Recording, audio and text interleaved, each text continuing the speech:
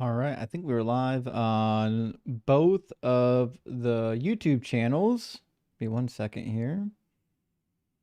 And we should be live on TikTok in just a second. Just a second. I've got to log out of the Unapologetic Show and log in to Deconstruction Zone. Hey, thanks for being here, friends. It should be it's gonna be a fun day. We're gonna have some crazy unhinged guests, I'm sure of it. We're gonna have some look at the trees.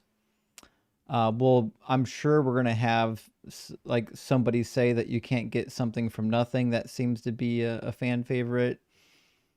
Definitely gonna have somebody say that Jesus is God because the Bible said so. You'll have some of that. There's gonna be some stuff. People are gonna say some things. Okay, we should be live on TikTok now. We'll give that a second to double check here.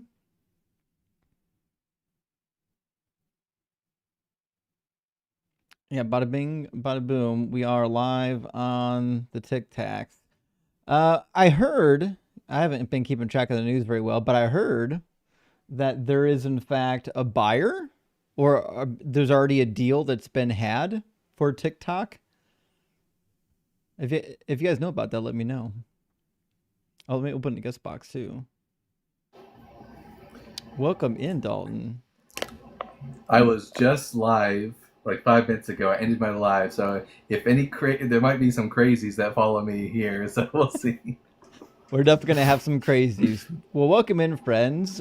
Before we get started, before we bring in, we've got one guest in the YouTube queue. We'll give TikTok a second to catch up and get some guests loaded up on TikTok. Before we do that, let me grab a couple of super chats. Friends, thank you so much for being here. Dr. David Wasambla says, thank you for your donation. I thank you, David, for your donation. Greatly appreciate that.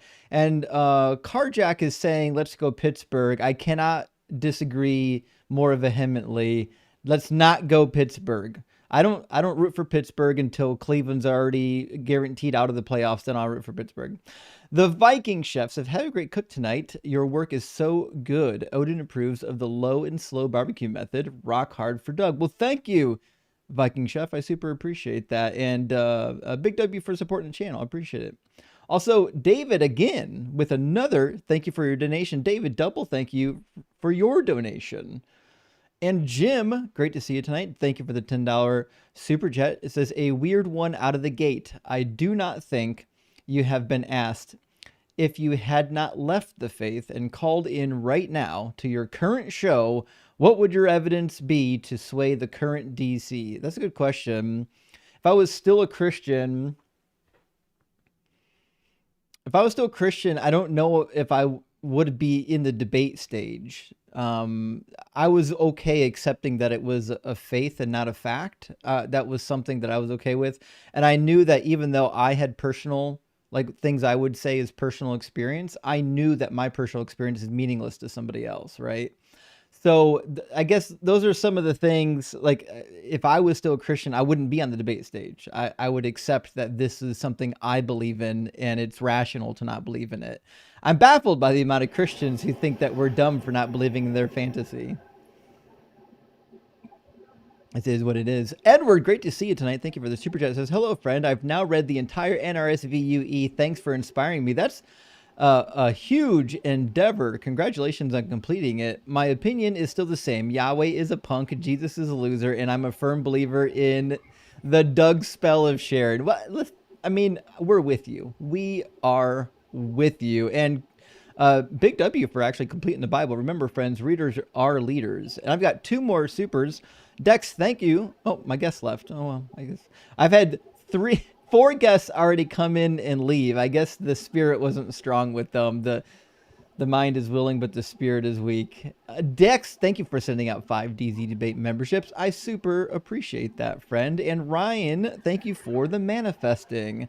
And RW, thank you for the 666. Hail Nero. RW says, I don't. The super chat came up last time you were live.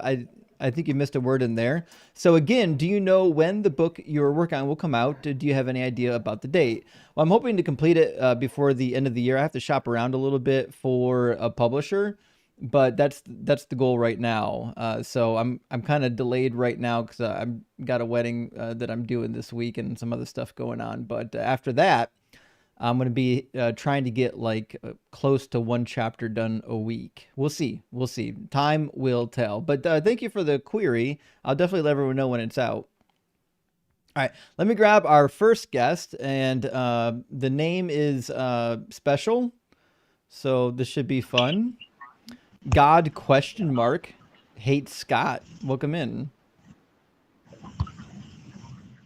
Uh, Scott. Scott, are you with us? Oh, hello, Scott, hello. hello. Yep. Oh, you can hear me. Yeah, I can hear you. Are you here on purpose? Yeah, I am. I can't see the chat for some reason. I had to reload it a few times. I don't know what chat you're referring to, but we only need to hear your audio. So, are you at least 18, and do you believe in some kind of a God? I'm 48. No, I don't believe in God. Oh, well, congratulations. You're on the right side of reality. But we're just debating people who do believe in God, okay? Yeah, I've watched the streams afterwards a couple of times, but I decided to join it live this time. Well, you're here. Thanks for being a fan and thanks for watching, friend. But you don't have to be in the guest box to watch. You can watch on YouTube, okay? Justin, Okay. apparently the rapture has been pushed back to October 6th, from what I've heard. I was Man, hearing that's a quick turnaround. so I heard initially the 30th, and then when the 30th came and went, I thought, are they going to be done with it? But apparently not. Well, I tried to get we had a guest on TikTok almost get in, then they dropped. So, oh, are they in? Maybe. Oh, Noah came in, and then it looks like his connection dropped. It's hard to tell. Either way, Noah, if you have Wi-Fi, link up, my friend, and we'll get you into the conversation. All right, we'll grab our next guest. Maybe. Aaron, welcome. Hey, can you hear me? Yeah, I can hear you. Aaron, are you at least 18? And do you believe in I God? am, and no, I don't. I'm a friendly. I just wanted to pop in and say, yeah, the rapture is delayed because of the Julian calendar. Of course. Yep, Of course it is. gotta love it. That Anyway, is what thanks. There'll be new that cups is what coming up soon. Oh yeah, yeah, the South African pastor said that what he didn't realize about his vision was that it wasn't meant to be the Gregorian calendar; it was meant to be the Julian calendar, because Jesus didn't know about the Gregorian calendar. Of course. yep, gotta love a God that doesn't know about calendars. Jesus didn't know about the Gregorian calendar or the Julian calendar. Most likely he was using the Hebrew calendar if I had to guess, but that's neither here nor there. Good information, Yep, Aaron. I appreciate it. yep. Thank you, both of you. Hey, thank you. Have a good one. You too. Since Well, you weren't here Monday, I tried to do a live in your honor and try to bring Doug's Rocky Hardness to the masses. How'd it go?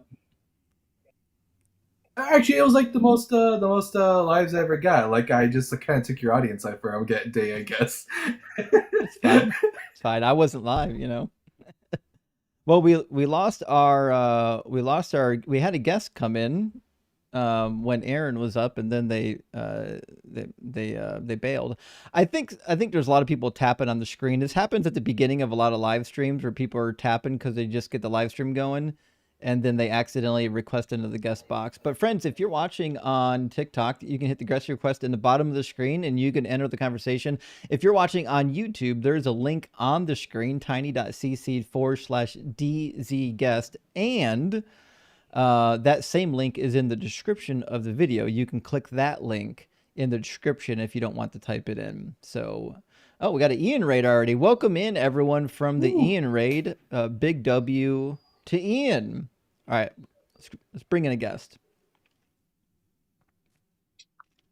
How you doing, Graphatic? Hey, doing well. Thanks. Graphatic, are you at least 18? And do you believe in God? Yes and yes. Cool. And any particular God? Christian. Okay. And in your opinion, what is the best evidence, argument, or reason to conclude that the Christian God is real? I'd probably just start with a broader thing of theism, with the Kalam cosmological argument Oh boy. by William Lane Craig. Whatever begins to exist has a cause. Excuse me. Let me make sure I get it right. Sorry. Whatever begins to exist has a cause. The universe began to exist, and therefore the universe has a cause.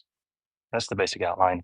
Obviously, Yeah. there'd be some more qualifications if you're talking about God, but I think that's a pretty good basic outline.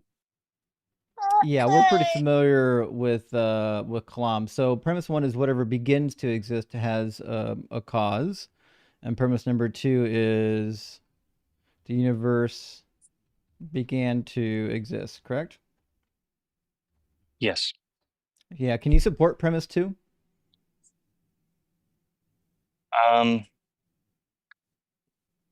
Maybe with appeal to numbers, like saying infinite regression wouldn't happen Why? or is not the case. Why? Um, William Lane Craig, by the way, says infinite regression isn't a problem, so you have to reach for somebody else. oh, well, I intend to pull from him. He's I wonder what, I know he doesn't think numbers actually exist. So maybe maybe he said that in the context of that kind of discussion.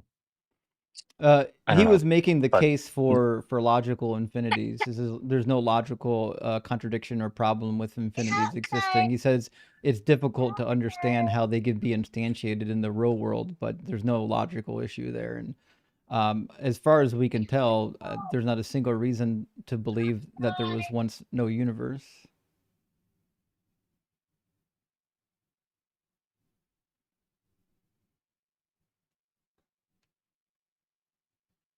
We lost him. You leave the screen, we cannot hear you, bud. sorry, can you hear me? Yep. I guess I shoot. I should have a yeah. I should have a better. I should probably start with a thought experiment on this to show how um to show how it'd be impossible, because I do understand him to have said it's impossible. I just can't remember the thought experiment.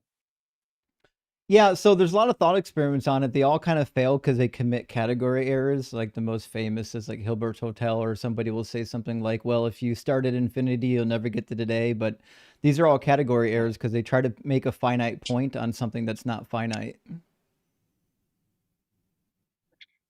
So if you started from infinity, so You can't. help me walk through There's no, that. You yeah, can't start from infinity. you can't start from infinity Okay. because it doesn't have a starting point. So then, let's say today is, let's do, let's think, okay, let's think in terms of days, even though Earth days, we're going to think cosmologically in Earth days, we're going to count before Earth existed. But let's say today is day 0 on a number line.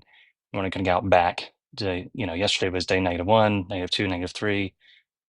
If we go on forever, I think your position is that we would have to just keep going on, not forever, but at some point we'd have to go from counting to finite numbers to infinity.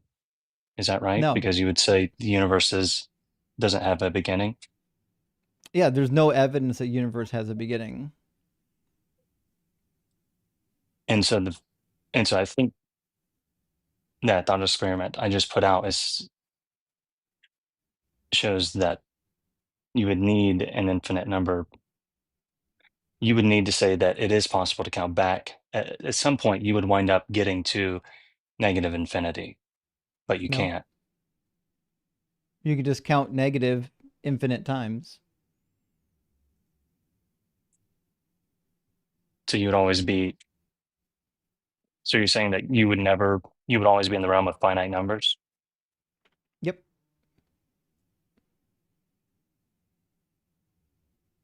So you would always be in the realm of finite numbers and the universe does not have a beginning?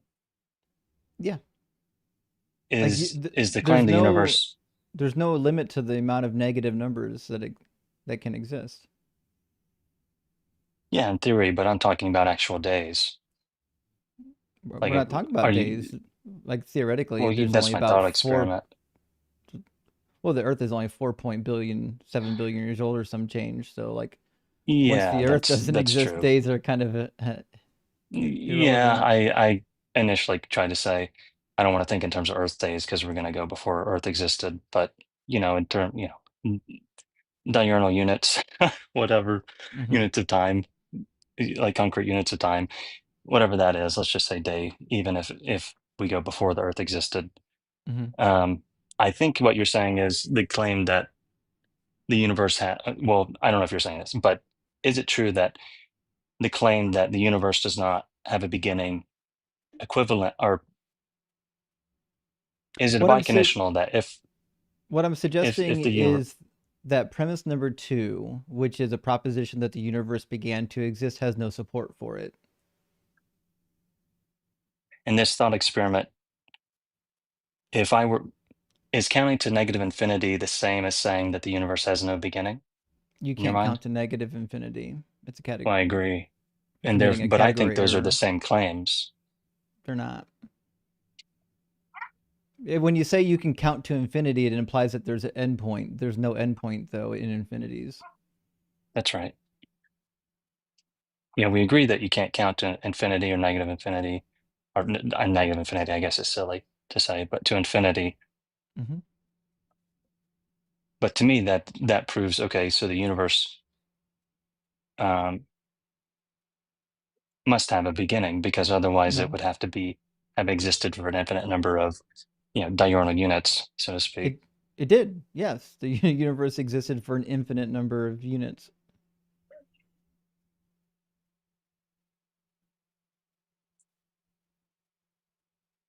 Yeah, that just seems amazing to me. I don't know. I just How? Like So you're then how did the we wind God, up to a the God specific that day? you Because we're believe in counting existed finite for an days. infinity number of units,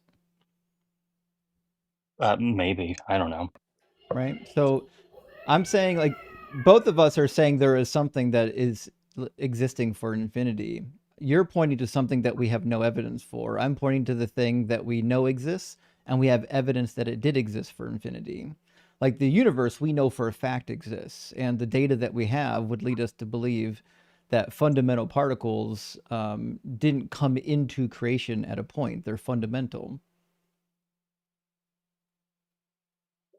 right? And That's then why being fundamental doesn't, matter and energy can't then, be destroyed.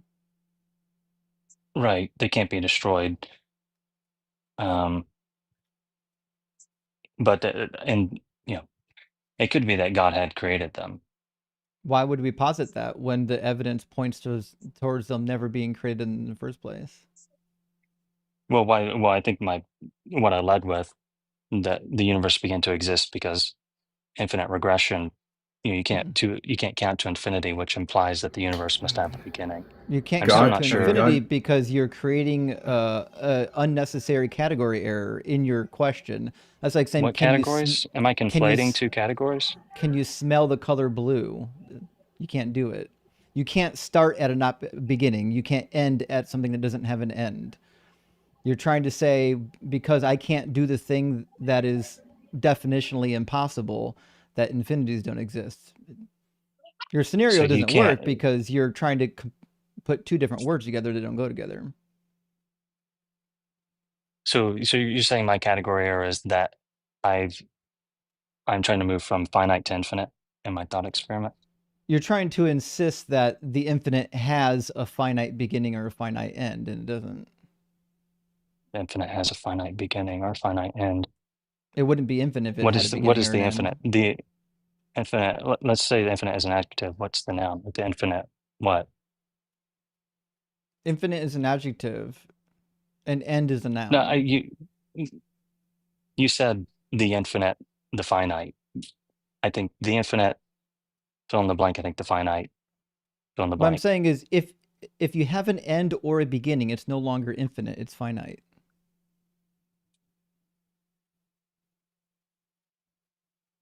So the universe, in terms of days, diurnal units, so to speak, is infinite, As far as we know. and and we and we're at a particular diurnal unit, At a particular what? like day. I mean, we do on planet Earth. Right. And that's relative to what we know about history or whatever. We're on day, it's October 1st, 2025, and that means, things, but still that it is just because we understand it as October 1st, 2025 doesn't negate the fact that it's also sorry, doesn't negate the fact that it's still an actual day, I'm which would lost as to imply we're what on a point you're finite. making. What's the point you're It, trying to get- make? I'm saying that um, to be on an infinite, to say the universe has a beginning, therefore infinite number of days, now suddenly we're at a finite day, and that doesn't seem compatible with infinity. Like now we've got both categories, the Are finite and you infinite. are you are you confused about how moments of time exist within an infinite collection? Like if you have an infinite Yeah, set, you can yeah, have finite elements within the set. Like so if you have infinite amount of time, you can measure between any 2 points in time because you're just using two relative bodies. You can use the motion of the sun and the earth, you can use a clock, you can use a sundial. Between any two measurements is going to be a finite point. yeah. I didn't know that. So, and so there, and so there's it's two different categories of things to say. So a finite set is a different category as an infinite set. No. I think they're roughly the same because we're talking about mathematical terms. But um, if you're saying that here's a thing that has a beginning and here's a thing that has an end, and we're not talking about math, then yeah, I would say those two things are not connected. I wonder what a professional physicist would say on the topic of an infinite past. Wink, wink. Oh fuck, Dr. Blitz is up. I didn't even see him. Oh, Oh, you didn't know he was here this whole time. No, I didn't even see. I'm looking at my YouTube screen. I didn't see the TikTok screen. I got too many screens. Welcome in, Dr. Blitz. howdy. Yeah, Good to see you, so I buddy. mean, what is the contention that like you somehow have to be able to walk back an infinite number of steps? Yeah, That yeah. and the claim Basically, is that that that's like we're at a impossible. particular day, therefore the universe must have a beginning because Okay, infinite why? regression isn't compatible with being at a particular day. Okay, And the where's the greater incompatibility? context was the Kalam cosmological argument. I'm Well, I'm using familiar that. with the Kalam. I just want to hear Yeah. what the incompatibility is.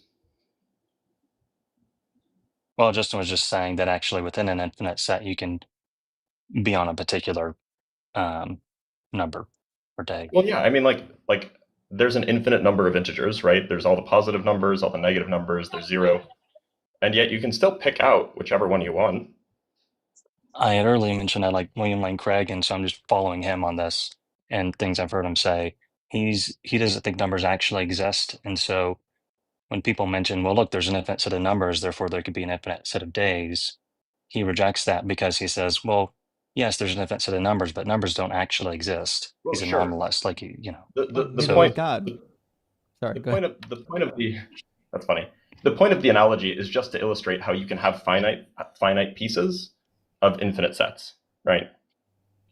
okay, yeah. The- So okay, so us being at a particular day doesn't imply that the universe can't have a beginning. No, I mean it does that just doesn't seem to follow. I mean, look, the typical claim is that the typical reasoning for that claim is that you have to somehow like traverse an infinite number of days to get to now. But that only works if you assume that in some sense the universe began an infinite number of days ago. But that's not the claim. The claim that's being made is that the universe didn't begin.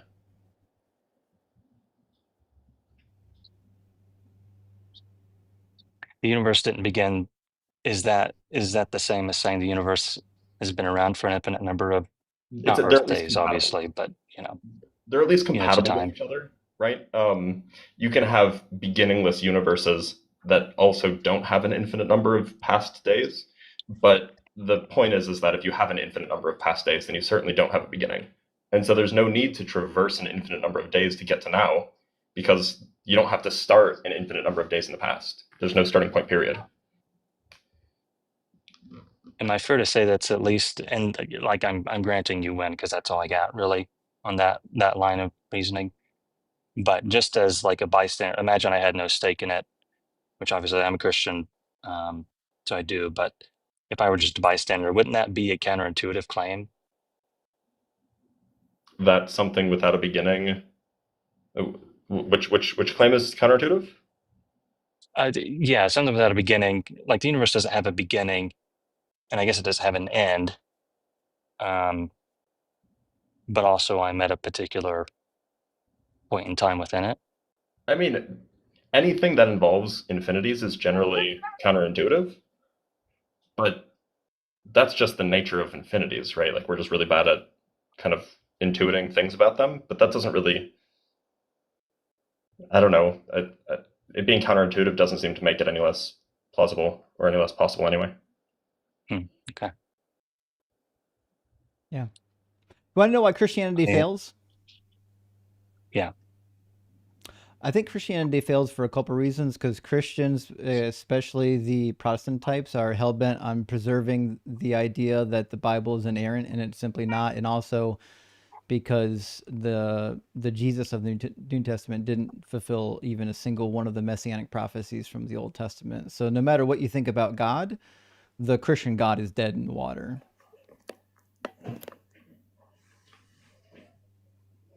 Okay. So can you share an example of an inerrancy? Sure, yeah. Inerrancy, I guess. Sure, yeah, there's a bunch. I'll try to pick one that I haven't used recently so I don't bore the audience. So, for example, let's try, we'll do Exodus 34. This is a lesser talked about error within the Bible. Actually, hold on, let me put my browser up so you can see it. Bada bing, bada boom. All right, I'm going to zoom in, though. It's really small. There we go. Deuteronomy, this is the second set of commandments that the Lord had to give to Moses. We're in Deuteronomy 34 now because he already broke the other two tablets. And it says, he was there with the Lord 40 days and 40 nights. He neither ate bread nor drank water. And he wrote on the tablets the words of the covenant, the 10 commandments. So in Exodus 34, it says that Moses wrote on the 10 commandments. Follow? He wrote down on the tablets. I can see the bottom of the screen. I think I'm looking. Okay. No, I can see the top. So that's Exodus. Yeah, Exodus 34, And 28. oh, I gotta go. I'm sorry. Dude. Okay, I gotta go. Bye. Sure. Sound like the I boss was showed up. wondering how. I was wondering how long. I was like, how is Justin going to slide Blitz into the conversation? I'm so glad I didn't said even something. It's fine. I'm sorry, Dr. Blitz. While we're here, I'm going to get Full Metal and then Jacob after Full Metal. But while we're here, I'm going to read a couple super chats. If you don't know yet, go to Dr. Blitz's link tree and Dalton's link tree. Dalton's got a YouTube channel now, and Dr. Blitz has a debunks only YouTube channel where he debates people on this channel. So make sure you're following both of their new YouTube channels, and we'll get our next guest loaded up here in just a moment. Nano from over there, thank you for the $5 super chat, says, what's a good NRSV like in Spanish? Is the Biblia de Jerusalem a good study Bible? Just in case you know about it, cheers from Barcelona. Well, Nano, I appreciate the super chat, and I don't know Spanish. I have no advice to give you on Spanish Bibles.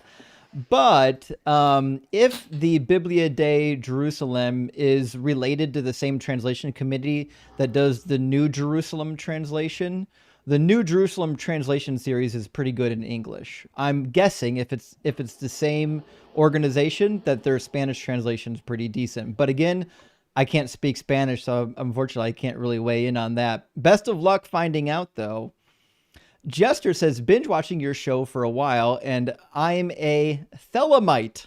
What? Hey, well, Jester, thank you so much for binging the channel, and now I have to look up what Thelamite is. Is that a...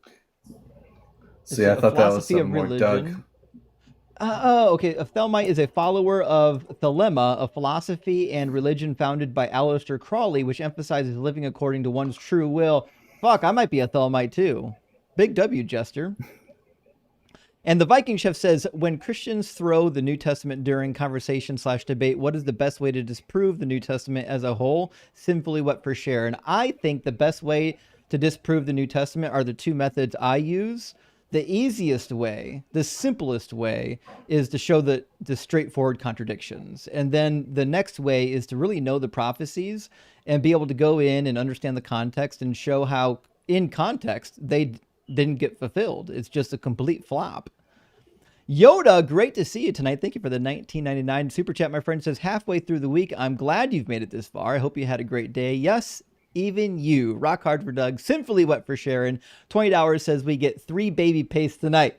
Yoda, I will do my darndest to make sure you get some baby paste tonight. I don't know what variety, fruit by the foot, fruit roll up, Go-Gurt. We're going to get some baby paste going. Gretchen, thank you so much for the super chat. It says Rapture was off, but on the bright side, atheists are terrorists now, so that's cool.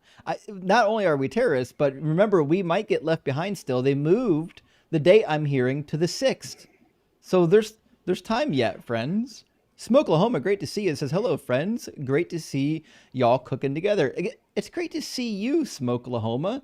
Let the smoke rise, baby. We're about to make an offering to Doug. JAH says, when the Sky Daddy is not all-knowing, then that is an omni problem. Actually, I think I've gone back and forth on this, whether or not God needs to be all-knowing. And I don't know if a deity, if you're like have a polytheistic system, if it needs to be all-knowing. In a monotheistic system, it doesn't have to be all-knowing, but it's kind of a chump if it's not. Peter, thank you for the $10 super chat. It says, I've never heard you addressing contradiction related to the sun being created on day 4 while you need the sun to have days to begin with. As a dyslexic atheist, I say, Doug, dog bless you, my son. Well, thank you so much for that, Peter. And we have used that in the past. We typically don't bring it up as a contradiction. We typically bring it up when Christians go to Genesis to like support whatever pseudoscience they want. And then we kind of get to that one. So I don't want to overuse it. That's why I don't use it in my contradictions list. But it does show up in, I've got a tab on the cheat sheet specifically for anachronisms. Adam, thank you for the $10 super chat. It says, if Alma means virgin and the Alma in Isaiah 7:14 is a double fulfillment, it's not, pointing to Jesus, wouldn't that mean the pregnant woman at the time of Ahaz was also a virgin? Well, if you believe that. Now, obviously, Alma doesn't mean virgin, but if it was, it certainly wouldn't mean that the young woman was a virgin. Because here's how you could simply say, if it's a young woman and she's indeed a virgin, meaning maybe she's betrothed or maybe she hasn't gotten married yet, there's nothing wrong with saying, hey, the virgin over here is going to conceive. Like, oh, okay, so she's got a marriage coming up. Like, he didn't say he's going to conceive as a virgin. He said, hey, there's a virgin over here. She's going to conceive eventually, right? So, like, even if the word virgin showed up in the text, there's still nothing compelling you to believe that there's a miraculous birth within there. Good question, though. Yeah, the Hebrew, it would have to say, like, Betula Tahare, she shall conceive. If it said Betula Hara, that would be something, that would be pretty miraculous. Virgin is pregnant. That, you're right. That would be a miracle if they worded it that way. I can give you that one. Herbie, thank you so much for the $20 super chat. Big W says, what another rapture so soon? I think you mean another rapture so soon? I've only just brought back all my possessions from last week's. At least the next one will be really, totally, absolutely, honestly, honest, pinky swear, absolutely real this time. And you got it. This is the time. This time we'll actually be caught up with the Lord in the air. Unless you're a dirty, rotten atheist or you're a member of the Kraken crew, then you're not going to be caught up in the air. All right, let's get Full Metal Jacket in here. I promised that Full Metal would be, or I'm sorry, Full Metal, the movie was in my head. What's that? Who said that? You mind if I shill for myself for a second?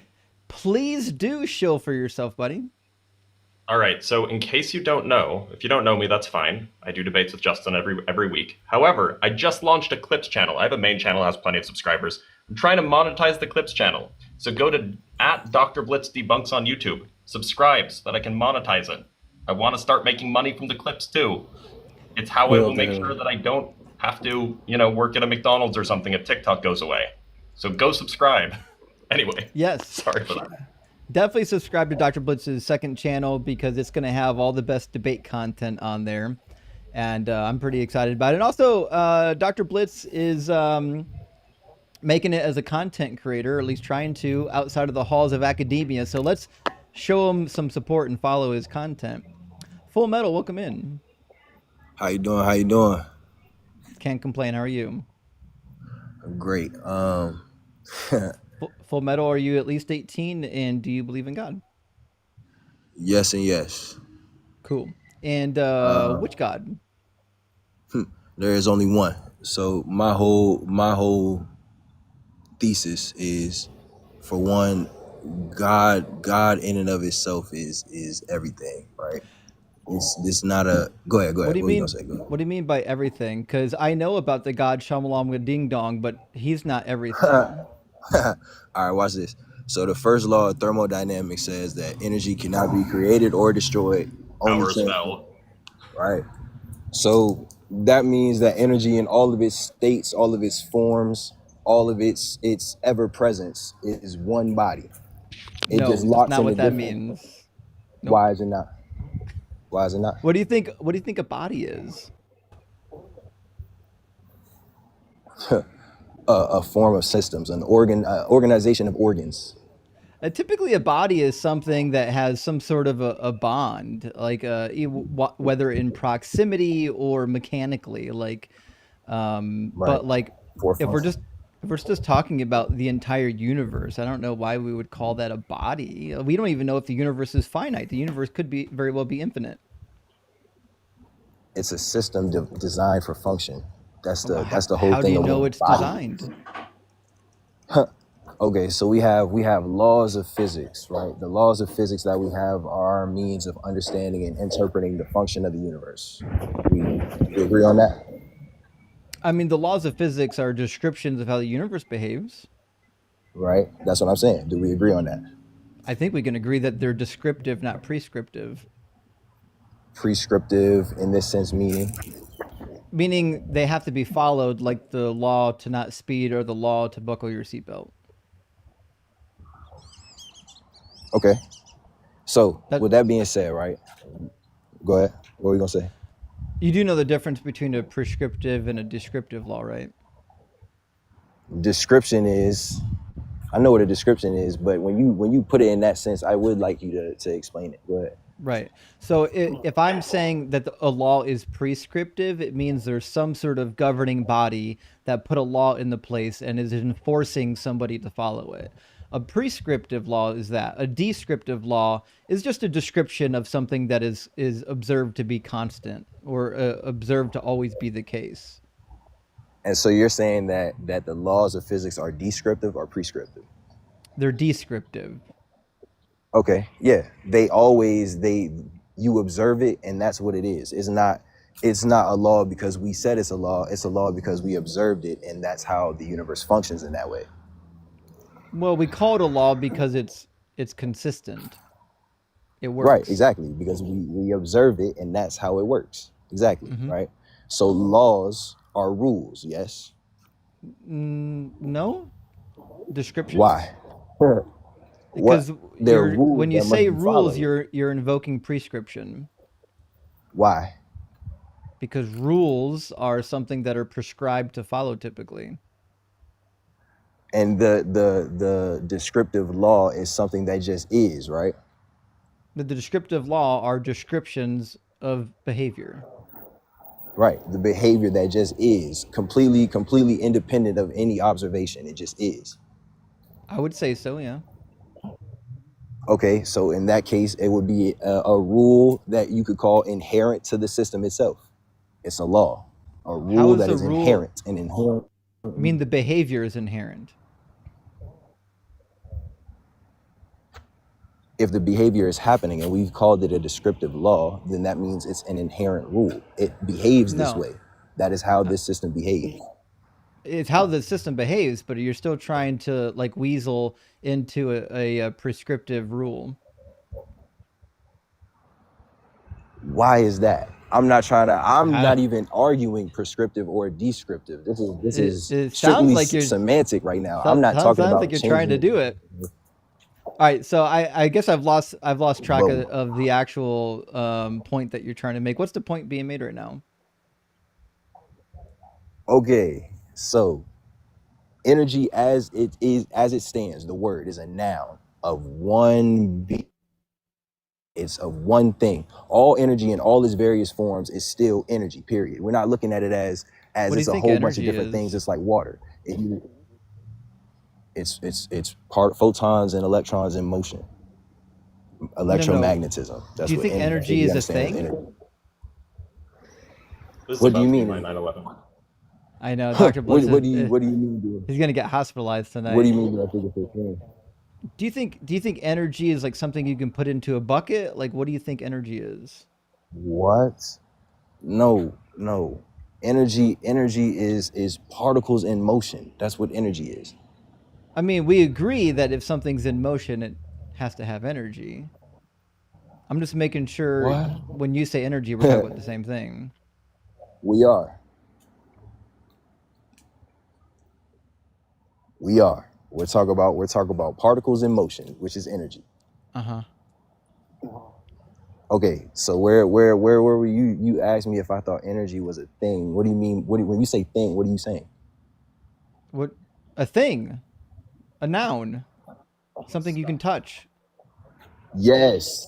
The substance. You interact with energy all the time. Matter is energy locked into form. You touch energy all the time. Everything that we interact with is energy locked into form. That's a mistake. That's a mistake? Is that not known physics? That's an error. Why is that? Oh, because energy's a number and things aren't numbers.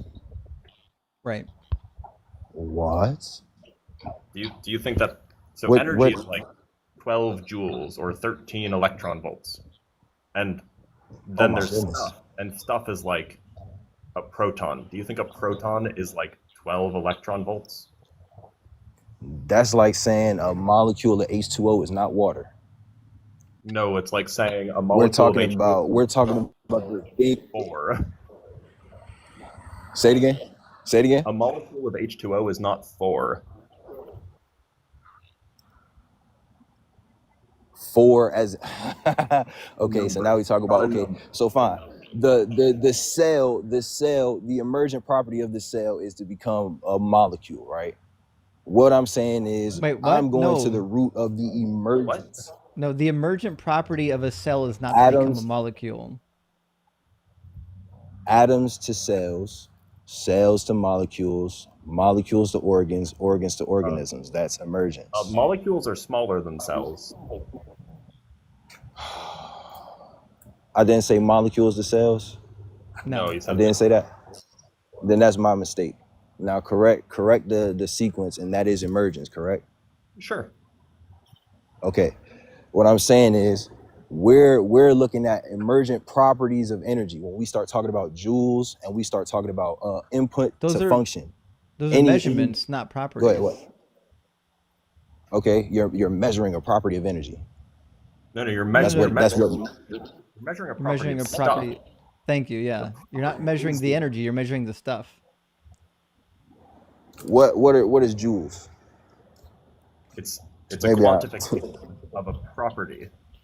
And quantifying something is measuring it. Yes. Sure, it's putting numbers to it. I said you're measuring a property. I said you're measuring a property of energy, and you said that's not what it was. But that's okay. That's okay. You're measuring a property of, I don't know, a battery, or you're measuring a property of a molecule. Property that you're measuring is called energy. That's the name of the property, not the name of the thing you're measuring. Okay, that is still you measuring a property of energy. Energy is not. Energy is. Go ahead. Energy doesn't have properties. It is the property. Okay, exactly. Energy is the property. Energy is just particles in motion. No matter how it forms up, no matter what the wavelength, no matter what the use, no matter what it becomes, it's still energy. That's what I'm saying. You mean it's a property? Say it again. energy is a property. Are we agreeing on that? A property in contrast to what? A substance. Yeah, it's a property of substance. I'm saying it's the substrate of substance itself. Oh well, then that's a mistake. No, But that's not but the it but case. it quite literally isn't. Is not matter energy locked into form. No, it's not. Is that not? What? No. Where are you Since getting when this since when is from? that not being? That's crazy. It's never been that. This guy watched too much Star Wars. Where, Dr. Blitz, where do they get these talking points from? Honestly, it's pop science's fault.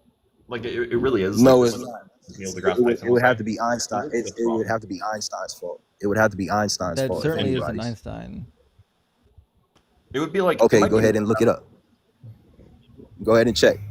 Check what? Go ahead and check. Matter is energy locked into form. Check Einstein. And go Google whether or not Einstein said it. Said Einstein, probably. Matter is energy locked into form. If it's anybody's fault, you have to blame Einstein. There are 0 Google results for that quote. Yeah, none. There's no way. There are Not 0. a single one. This is another one of they those always fake quote Einstein science. quotes. Right? Mass energy equivalent. Mass is not the same as matter. Mass energy equivalence. Yes. Look that mass, up from Einstein. Mass is energy that's stationary. Mass is not matter. Those are different things.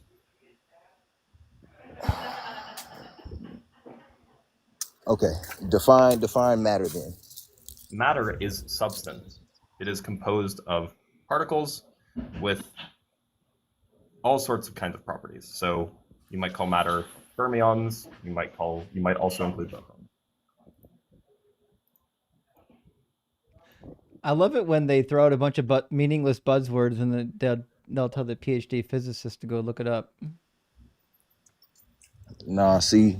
So full metal. I don't want to scare you, but I mean, just to be sure, just so you know what's happening right now, the guy below you has a PhD in physics. So I'm just letting you know this is going to be a bumpy ride.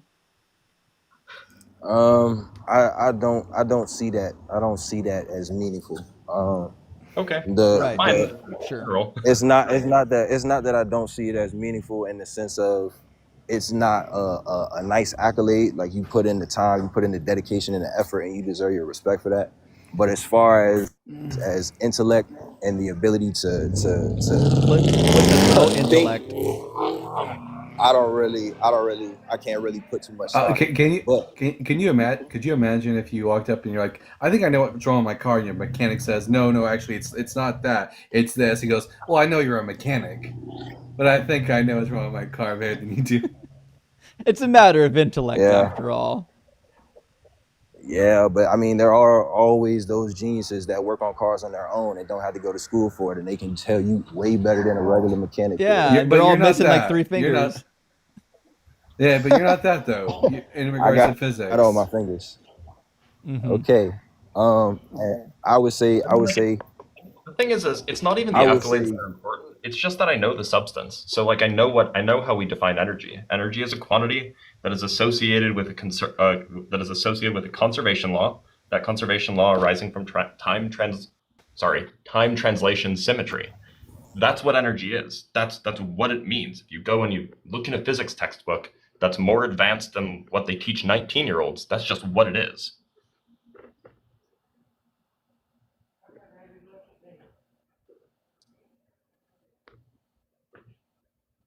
Okay. Bro's putting that keyboard to work. Energy is mass, or matter is mass at rest. Or energy at rest is mass, right? Let's do this. Full metal. You can see my screen, right? I can. All right, I'm going to put a notepad up. No one really has any idea what your argument is at this moment. It's like completely no, because we got stonewalled at the intro. Completely unformed. So how about we do this? Start with your conclusion, and then we'll add the supporting premises to your conclusion. What's your conclusion? My conclusion That's not, you can't even form an argument like that when we can't even get past the original point of the argument itself. We You ain't don't even got anywhere. know. You don't know where you want your argument to terminate. No, I know exactly where I wanted to go, but I know it's gonna go over your head and you're Right. gonna ridicule. What's the terminating point of the argument? The terminating point of the argument is all things are duality. Everything is everything. Once again, I know it's gonna go over your What's this have head. to? It's not over my head. It's stupid. So what does this have to do with Okay, God? here's the ridicule it. Go ahead. Say what you about to say. What's this have to do with God? Okay, omnipresent, omnipotent. And those words mean everything, all things, thing that knows all things is everywhere.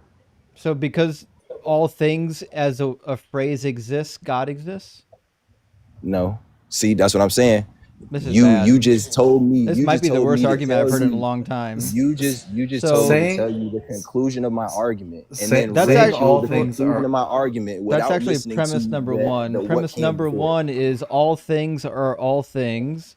Premise number Wow. two is God is all things. So then your conclusion would be Wow. God must exist because he's all things.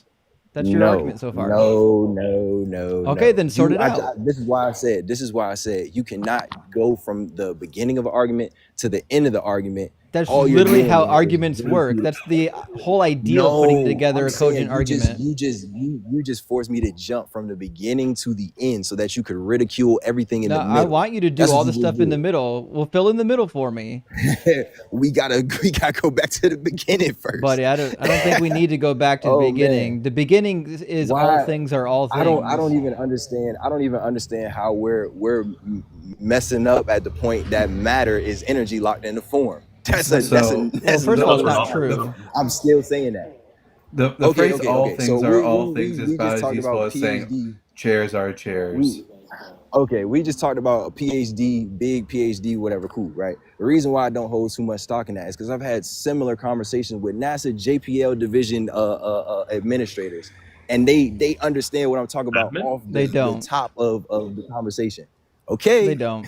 we I didn't. think get hung they up- we just didn't get hung up placate at you energy. to get you to leave them alone. Oh my That's goodness! what I would. Oh That's my what I'd be goodness! doing. Placate. I'm like, what's this clown Placate. That's doing? what you're doing. That's what you're doing to your audience. You're placating them. Okay, Running so in circles. Nobody premise number one disputes that is matter is is energy locked in form. Nobody disputes that. energy, right? Is that your Everybody claim? watching, Matter go look up, is energy. or is matter energy locked into form? Everybody look that up on your own and see what it says. Well, then the first thing you need to do is support premise number one, which you haven't done yet. What's the support for premise number one? I'm in the middle of it. I'm in the middle of it. Everything that exists is You're energy drowning in the locked middle of into it. form. Everything that exists is energy You locked into can't form. It's lock photon- energy it's into a form photons, because energy is electrons. not a thing. I didn't say lock. How do you into lock form as in something set- that doesn't have like actual ontology? How do you lock something that's only a property? What are you talking about? Energy Buddy, is particles I don't in think motion. I don't think words are your thing. I don't think this is the thing you should be doing with your free time. What? Are you okay? Energy That's not a good is look for particles you. in motion. Energy is particles in motion, correct? You can say it all you want, but no. What? Energy is the Inconceivable. measurement. Energy is the measurement of change. Anything that has a change in position or velocity can be measured. And if it's changing, it has energy. But energy is not a thing. It's not a substance. It's a description of the change.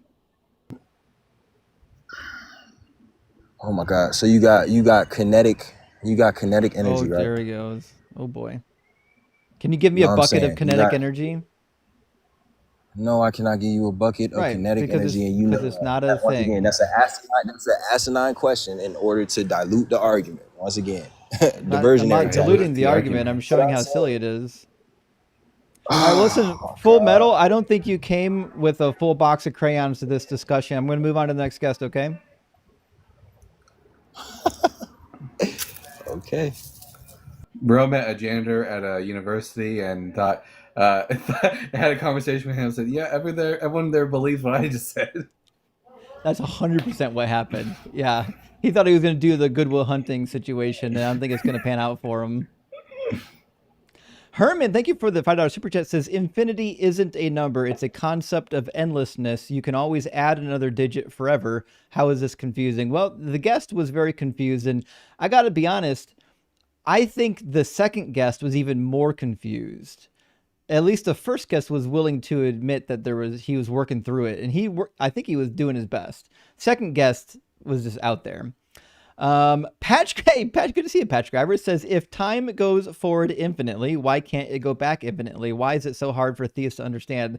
It's not hard for them to understand. It's hard for them to accept, because if they accept it, then it's hard for them to plug their God into that gap. They need a gap for their God. Jennifer, thank you for the super chat, my friend. Says, what? I can't count to infinity? Rock hard for Doug. Well, listen, if you could live forever, Jennifer, you can count infinitely, but you can't count to the termination point of infinity. Lala Brooks, thank you for the super chat. Says, my hub said all Christians know is Exodus 17:6 is a prophecy. I pushed him to explain. He said, come back to him when I find out he's right. Thoughts? Thank you for help in deconstructing. Well, Exodus 17 is the war with the Amalekites. So let me see because Exodus 17, the passage you referred to, verse 6, is prior to the war. So let me see what was happening prior to the war with the Amalekites. It says, I will be standing there in front of you on the rock. It's just instructions. I will be standing there in front of you on the rock at Horeb. Strike the rock and water will come out of it so that the people may drink. But yeah, this is just Moses is striking the rock, and then he defeats the Amalekites. I don't what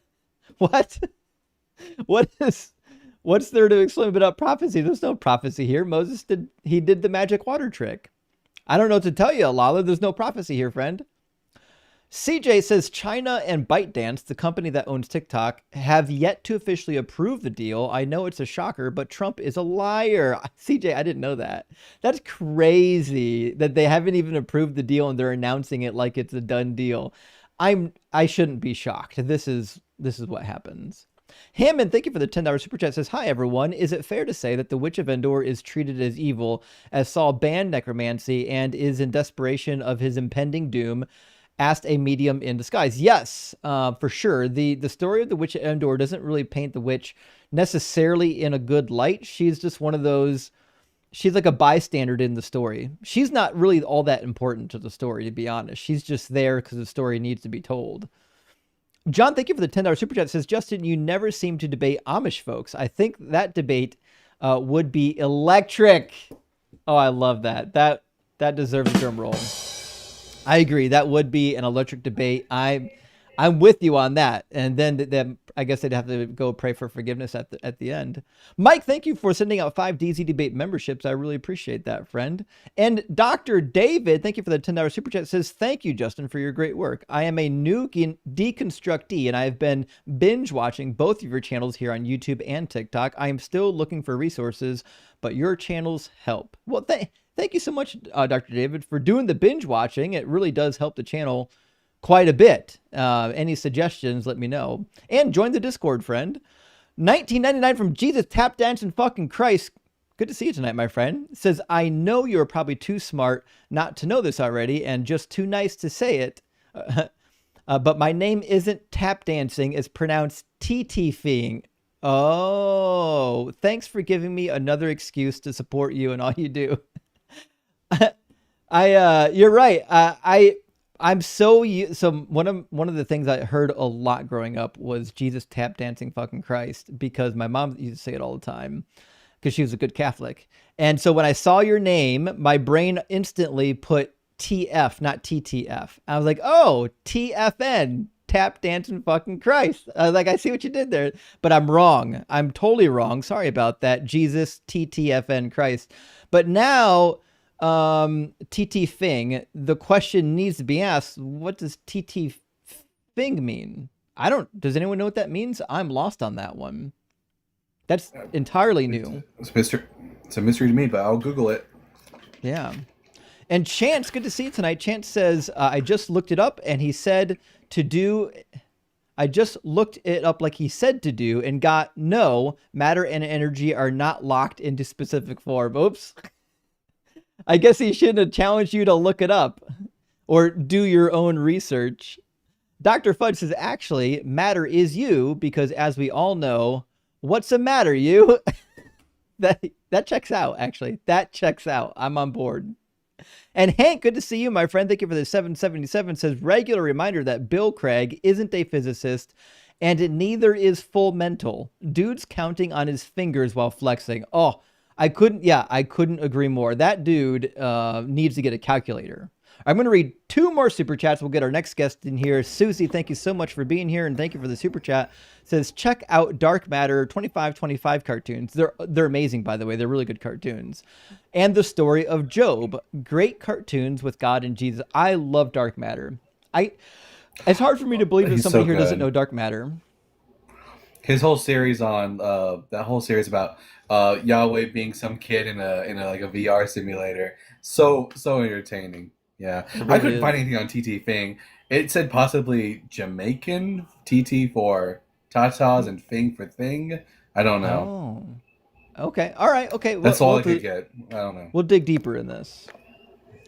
Richard Cox, thank you for the super chat. Big W says, at age 74, still rock hard for Doug. Well, big W for being rock hard at 74. We really appreciate the support of Richard Cox, and amazing sense of humor, too. I love the name, by the way. All right, let's get Jacob into the discussion. He was next in line.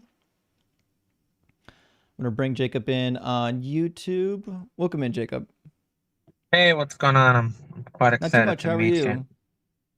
I'm doing great. It happens to be I am an atheist, but I have a couple of questions for you. Number one, I grew up ultra-Orthodox, religious, Jewish, dreadlocks, black hat kind of guy. So I kind of debate a lot people in my community. So very very little Christian stuff, more like Torah stuff, Talmudic stuff. And there's a couple of objections that I get. I know the answer. I always give them the same answer. But I'm wondering if you have a better explanation. Maybe I'm just not doing it right. So I typically ask them, like, okay, who says, like, the Torah is true or the Torah is real? Like, what's your evidence to that? You know, basically how the conversation starts. And pretty much 90% of them land on, well, there was the Matan Torah, you know, there was the Mount Sinai, and it was given to quite a lot of people, and a lot of people can't make up the same lie altogether. And I kind of struggle explaining the objection to that. I mean, I know I listen a lot to, I keep forgetting the name of him, but he wrote the Old Testament, the Atheist Guide to the Old Testament. He like breaks it down very well. Dr. But Bowen. I have a hard time like trying to get them on board and to explain to them. I'm losing that. That's like a huge part where I lose, because like, well, a lot of people can't make up a lie, you know, and it's like, a lot of people didn't make up the lie. It was made by priests. So we have no documented evidence that would suggest that Moses received any laws on Mount Sinai. It seems that they came in waves over the course of a couple hundred years and were forced upon the people. That's why Exodus 20 and 22 like directly mirror the law code of Hammurabi. Why are they copying the law code of Hammurabi if it was from God? Right. I guess they're trying to say that since their story includes so many people, you can't make up a story that includes so many people. My objection. Have you read Harry Potter? I know. I kind of say something similar to like, well, there's really only one account of millions of people. It's not like you have millions of accounts of millions of people. You have one account. But I'm just wondering if you have a better explanation. Again, I'm just fishing for some, because most of the content that people put out is Christian stuff. I'm having a hard time finding Torah stuff that religious Jews would find pretty interesting. I mean, Go ahead, Don. There are two books I would suggest for Jacob. One is actually a Jewish book by Mark B. Shapiro, the limits of Orthodox theology, and it talks about a lot of the assumptions that we make about like the origin of the Torah, I'll the forget limits that of name. Orthodox theology. But the one specifically about the Torah that I would suggest for you is the composition of the Pentateuch by Joel S. Baden, specifically pointing out the fact that the Torah contains so many doublets of the stories that contradict each other in their details, Right. is where I would go. Right. Yeah. The documentary hypothesis. I kind of went down that rabbit hole. But anyway, thank you so much for your time. I don't want to waste your time. And since I'm Orthodox Jewish, tonight is Yom Kippur, so have a sandwich for me. Have a great Absolutely. day. Thank you so much. I appreciate your stuff. You guys Cheers, are amazing. Freddie. Keep Funnily it up. enough, All right. Thank you. I'm also going to temple in like 2 hours. All right. Enjoy I the song. completely forgot those Cheers, Yom buddy. Kippur. All Yep. right. All right. Thank you. Yeah, you When I don't practiced find... Judaism, Mhm. when I practiced Judaism, I was all about remembering when Yom Kippur was supposed to happen. But like, Obviously, you're Well- not celebrating. Good. Let me grab a couple of super chats, and I think it's going to be the cat down the road and then Musa next. Late says, "Hey, Justin, praise Doug. Also, sorry, sincerely a Lions fan. I know. Listen, guys, the Browns are the Browns. This is my lot in life. I'm okay with it. It is what it is. I'm going to cry. I cried myself to sleep. I'm okay now. Hercules, thank you for the super chat. Says the caller is taking can't count to infinity and concluding therefore infinity isn't a thing and the universe had a beginning. Yeah, it's crazy the logical leaps being made there, but the reality is he didn't think through the argument and he's basically repeating prior arguments that he's heard. Hopefully he'll think about it and maybe come back with a more well-formed argument. Master Machedier, thank you for the super chat. Says God has the same problem as the eternal universe, plus the problems of a God. Oh, such a good point, right? Because if we're just saying that something existed eternally, one has way more problems than the other. Like we don't have to explain why the universe ended up with an Earth with natural disasters. The universe is not all good, or nor is it all knowing. Flash, thank you for the super chat. Says the prophet, dude who insulted your son. Oh, that guy. It's getting more and more unhinged. Oh, he is. He called in on Blitz Nazi video, Ian and unapologetic. Oh, I didn't know that. Was that the same guy?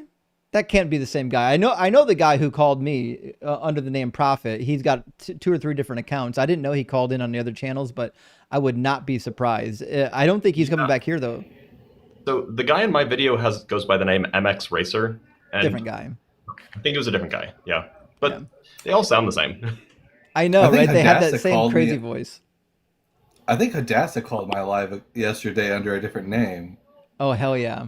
It sounded just like her. I got Hadassah, so there you go. Well, you got blessed. Make sure you clip it, friend. Carl, thank you for the super chat. It says revelation from Doug. Flat Earth BS is a Christian nationalist plot to raise another generation of dangerous idiots who don't ask questions. Doug is all. Absolutely. Doug is all. Your feet are firmly rested on Doug as we speak. And Hill Hugger says, when Jesus said the date and time of his return are unknown, can we be generous and count that as a fulfilled prophecy? That's crazy because, to be fair, I mean, we'd have to wait and see if anyone ever guesses it. Like if it happened and then somebody guessed it, then we would say it's a failed prophecy. But since it's never going to happen, we can never test it. So we can't. Open-ended prophecies can't come true until they've become tested, I think. Yeah, it's not like Antiochus, where we know for a fact that prophecy did not come to pass the way that Daniel said. It's unfortunate. I mean, technically, it's not open in because he said within this generation, so it did fail. Indeed. Jennifer, again, thank you for the super chat. Says, I never learned physics well. I appreciate this so much. I do too. I know like 5th grade physics. I didn't have physics training other than basic, like the stuff I had to learn that all of us learned in school. Some of us less or more than others. Nobody on Fire says, everything is everything, and if only my head is full of nothing. That is an accurate description. If nothing is part of everything, I can assume that at least his head contained the nothingness. All right, let me grab our next guest. It's going to be the cat down the road.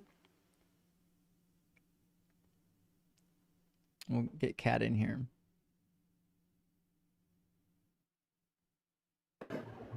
Welcome in, Cat. Hey, what's up, Justin?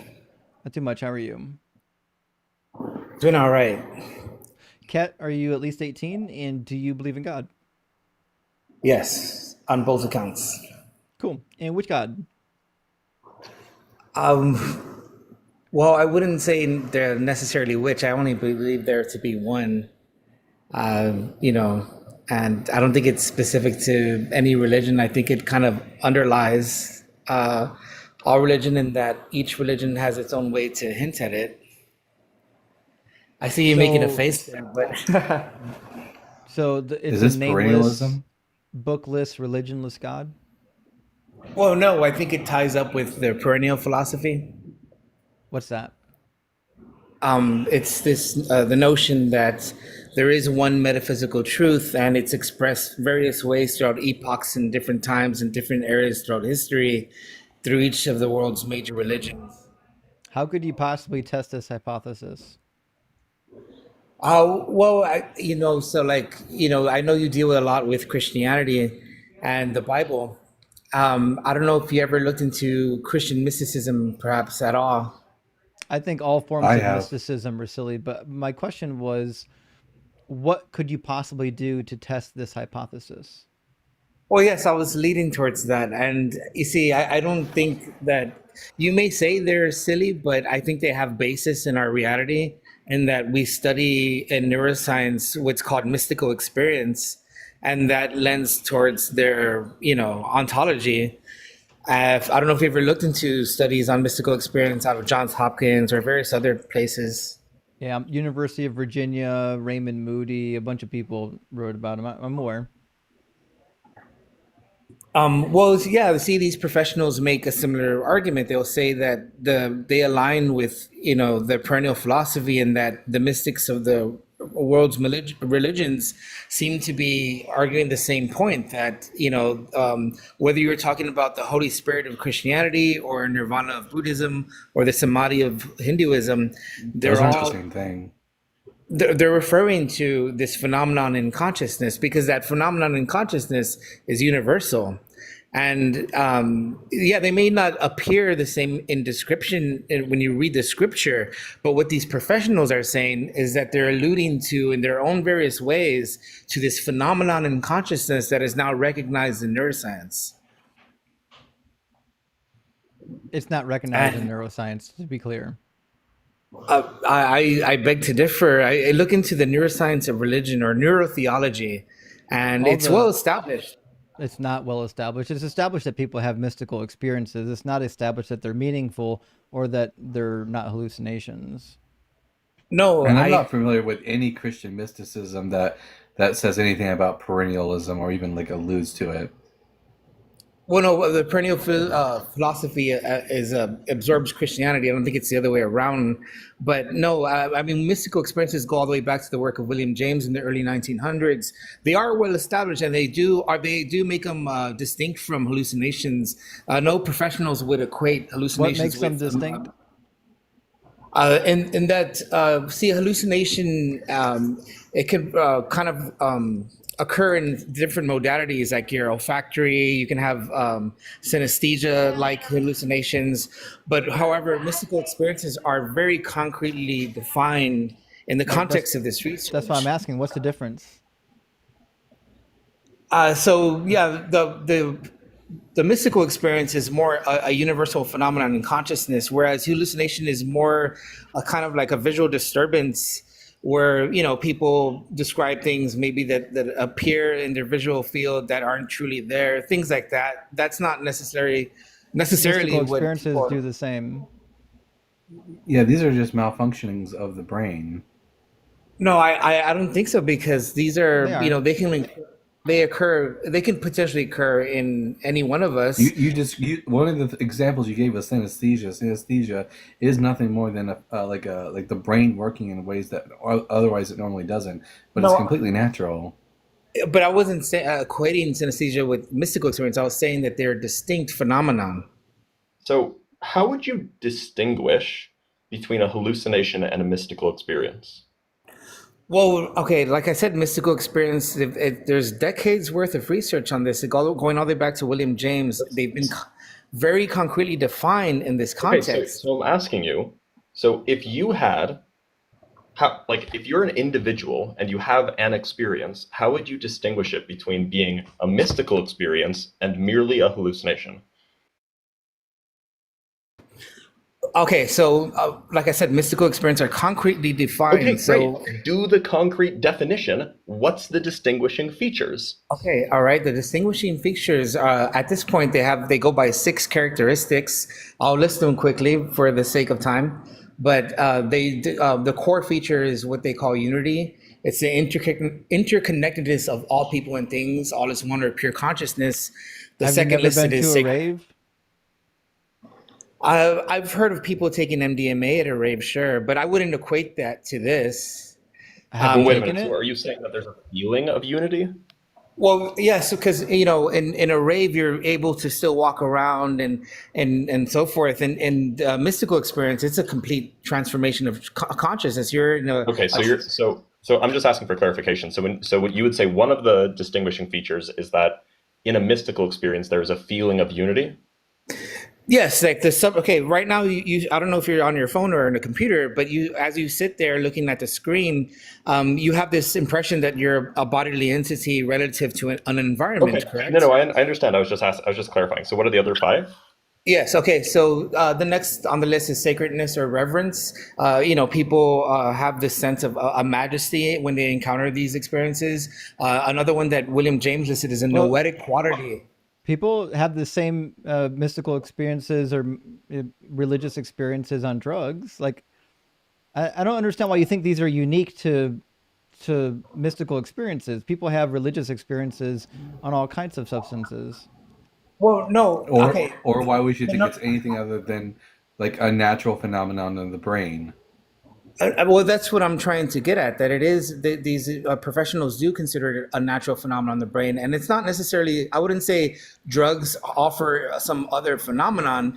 They have established that psychedelics can invoke one and the same phenomenon, so it's not like it's a different area of experience. You're talking about the same thing essentially. Okay, and what are the just so then we can get past this. What are the remaining 4? Noetic quality. So people have a sense of encountering ultimate reality. They often say that Okay. it's more real than What's the next 3? waking reality itself. Deeply felt positive mood is the 4th. People have this heightened sense of love, agape, as it's expressed in It's Christianity. English. We know what those words mean. What's the 5th?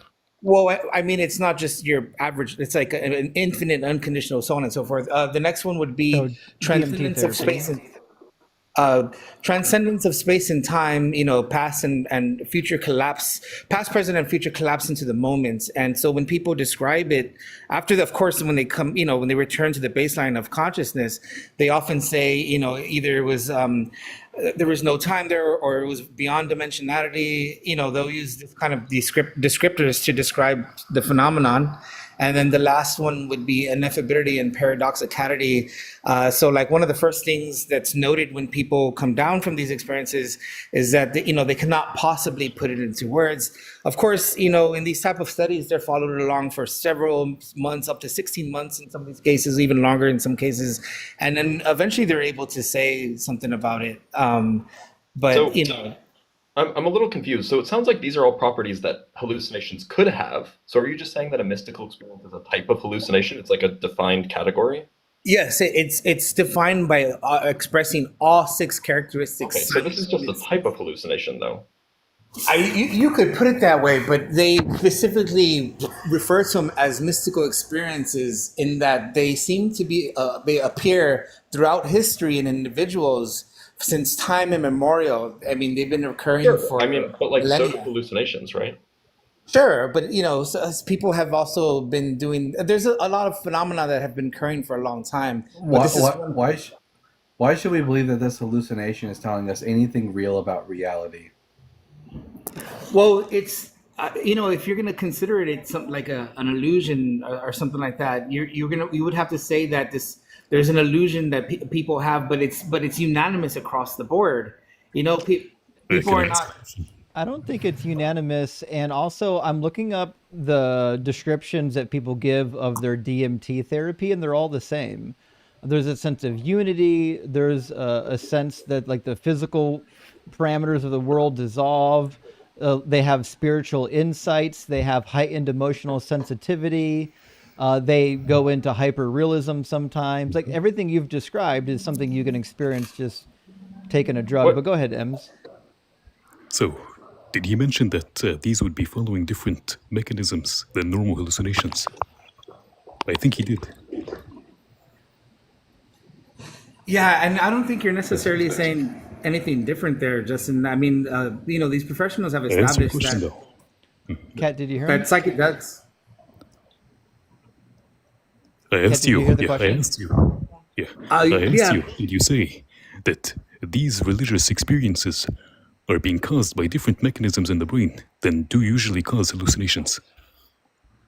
Well, You mentioned something similar. there could be some overlap, but I would say that when professionals refer to mystical experience, they do refer to this very specific transformation where all six of these characteristics are present. And when you're speaking of hallucination, When you're talking about professionals, are you talking about neuroscientists? yes, neuroscientists. So they would describe the pathways in the brain that would cause this. Yes, they do So what is the establish pathway? neurocorrelates inside these, and they use fMRI to do so. And What is the pathway though? the pathways, they seem to be throughout the brain. There is no specific pathway. So what is the mechanism behind it happening? So for example, an increased surge of dopamine in the brain can cause hallucinations, which is why D2 antagonists sometimes reduce hallucinations in patients. What is the mechanism behind these religious Well, experiences? there's well, in the case of like naturally occurring mystical experiences, there is speculation that since we produce NN-DMT ourselves, like Justin mentioned DMT, we have endogenous DMT that may be released during instances of mystical experience. So that may be an explanation of why we have mystical experiences. Which then wouldn't make it anything that is supernatural. It would still be a type of hallucination. Well, but I don't think necessarily that the argument is. I never mentioned the supernatural. I think that's missing the point here. Because even the professionals say that these experiences are biologically normal. That we're wired for such experiences. I know they're biologically normal. They're not supernatural. Yeah, I know. I don't understand why that would be. But what is the point of bringing that up? I think where people get confused about this is that I mentioned that one of the characteristics was transcendence of time and space. That's something inside the perception of this experience. So it's not like literally pushing the boundaries of physics. It's more pushing the boundaries of one's perception. And I think people they conflate those two, thinking that it's supernatural in the sense that defies the laws of physics, when really we're talking about something that pushes the boundaries of our So perception. in other words, these drugs are causing you to perceive time and space in a way which is not congruent with reality. In other words, this is not relating a experience that's accurate to reality. No, I wouldn't necessarily say it that way. I would say they produce it in such a way that it's not normally conceived.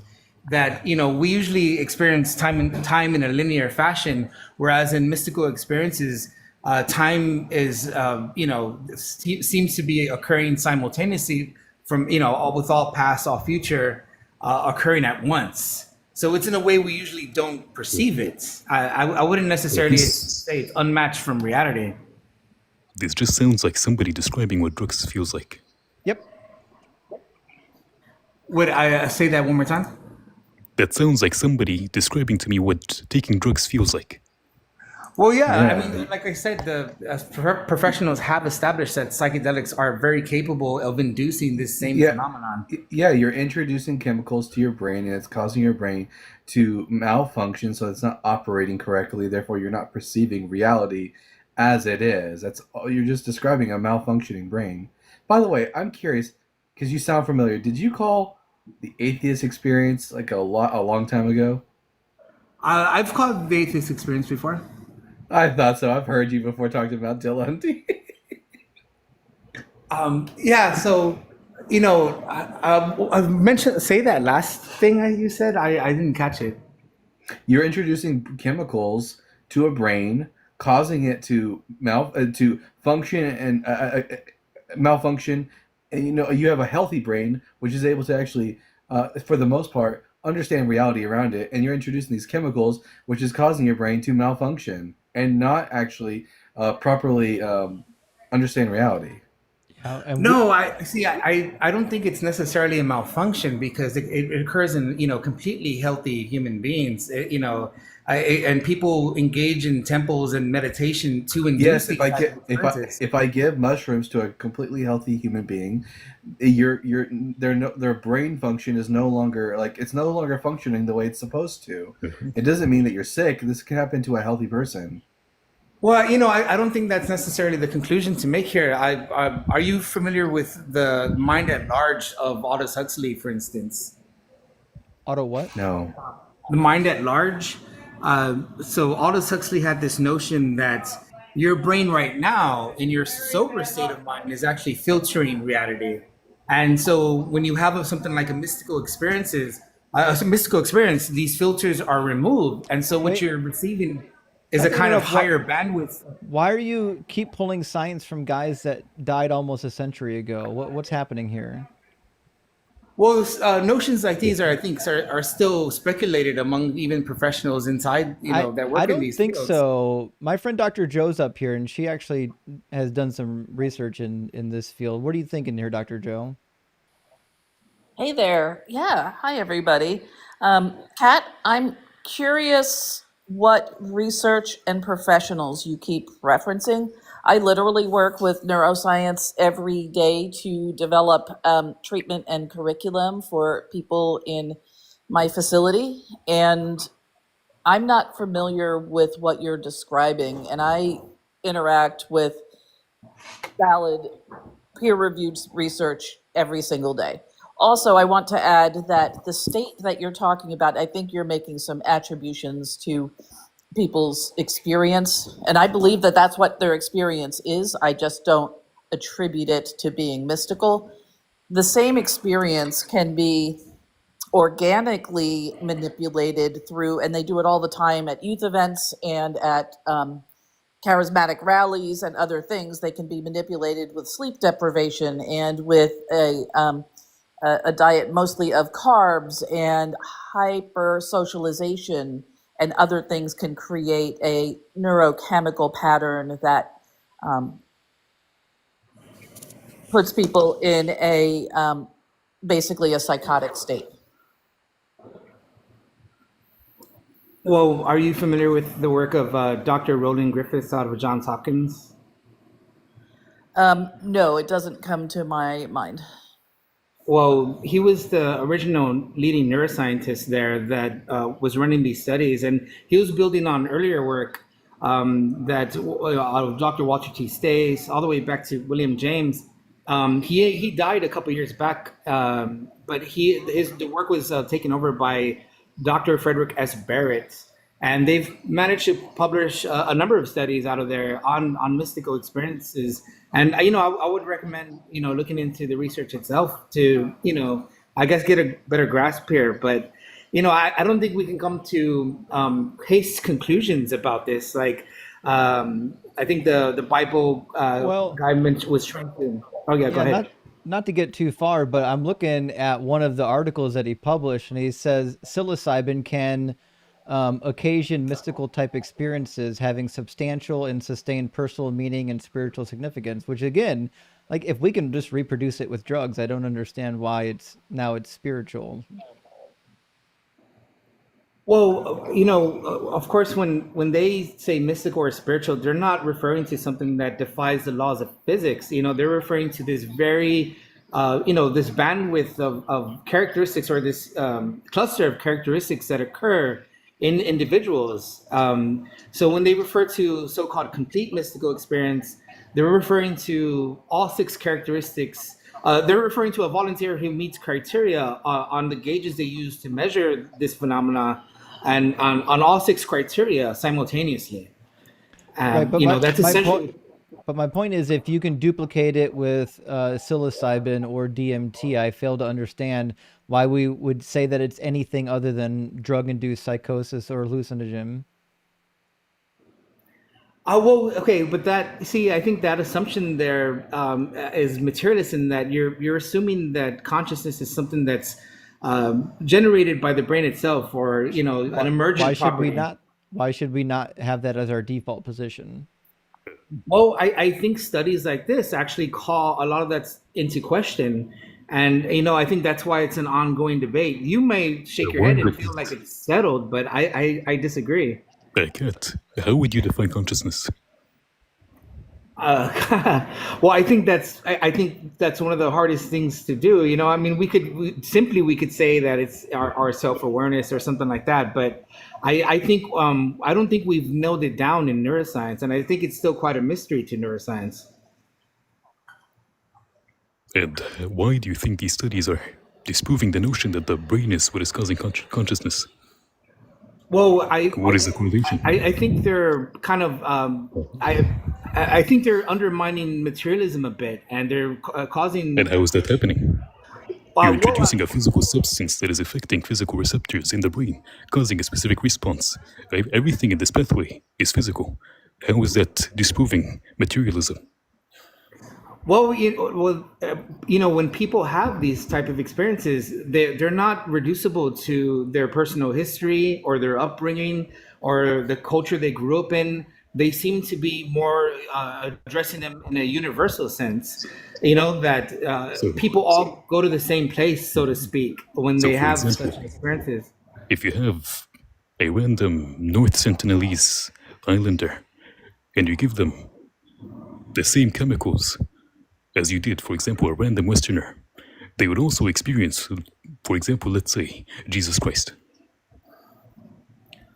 Well, no, I think they're a little bit more elaborate in the research, that they do make a distinction between, because they do occur on a spectrum. And so that's why you'll find the term, this phrasing, mystical type, in the peer-reviewed material. Well, But when you. I think, Kat, that misses the point of the question. He's saying if someone who's literally never ever heard of Jesus or God is given one of these substances and they have a mystical experience, will they ever see Jesus? Will they have a Western style experience? Yes, and I was trying to get to that. I was going to say that they do have these. They kind of separate them in these 2 categories. One they call visionary archetypal experiences, and these could be very relatable. But it's just a yes or no. Well, I think it's a little bit more complicated than yes or no. No, it's not a yes or no. Is there someone who never heard of Jesus? Would they take psilocybin or DMT or something else and then experience the Western Jesus or the Mediterranean Jesus? Experience. Of course they wouldn't, right? Because people's mystical experiences always seem to mirror their actual backgrounds. No, okay. Well, see, that's what I was getting at. If you let me elaborate, they make a distinction. So on the lower spectrum, if you will, on this spectrum, they call visionary archetypal experience, meaning that they are related to the unique personality of the individual. So if they grew up with Christianity, they may see Christ on the cross. Muhammad, if they grew up in Islam, so on and so forth. Because your brain is producing the hallucination. That's why it's relevant to your background. Sure, but however, when you go higher on the spectrum to what they call the complete mystical experience, it no longer has nothing to do with your personal history. Now you enter the domain where the experience is now universal in its characteristics to the individual. It has drugged out of your mind. It has nothing to do with one personal history at that point. Could you cite the study, please, that you're referencing? I have it from Frederick, but yes, it is literally 40 pages long. Like, do you have a specific section? Sure. One I would really like for you to review is it's titled "Classic Hallucinogens and Mystical Experiences: Phenomenology and Neural Correlates." I would really like for you to review that one. It's by Dr. Frederick S. Barrett and Dr. Roland Griffiths. But it is 40 pages. Which specific part do you want me to read? You could start at there's I think section 2 is titled "What Are Mystical Experiences?" That's or you can start at the introduction. But that'd be a pretty good place to start. But I mean, I don't want to take up too much time, Justin. I'm welcome with you taking the next caller if you want. I'm simply just asking what specific part of the paper says what you're saying. Well, I would like for you to highlight the areas that refer to the perennial philosophy, because that's really what I'm interested in, and that's what I feel that mystical experiences do offer evidence for. And I think You're not answering my question, though. yes. Which part of the paper is saying what you're saying? I would say I highlighted the section. I said section 2. Section 2, so when it is talking about what are mystical experiences, that is the section that you want me to read. Yes. I would recommend reading that section. I've So got it right literally here. page 2. Have you read past page 2? I've read the entire thing. I'm obsessed with this research. I've read about every peer-reviewed paper you can get your hands on relative to this type of research. Okay, I'm gonna check it out. Thank you. I appreciate it. If anything, that's all I would like to offer you guys. I mean, Justin, I'm good with you taking the next call if you want. Yeah, well, thanks for stopping by, buddy. Appreciate it, brother. Thank you. Justin, Cheers. I gotta run. Can I show myself before I run? Yes. All right. You guys know what to do. So I started a new channel recently on YouTube. If you're watching on YouTube or on TikTok, just go to YouTube, type in Dr. Blitz Debunks. New channel, just to where all the clips will go. All of the debunking content that's not usually on TikTok, it'll go, or on YouTube, it'll go there. So you should go there. But anyway, guys, thanks for Subscribe. having me. Dr. Blitz, thank you so much for being here, friend. Yeah, of course. Have a good one. Cheers, buddy. It's insane that I recognized that caller's voice from a single episode of AXP that I watched over 10 years ago. That's pretty crazy, actually. It's pretty wild. Well, we lost Dr. Joe before I could say thanks. Thank you, Dr. Joe, for popping up. I really appreciate you being here. Guys, make sure you're following Dr. Joe as well. She does amazing work. And we're gonna get our next guest into the queue. Let me grab just a couple super chats and we're gonna get Musa into the discussion. Von Doodle, good to see you. Yeah, I know, right? Don't go anywhere. Timeline. Now is not the time to argue about time. We don't have the time. Detroit. That's good. I've heard that before, but it's been a minute. Mr. Morpheus, good to see you. My friend says, I love a good Wednesday night barbecue. Well, thank you, Mr. Morpheus. It's good to see you, buddy. I hope you're doing all right. And Useless says, can you talk about Moses' staff displayed in Turkey? Listen, we have no reason to believe that Moses' staff has survived. I don't know why people grab these random artifacts and just claim that they belong to somebody who didn't exist thousands of years ago. I don't know why. I don't know why. Here's something funny. Search up Muhammad's beard in Turkey. Oh no! Oh no! I don't know why people are so focused on the staff of Moses when it was Aaron's staff that performed all the miracles. People watch too much of the Prince of Egypt. Yes, it was Aaron's staff. Islam is Moses's, which is why in Turkey it is the staff of Moses, because Turkey is Islamic. Oh. So there's the relics of Muhammad, and you're saying it includes the beard? Oh my gosh! They have hairs from his beard. Oh my gosh! Yes, known in Ottoman Turkish as the Sakal Serif, the beard was said to have been removed from Muhammad's face by his favorite barber in the presence of Abu Bakr Ali and several others. Individual hairs were taken away, but the beard itself is kept in a glass case. That's crazy. It is funny that they preserved the beard.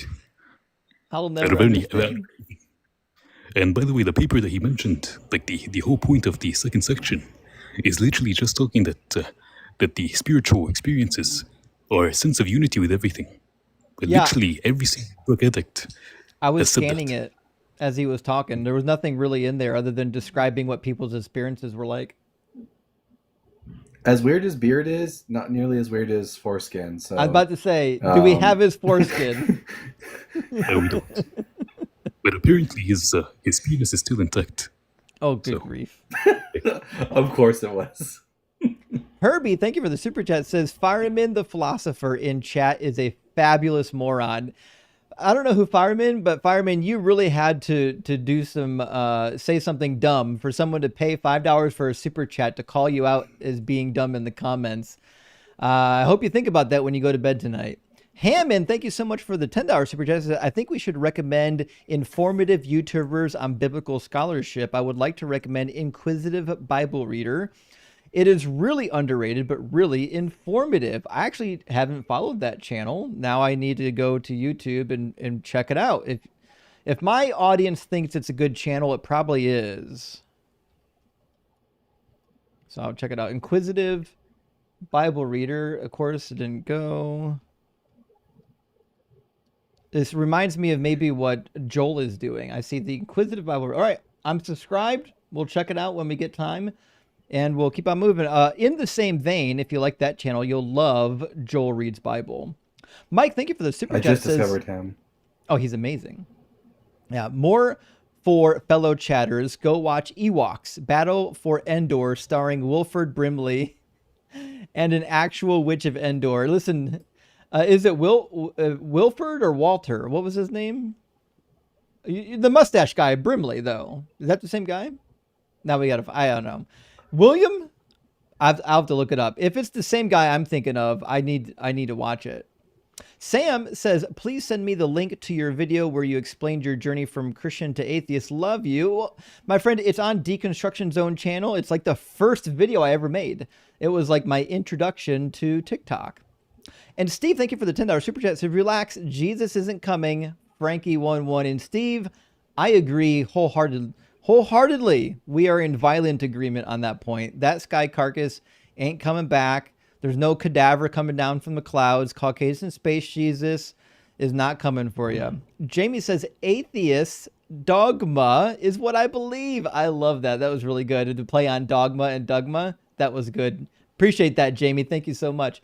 And our friend Cameron's with us tonight. Good to see you, Cameron. Says, hello, Justin. Falcons are number 2 in defense, but your Browns are number 1 in defense. Yeah, if only we can get a fucking quarterback to throw a tight spiral where it needs to land. Stay positive. Happy to see Dalton and Ashlyn reunite. Love y'all. We're all happy for that, actually. We are certainly happy for that. And listen, the Browns may be able to stop a couple teams from scoring, but it doesn't matter because we'll never see the end zone.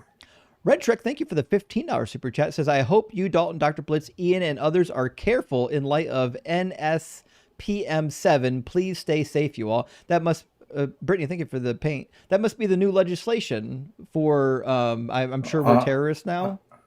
I haven't heard about this. This is the first time hearing about it. What? We'll find out. I'll let you know if the black suits come knocking. Minutemen, great to see you. Thank you so much for the $49.99 super chat. Big W, my friend. Says, dude, I haven't been on in a while, and then I joined, and some guy is talking about tripping balls on a regular basis. Who wants to hear my Jesus and Mary Magdalene vision while high on mushrooms? It was very colorful. Praise Doug and fuck the patriarchy. Agreed on both accounts, and yes, please, by all means, if you went tripping on balls and saw Jesus and Mary Magdalene, please write the story out and share it with me. Share it with the Discord. I'm sure other people would love to hear about it. It sounds like a great story, actually. And Kernel of Truth, thank you for the $10 super chat, says transcranial magnetic stimulation of the right temporal lobe can induce mystical experiences. Part of it is turning off the part of the brain that constructs individual identity. I've actually read a paper on this, but I didn't read it careful enough to be able to reproduce what you just said. So I really appreciate that. But you're right. We've induced mystical experiences in so many different ways. It's hard for me to think that there's like a spirit world out there doing it. And Ripsteak says, a fellow denied evolution, said fossils are just an illusion. While standing on shale 3 billion year tale, the irony missed his conclusion. Yes, indeed. But they'll say, well, it was a miracle of science during the flood period or something, some dumb nonsense like that. The atmosphere was different back then, you know? Zomble, thank you for the $10 super chat, says, isn't microdosing drugs kind of like microdosing a lobotomy? A spoonful of brain damage makes the bad feels go away. I think it's more temporal. I don't think it's quite as permanent as a lobotomy. All right, last super chat, last one from our friend Austin. Thank you. It says, for $9.99, says, how has circumcision changed since it started in ancient Egypt? Would a circumpepe of 3000 BC look the same as a circumpepe of 2025? No. So famously, the Egyptians did partial circumcision, and they did it while you were an adult. Now, what that actually looked like, I'm not sure. I couldn't tell you exactly what it looked like, but The Jews there's did it too, only partial circumcision. Like the full thing that we do now, they were not doing in Paul's time, which is why you could reverse your circumcision according to Paul. Yes, that's how you could quote unquote hide the marks of circumcision. And the amount of babies who would have died, again, because they would have genetic diseases like hemophilia, for example, Right. just bleeding out from the wound. Right, exactly. All right, let's get our next guest in here. It's going to be Musa. I clicked. There we go. It was a little bit delayed. We'll get Musa in here. Muse. I think it is Muse. Muse? Oh, Muse. Yeah, that's me. The text is so How are small you? on my screen, and I'm standing so far away from it, so I can actually get on camera. I can't read half this stuff. Sorry, guys. Muse, welcome in. I really appreciate you being here. Are you at least 18? And do you believe in God? Yes, indeed. You can hear me, right? Yeah. All right, perfect. Yes, I do. Both of those. Awesome. And which God do you believe in? I believe in the Christian God, the Trinity, Jesus Christ. Sure. And what would be the best evidence or argument for the Christian God being real? Well, I would actually like to start, if you don't mind, from getting to know your perspective a little bit on your prompt here. God is imaginary, prove me wrong. I just want to know what you mean by that. Number one, the term God, and then imaginary. God is typically some sort of mind that created all things. And by imaginary, I mean that you can imagine it, but you can't actually demonstrate its existence. Gotcha. Okay, so I have a question then, before I get into my aspect of it or my perception of it. If God is imaginary and there's no absolute being and all things are essentially created from matter and essentially mindless processes, let me just ask you, is that what you believe in the first place? That essentially creation is a naturalistic thing? You know, everything comes from natural processes? Until evidence is presented to the opposite, yeah. So all things are naturalistic by nature. You know, I mean, nature begets nature. theoretically, yeah, everything by definition is part of nature. So if it exists, it's natural. Got you. So what do you say to things like logic or reason or morality? What about them? How do you get these things through purely naturalistic means? They're easy. Logic is a description of how the universe behaves, how things behave. Reason is what our brains engage in. Animals can do it too. It's not special. They've been doing it for millions of years, billions of years actually. And morals are constructs that animals make up, and they happen pretty early. Sometimes they happen in objects or living entities that aren't even necessarily conscious. Conscious is a difficult word to describe, but like even bacteria have been seen to form, we'll say, like rules of engagement. Now, obviously, it's more likely an evolutionary trait that they developed, but it's surprisingly effective, and it does require a decision to happen. So, like, it seems like the more abstract brain power you have, the more likely you're going to develop systems of like do's and don'ts. So, like with logic, for example, how can we trust that if it's all rooted in mindless processes? You know, for example, we come from essentially the evolution process and things like the Big Bang or whatever theory someone put, insert theory. It doesn't really matter, but Because the it's essential never idea- observed to the- be, it's never observed to fail. When it fails, then you Okay. stop trusting it. Right. So I'm saying that we have consistency throughout certain things that we can recognize as consistent and as unchanging in a sense, right? As far as we know. And I'm saying there are principles in the universe and throughout our own experiences that are consistent. They don't change. They always have been, as far as we know, and always will be, as far as we know and can demonstrate. How do you have that from essentially no reason or no logic in the universe itself? Like, how can an why do you need illogical logic for that to be the case? in order for there to be To be sure, Muse, you're trying to ground reality in logic. Why would you do that? Reality is not grounded in logic. Why do you say this? You can't even demonstrate I'm saying, logic I'm to saying, I'm not exist. saying, I'm saying that you can't know that something is reality without having logic or reason being grounded in something absolute.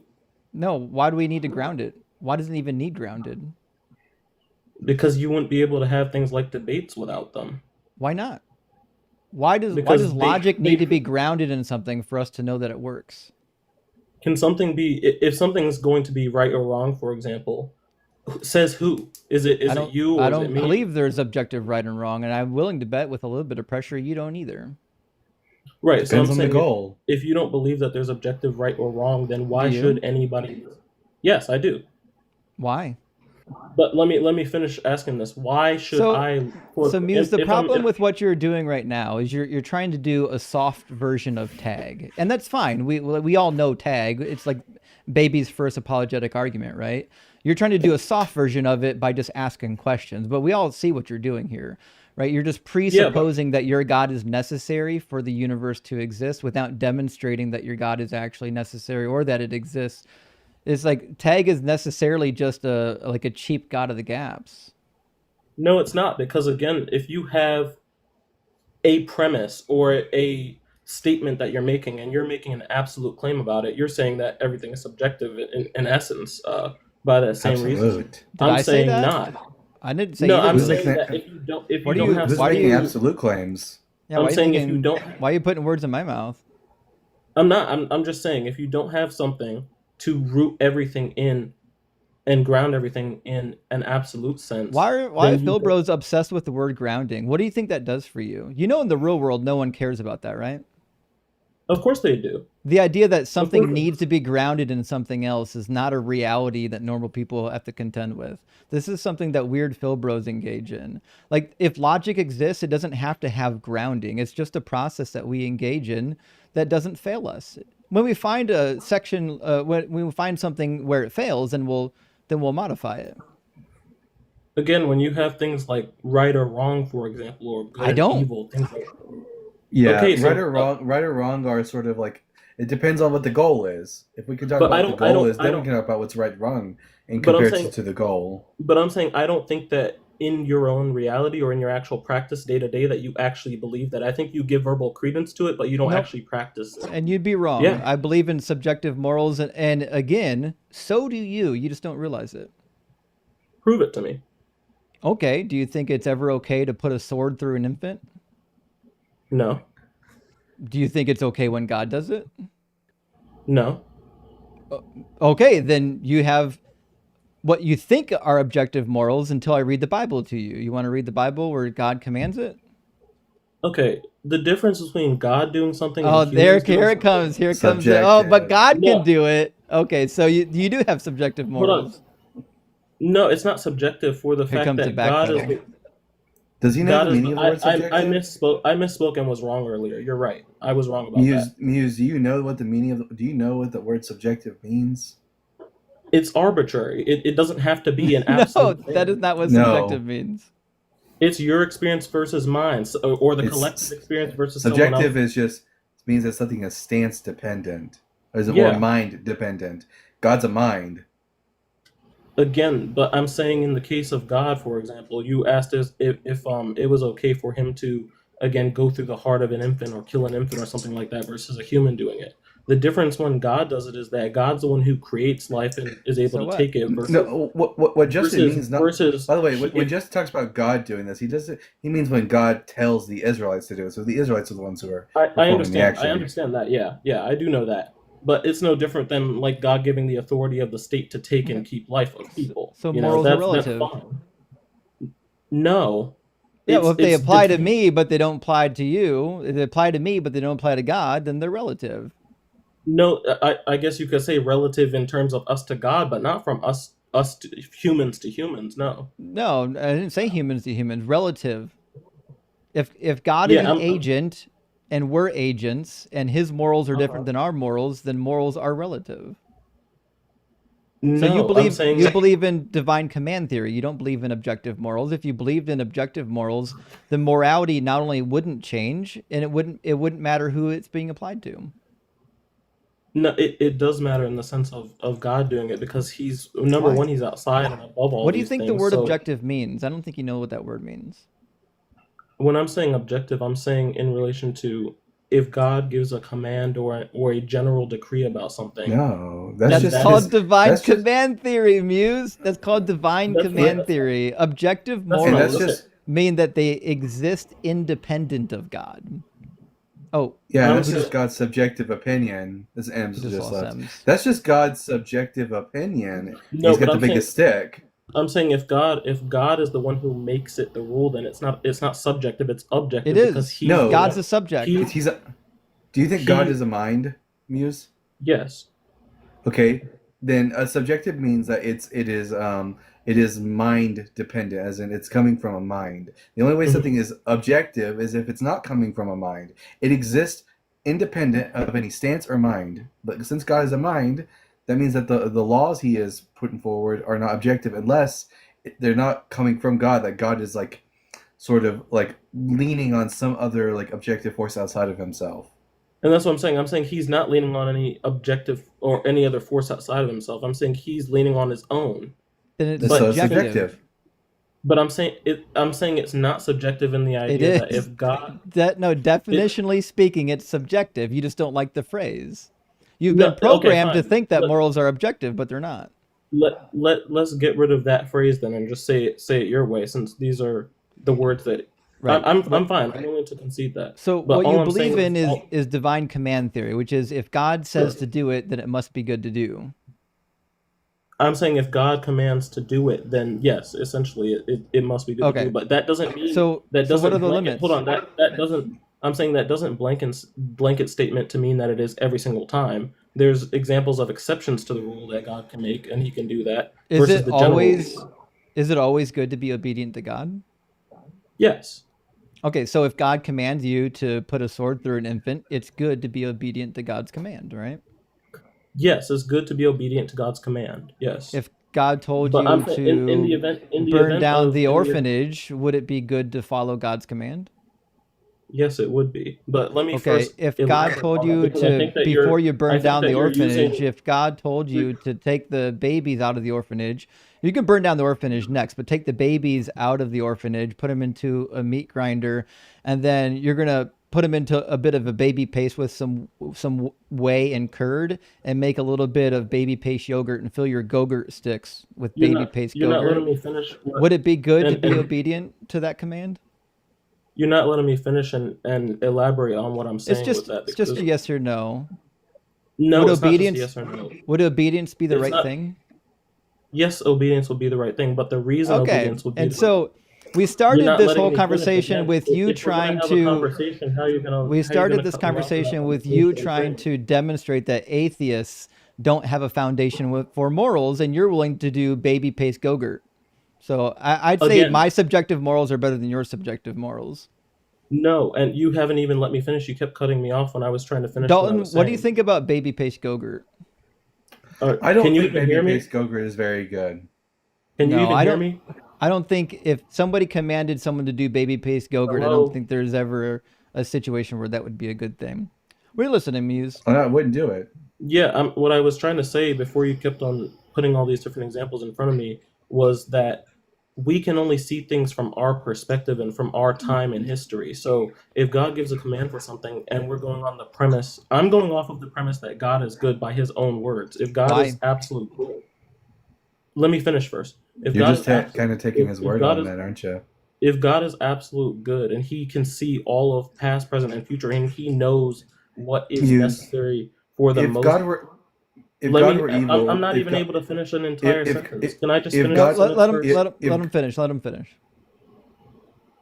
If God can see the entire perspective in all of past, present, and future, and he knows everything that could possibly be, and his goal is to unite us to him eternally, and he knows that because of our fallen state, some bad things have to happen to maximize the amount of people that will be saved.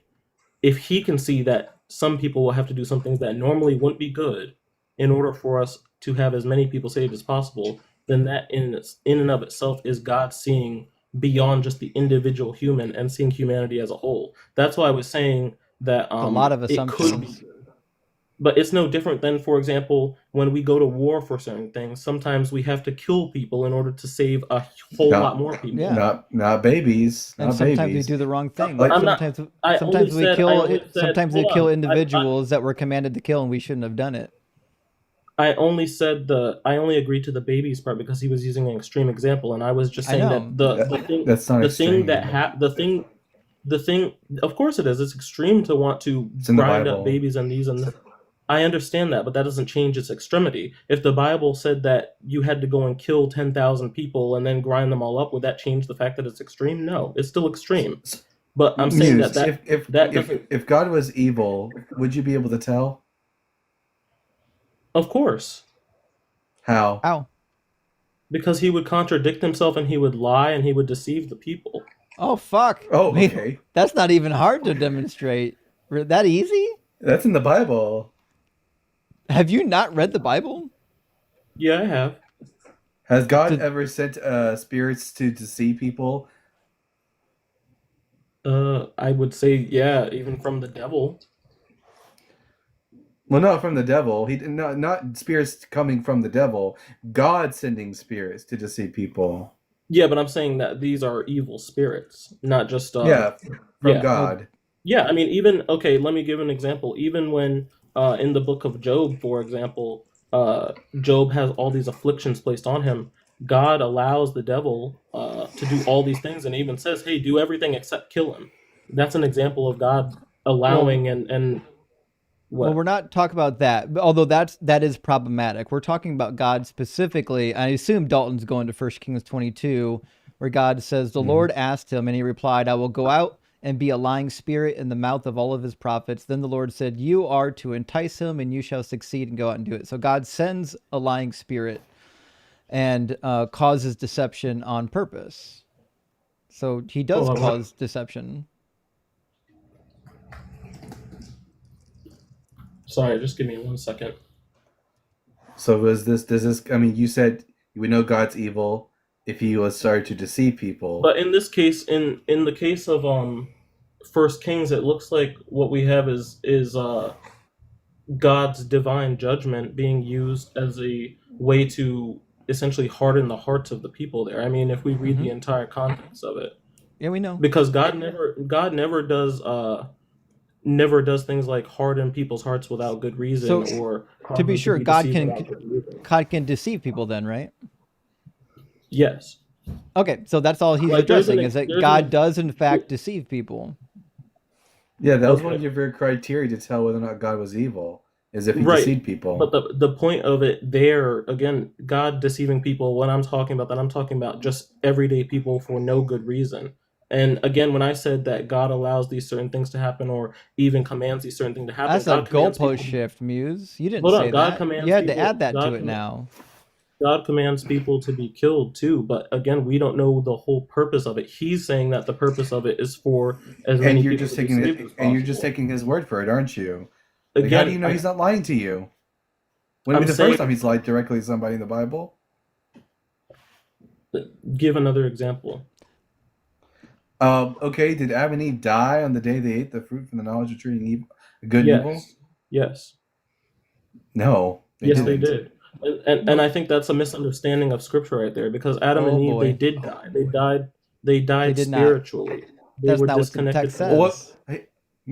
Yeah, Muse, where does it say spiritual in Genesis chapter 2, verse 17? Okay, so now all that's happening is that because it's just like what the Muslims do. They say, "Where did Jesus Christ say, 'I am God, worship me'?" Because those specific words Right. aren't there. And I'm saying that that's not how it works. You have to interpret the scriptures from the tradition of the church. You can't just interpret it on your Ooh, own. why would we do that? What? Because Why the would I- Bible, the Bible, Imagine I Why was would I- Jewish. Why the hell would I do that? Yeah, why The- and why would we when give I say- authority to a group of people that routinely has molested boys throughout the generation? I'm not talking. I'm not. Individual people have nothing to do with the entire body of the organization. That's just Well, the like our body's United States. corrupted. What are you talking I'm not about? going to trust a body that's corrupted. That is the number one institution of sexual assault. What are you talking Yeah, about? What body are you talking forgive about? me if God couldn't get his body on board with touching little kids, and maybe he's not Are real. you talking about the Roman Catholics? I'm talking about the Roman Catholics. Yeah, I'm not talking about them. Oh, so you're Orthodox. I That mean, Yeah, explains a yeah. few then things. I can just say that why should we consider what the church fathers have to say when they have repeatedly demonstrated that they can't read or understand the Hebrew Bible? I don't understand how that's relevant to the It is relevant. conversation You're, with them, because the church fathers don't even what is that? The church fathers, for the most part, don't even consider the Hebrews or the Jews to be authoritative on anything, and they most of the time read from the Septuagint. And even yeah, when but they're they reading, can't, even their when reading they're comprehension seems to be quite shite because they never actually know what the Hebrew Bible actually says in its context. I don't think that you're right on that. I think that you're wrong. I mean, give me an example. Oh, all right. Here we go. Isaiah 7's a good place to start. Okay. Do you think Jesus was born of a virgin because it was prophesied? Yes. Sure. Can you show me where it says in the Hebrew Bible where there's a Messiah born to a virgin? And again, when you say Hebrew Bible, are you talking about the Masoretic text? No, I'm even talking about the Dead Sea Scrolls. Okay. you can even include for the Torah the Samaritan Pentateuch, although it's probably not as old as people think. Okay, give me 1 second. I'm pulling it up.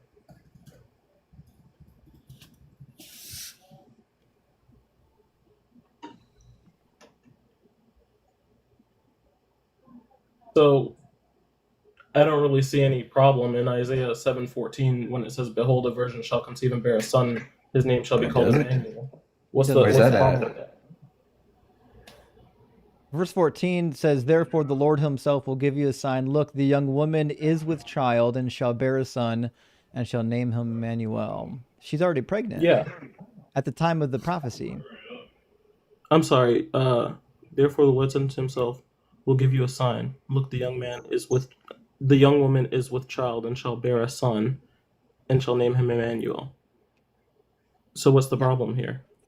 This is a child born during the reign of King Ahaz, 725 years too early. Yeah, Right. do you get the difference between the phrase a maiden, the young woman is with child versus the young woman shall be with child? Mm-hmm. Yeah, but What's the I'm saying, difference? is with child, or I should say, the virgin shall conceive, meaning that Well, no, she that's she not what it will. says. I'm reading from the King James here, You but I So know in should. the that's Hebrew, yeah, yeah. the Hebrew says that it says ha'alma hara, the young woman is pregnant, is Mm-hmm, with child. mm-hmm. But I don't. Again, I'm not seeing a problem with that in reference to the prophecy later on. It's just like saying it's a fulfillment of, just because there was just even if there was a woman back then who also had a child and it was similar, she had a son and Yeah. will name him Emmanuel. Who do you And then think this later on prophecy is within, being given to, Muse? say it again, Who do you think this prophecy is being spoken to? the Israelites. Almost. Try again.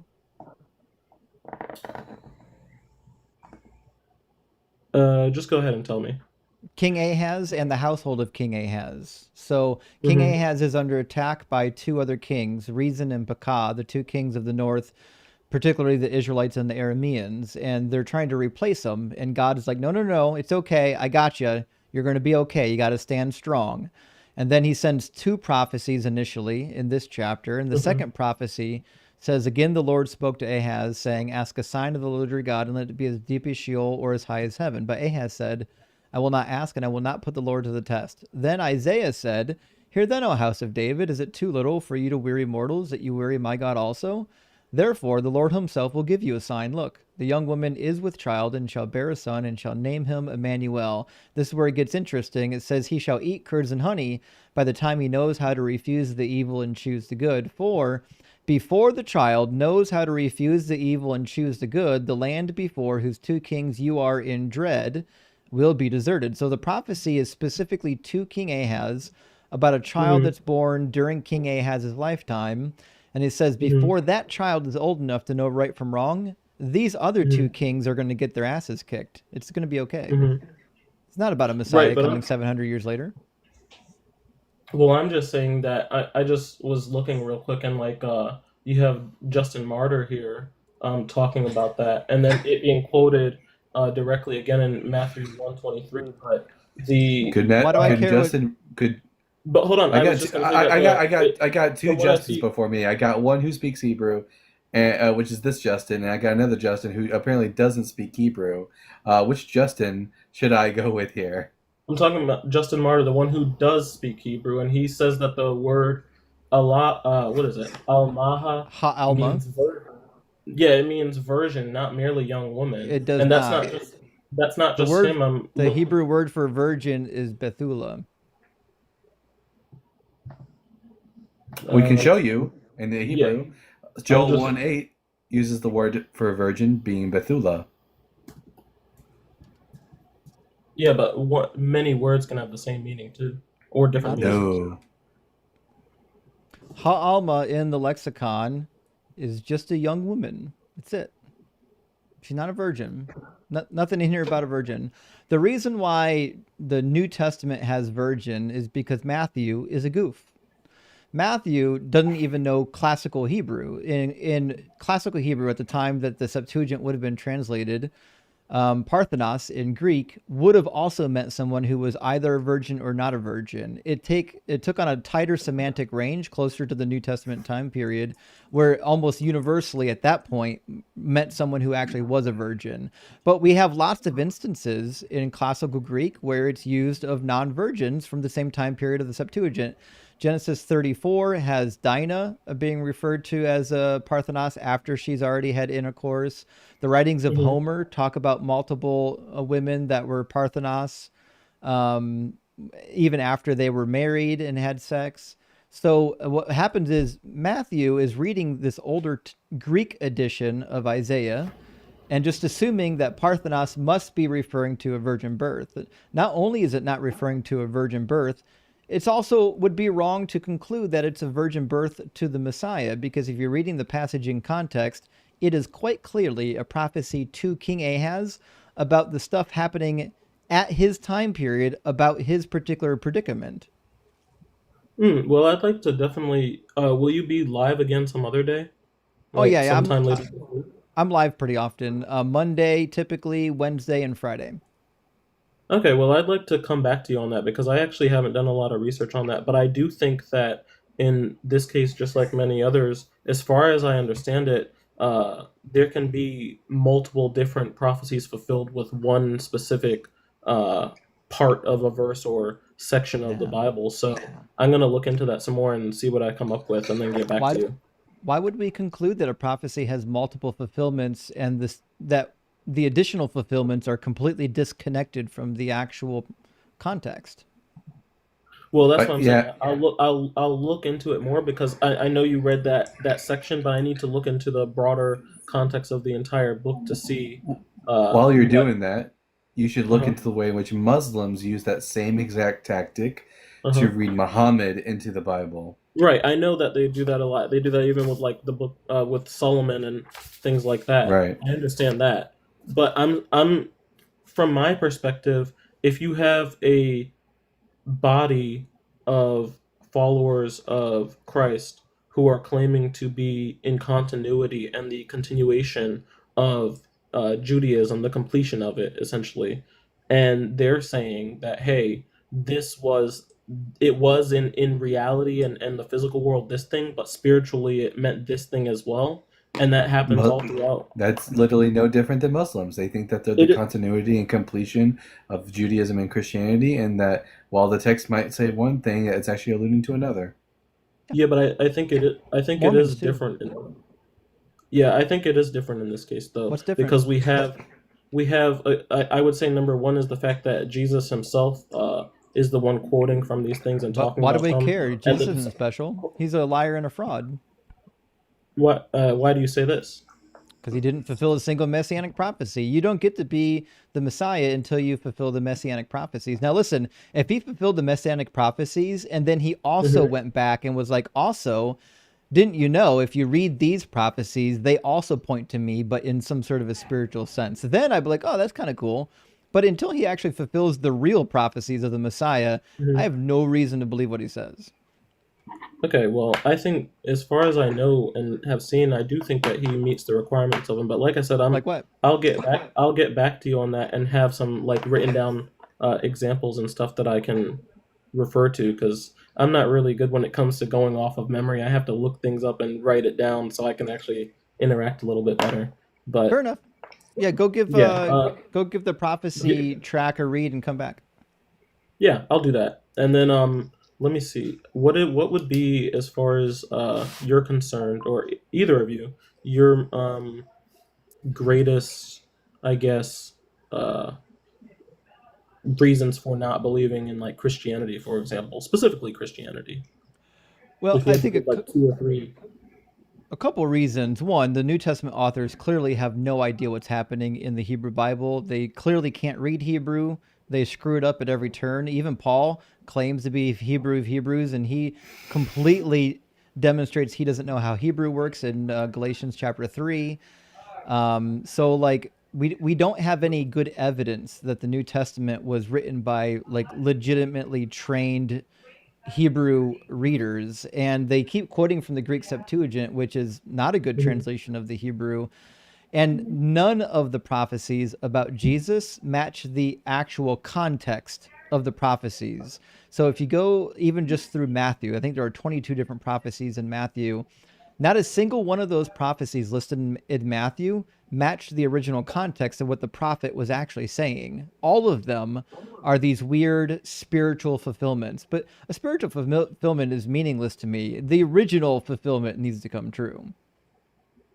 Yeah, What if the original fulfillment was meant to be the spiritual one? Why would we believe can make that? Rabbi Menachem. We can make Rabbi Menachem Mendel Schneerson the Messiah, even though he didn't fulfill the literal. Then we can make Rabbi Menachem Mendel Schneerson the Messiah. He was so many Jews thought he was Messiah in the 1990s until he died. He didn't fulfill messianic prophecy, but if we spiritualize it, then we can say, look, when he established the Chabad community in Harlem, that was him building the temple, Right, spiritualizing it.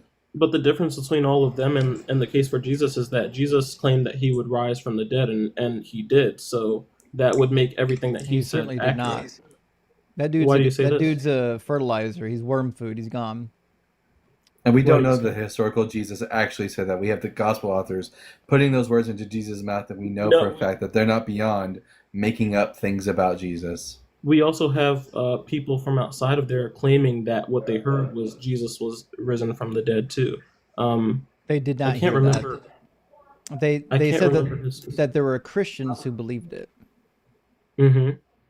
Yeah, that Jesus appeared to individuals, but that can just easily be chalked up to. I mean, Menachem Mendel Schneerson has literally appeared to many of his followers in Chabad after his supposed death. And some believe he never even died in the first place, and some believe he resurrected, and some think he's a life-giving spirit, which is the position that Paul took. Well, in the case of Jesus rising from the dead, I know I've heard the hallucination theory before, but that doesn't really work, because you have at one point 500 people at once seeing him, and then over 40 Name something one of them. seeing him in the person in the flesh. Name one of the 500. Name the 500. I mean, later on you had Thomas see him. He's one of the 12. Yeah. Okay, but he's one of the people that saw him. I'm just saying the 500 was one group, and then there were over 40. So we don't have testimony of the 500. How do we know that the 500 that first and foremost that all 500 of them actually saw Jesus? Two, that they, even if they did all see Jesus, that they were seeing the same exact thing. Or hearing the same exact thing. How do we know that this was an example of mass religious hysteria? because the things that they would have been seeing and expressing to the apostles would have to be consistent with what the apostles know to be Jesus. Says Otherwise, they said wouldn't. says Otherwise, they who? wouldn't have Because written it. They wouldn't have I written don't it in their own account. I don't. Well, we don't know we don't have their testimony. All we have is Paul saying that 500 people saw that Jesus appeared to 500 people. This happens all the time in Pentecostal churches, that multiple people may have like these hallucinatory experiences. People don't get together and compare notes like on exactly what they saw. They just confirm one another's bias. Right, but in this case, we don't just have. It's not like it's just 500 people all in one place. It's hundreds and hundreds of people all over the area. So it's not like it's just one group hallucination. But not a single And person and wrote not about only it. That's the point. not only We have not a only single claim by Paul in 1 Corinthians 15. That's it. yeah, but Paul again, just says there's Paul this group of 500. We don't know who they are. They didn't right leave us testimony. right, but then Paul and all the others would go on later on to be martyred and killed and die and never. No, we don't know No. that either. We do know that. That's a history. No, That's not even. we don't know that. Even Paul, Paul died in prison. Even among secular scholars, nobody denies That's these false. claims. Yeah. Yes, they do. I don't know. Even among scholarship religious then. scholars. I don't know a single religious scholar that I can think of that would Where deny in that the these world? people actually died. Where in the without- world are you getting the idea that all the disciples were martyred? No, I didn't say they were all martyred. I gave various things that some of them were killed, some of them were martyred, some of them died in prison, some died of old age. But I'm saying that the problem is that not one of them ever rejected Christ afterwards. How do you First know of all, that? we have no record or no way to say that. We have nothing beyond the New Testament. Everything beyond the New Testament, the only early evidence we have is from Clement. That's it. We've got the first letter of Clement. That's all we have. Everything after that's hundreds of years later.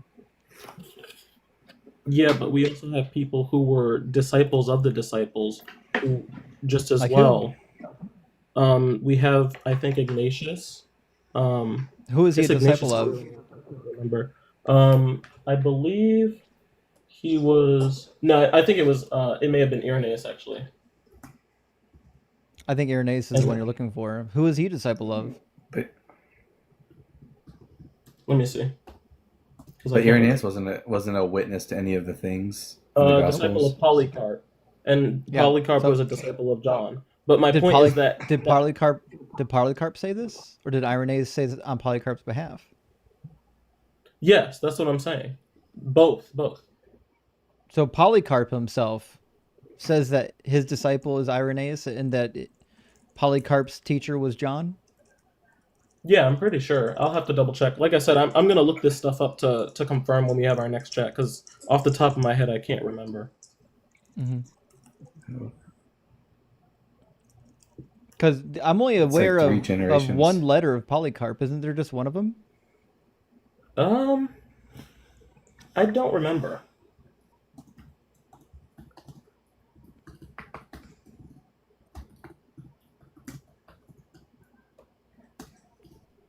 Let me see. Yeah, I think there's one. It looks like there's one letter of Polycarp that survives till this day, and it references Paul's letters, confirming their authority and continuity. Does he mention the disciples?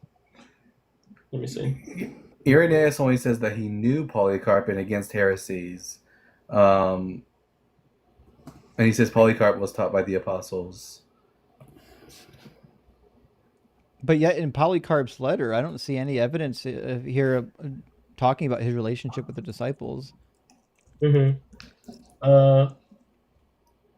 Thomas isn't in there. Thaddeus isn't in there. I don't think Peter's in there. And like I said, I'll get back to you on that and look some more. But even in the case of Irenaeus being a disciple of Polycarp and then going back, they're not far off as far as their time period and stuff. And if they were alive around the same time and he was like making false claims about being one of the disciples of Polycarp, then obviously that would have been noted or mentioned. Well, my point is this. We've got a guy named Polycarp who doesn't actually talk about the testimony of the disciples or how they died. We've got writings that come after Polycarp, and they don't talk about how the disciples died. we don't get writings about the death of the disciples until long after these people, right? So even if you Right, think, but even if you I think was that going to say the Polycarp thing. was a disciple of John, it's kind of irrelevant. Yeah, but the thing is that not everything that was ever known or understood by the early Christians was written down. A lot of it was just orally transmitted throughout Well, history. So, I mean, what? how trustworthy do you think oral transmission is? Well, again, I think that oral transmission by itself, and this is where the idea of the preservation of the teachings through the Holy Spirit comes in. And again, that would have to be a presupposition that we need to yeah, it is a validate. Yeah. presupposition. I'll grant you that. I don't doubt that at all. But I'm Well, saying that he in didn't the preserve the Bible. Why would he preserve oral tradition? you say what doesn't preserve the Said he Holy didn't. Spirit? Yes, he does. He did not preserve the Bible Why do you say that? because it's in fragments. We have to guess as to what was actually in the originals, and like there's an abundant amount of straight up contradictions because when they assembled the text, they were too lazy to check it for errors. Again, I think that's kind of you assuming that versus actually No. proving it. But No, it's a fact. Want me as to far prove as it? sure, There's a classic example of this. As for how many years? Which king was it? How many years did King Saul reign for? I've heard of this one. Yeah, we actually don't have in First Samuel. We don't have a text that's not anything but broken. So says Saul was blank years old when he began to reign, and he reigned blank in 2 years over Israel. We don't know what was in the original. God didn't preserve that for us. Mm-hmm.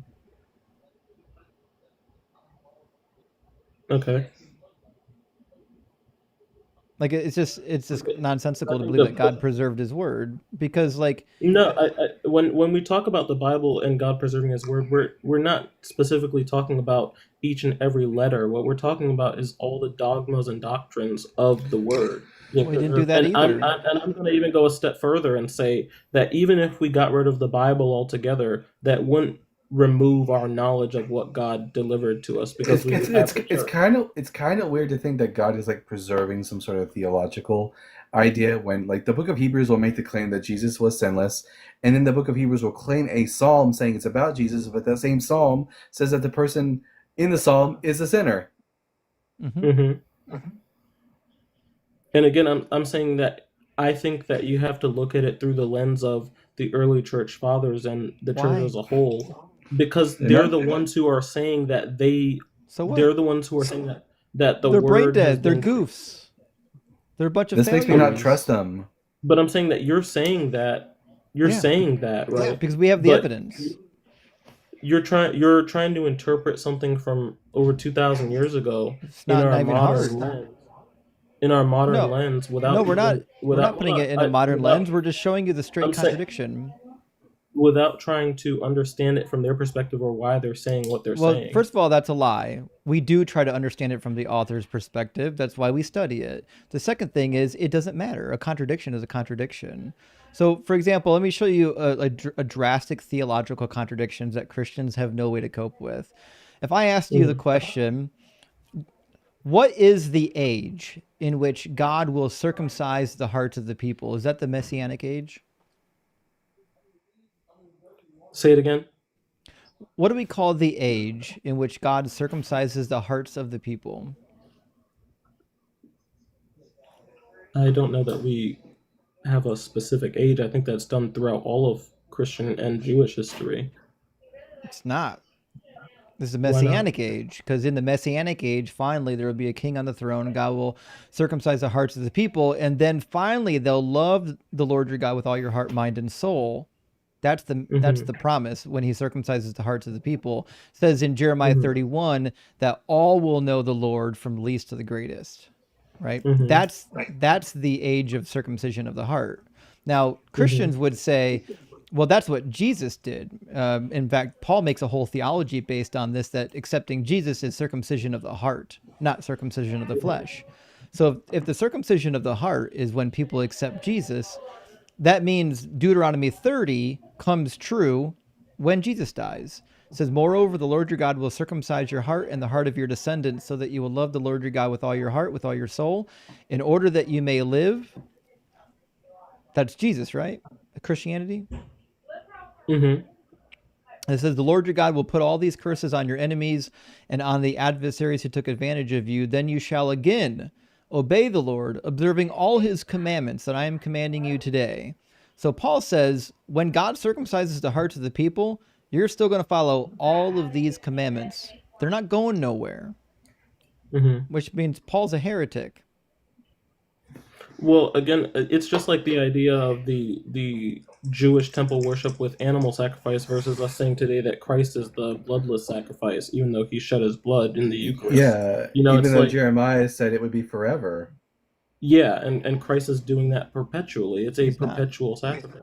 Yes, he He's is. not a Levit. The Jeremiah specifically says it would be a Levitical priest. Christ is not a Levitical priest. He's the priest according to the order of Melchizedek. Right. And it says there's more than one of them. Levites in the plural. Yeah. Uh-huh. And sacrifices in the plural.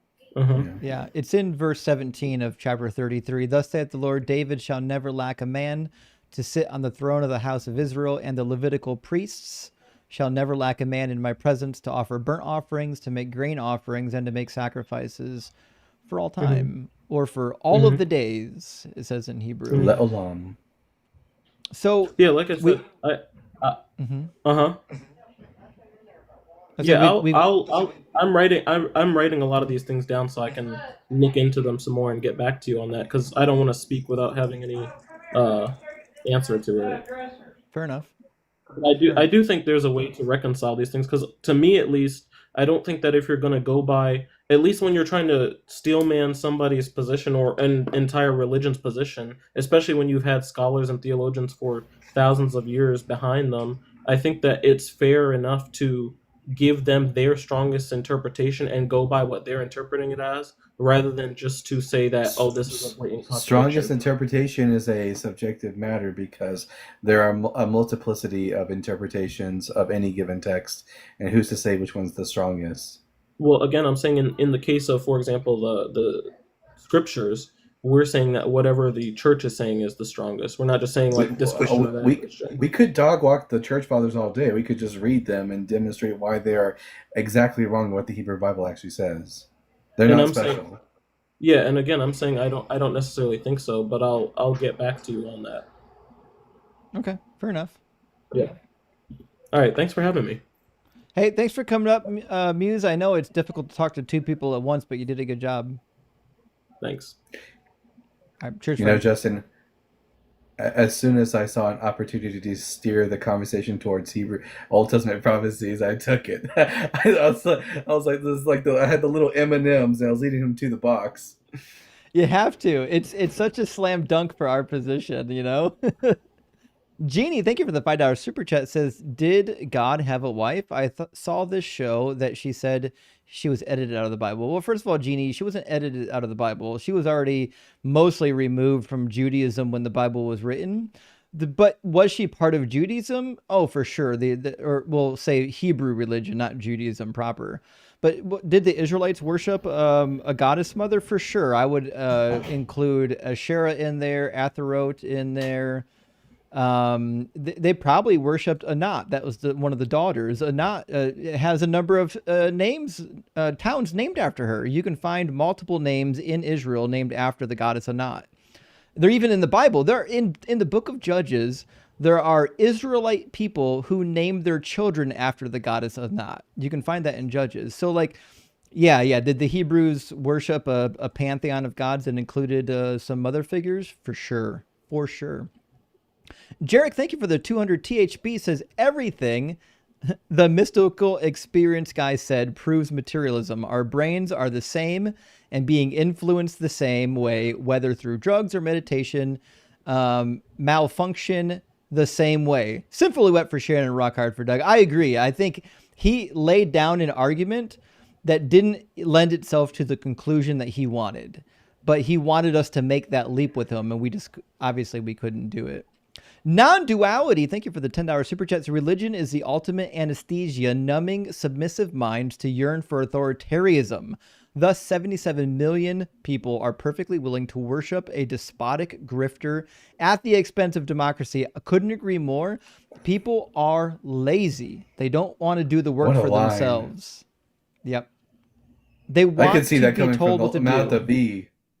Yeah. Yeah, people don't want to put the work in. Austin316, thank you for the $10 super chat, says, what the fuck is a reverse circumcision? Can I choose the skin from the repository of foreskins? So back in the day, well, they didn't circumcise as much of the foreskin as we do today, and therefore they could do certain procedures in order to make it appear as if they were not circumcised, and thus this was what Hellenistic Jews did in order to fit amongst the Greeks. Indeed. So many questions, Austin. We're with you. We got questions too. And Buzzard, thank you for sending out 5 DZ Debate memberships. Also, for everyone who's got the memberships and access to the cheat sheet, I did add a new tab to the cheat sheet for the Quran. I'm documenting the contradictions and errors, scientific errors in the Quran. I've got a dozen or so on there already. I'll be adding more. I'm actually reading through it right now. I'm almost through the first and longest, actually the second chapter, was technically the first chapter, but it was also the longest chapter. It's going to be a good time. We're going to be cooking some Quran here soon. Chip, thank you for the $10 super chat. Chip says, hey, Christian, even if you prove reality isn't natural, that isn't proof for your God. Offer actual evidence for your God. Rock hard for Doug and Sinful for sharing. Well, Chip, I thank you for that. And I couldn't agree more, because even if we found something supernatural happening that was like difficult to explain, it still doesn't lend itself to a God. Like there's no link between supernatural and God. You could very well just be a Buddhist. And Chip coming in again, thank you so much, Chip, says somehow, possibly, maybe, could be, who knows how, theoretically, hypothetically, it could be good to do baby paste for God. Lots of Christians. Yeah, almost all Christians that I've met. I mean, that is the case. It's hard to be a rational thinking human being and get on the internet and watch people defending putting swords through babies. It's tough to swallow. That's what she said. Helping Mega Deconstruct says, Muse is a prime example of CBRS, Christian Brain Rot Syndrome. Praise Doug and Sharon for not needing baby bricks to believe in them. Yeah, absolutely. There's no human sacrifice or rock sacrifice with Doug and Sharon Stone. They'll take you as they come, as long as you're not harming others. And also a $10 super chat from Juno's Boy Toy. Thank you so much. Says, guys, seriously, I have this note that says 500 people saw me and my Canadian girlfriend. You have to believe me. I know. I'm sure that picture you kept in your wallet is not of a model that you found at the mall for advertising purposes. It is indeed your girlfriend. It's a shame that we just can't talk to her because she lives out of country and collect calls are expensive, but one can hope. One can hope. Design, thank you for the super chat, says the disciples, look, a resurrection, and all 500 of you have seen it. Bystander, sirs, this is a Bronze Age Wendy's. That was a good remanufacture of the original saying. I really appreciate that design. Design's always coming in with some zingers, man. And Morpheus coming back with us. Good to see you, buddy. He says, why did God wait 4,000 years to send Jesus if he was the answer to sin? And why didn't God just forgive Adam and Eve for their first mistake if he's so forgiving? Well, these are questions that rational people already know the answers to because it's fiction. It's a made-up story. But you have to later go back and justify it, because if Jesus was the answer, then fuck, you could have fixed things a long time ago. That's why you have weird theologies like in Ephesians chapter 1, where Paul talks about the elect being chosen before the foundation of the earth, or the lamb being slain before the foundation of the earth in Revelation. It's just like nonsensical. Yeah. Instead of killing those animals to make skin suits for Adam and Eve, just have the serpent bite Jesus. Make Jesus right there. Physically, you can do that. You're for God. Have the serpent bite him. He dies horribly or whatever. And boom, sacrifice done. Move on. It would have been easy. Would have been real easy. Theoretically, the animal was innocent. The animal didn't do anything wrong. So it would have been a perfect sacrifice. Unless a couple moments after they ate the fruit, that fucking animal had impure thoughts about that sow over there. That could be the problem. No, that's canonical. That's canonical. I'm just saying, Maybe that was it. Dan, thank you for the super chat, says, and again translates to, I wasn't actually listening, just waiting for my turn to speak so I can reassert my claim. We do hear that a lot. That is a common feature of these discussions. To be fair, sometimes I do it too, you know. Jeremy says, Christians pray for people's cancer to be removed, but they don't pray for amputees to get their limbs back. Doesn't do bullshit, or doesn't do shit. You're right. 10% of all cancer cases roughly go into spontaneous remission. It's not always terminal. So like, that's why they pray for that shit, because in the rare case that they prayed for someone who's going to spontaneous remission, they could just say God did it, but they're not going to pray for the amputee. That's one expectation level too high. And even if they do pray for the amputee, I guess it wasn't God's will to heal you. It wasn't. It was not God. You're not on his docket today, friend. Sorry. Design coming in again says, at some point before following them to their next point, Justin needs to kind of look into the camera and sip on a chef's hat. Oh, slip on it. Actually, I've got one in the room. I could do that. As we're making our way to Bible prophecy, I could just slip it on and see how we do. All right, I got two more super chats, friends. I gotta get a sous chef hat now. We'll get dueling hats for sure. Sonic says, if Jesus didn't want animal sacrifice, he would have said so when he cleansed the temple, but he did not. He only cared about the money lending. Yeah, not only that, they're allowed to be there. They're allowed to be lending money in the temple according to the laws. If you live far away, you can bring money to the temple and exchange it for animals rather than bringing your animal the whole way. That's explicit in the Torah. And also, Jesus fucked up and misquoted the Old Testament when he gave his speech in Matthew 21. He talked about the infants praising him by quoting Psalm 8:2, and he quotes the wrong one because he quotes from the Septuagint, which is completely different than the Hebrew. Have you ever seen the size of that marketplace? There's no way one guy drove everyone out. It's huge. Yeah. I mean, the story only works on a fanciful level if you don't know anything. Justin Wright, great name, by the way, says, hey, Justin, can we talk about how old Mary would have been during the pregnancy of Jesus and why God chose a child? Christian God equals Muhammad? Good question, Justin. So the only data we really have from the ancient world is what we find with the early church, and the earliest evidence is the proto-evangelism of James. And in the story, it tells how Joseph and Mary eventually got together. She was dedicated to the temple. Joseph was basically chosen by God to marry her once she hits the age of menstruation, lest she make the temple unclean. And because of this, they're like, she's hitting puberty. We can't just keep her here. She can't be unclean in the temple. So they have her marry Joseph, and she gets pregnant almost immediately after. And what we find out in that text is that she was probably 12 when she was married and 13 when she had Jesus, depending on how you're looking at it. But that's what the text says. Okay, Dr. Ginny. And shit, Sarah's here too.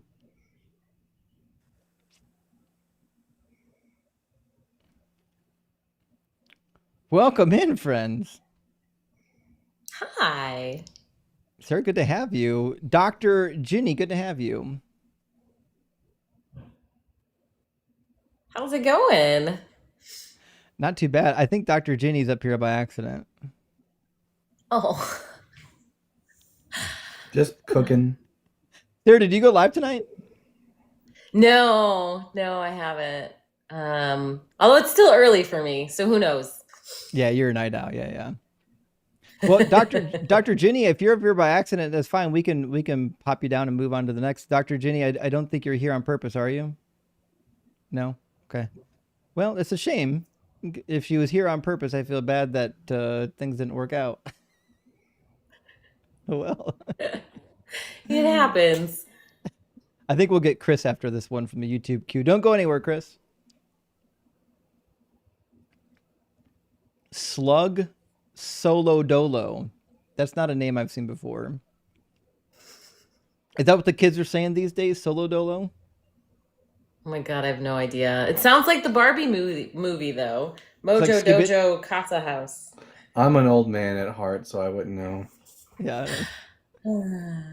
There was a trend a while ago where people were just using skibbity for everything, and I still don't know what skibbity means. I don't want to know, really. Oh well.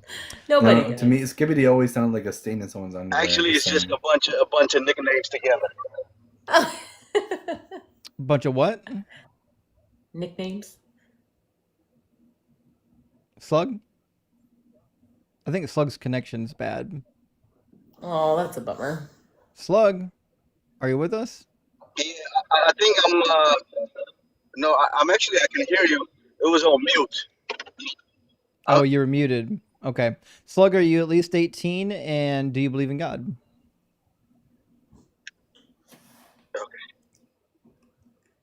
Slug?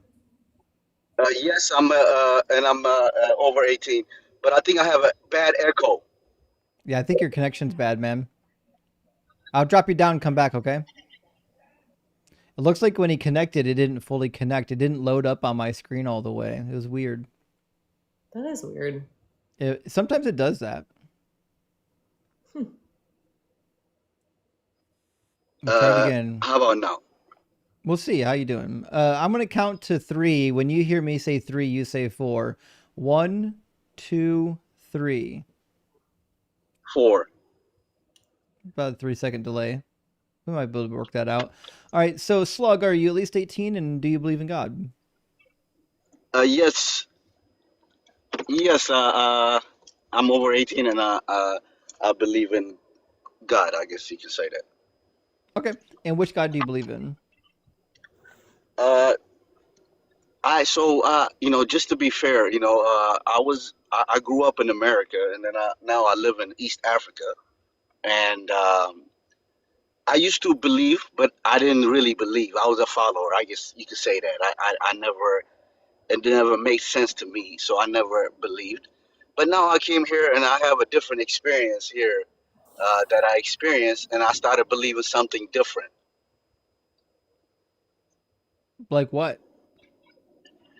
That mostly the teaching, in the rural area over here, they have this belief that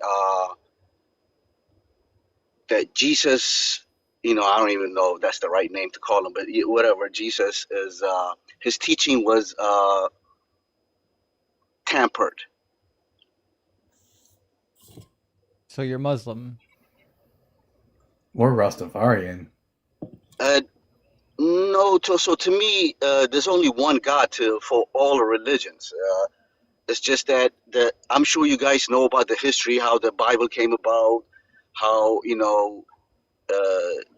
it was put by people together, in the 4th century with Constantine, whatever. It can go even behind, but there's a lot of contradict put in the Bible purposely for this reason. Who corrupted it? The people who put the Bible together. What's the evidence of that? There's a lot of contradiction. We agree. I think it's not from corruption. I think it's from dummies putting it together. Have you ever heard the saying, never attribute to malice what can be better explained by incompetence? So do you really believe these people who are using this to run the world didn't purposely manipulated this? Using the Bible to run the world? How are they doing that? To have people follow certain rules. Like what? Be oppressed. Where's it's that in the okay. Bible? Wait for Jesus. The Jesus will tell you, wait for me. You will go to heaven. All this thing will put people to submit to certain things that certain group or certain entity is putting on them. Because the Bible tells them, oh, you're going to go to heaven. Jesus will come back. You don't think that will have people just go along with what's going on in the world? I think you're assuming the vast majority of people were reading the Bible, which we know for much of history they were not. I'm confused about what your beliefs are. It's Sounds like the you're an belief atheist. is no. Some of the things in the thing, there's people who follow only. So, I mean, I guess obviously I can't say that you know, Jesus, you know, I don't want to offend a lot of people, but uh, I don't even want to say this on this mic, but Then maybe there's don't. We say much worse things on this live, I guarantee you. Yeah, you're okay. You can say whatever you want here. Just don't use any words that like get us arrested or something. so, you know, there's people who in the rural area, East Africa, that believe that, you know, Jesus was trying to teach us something to open our mind. Do you believe And that? they use Jesus took them. The rapture happened. We finally got it. There was one, I guess. He was the only one. Check your Mormon Slug, friends. if you read, Slug, if you ask leave you this, one question. I'm sure you guys know a lot of scripture. One of the things he said was, "The kingdom is within you. Seek you should no, find."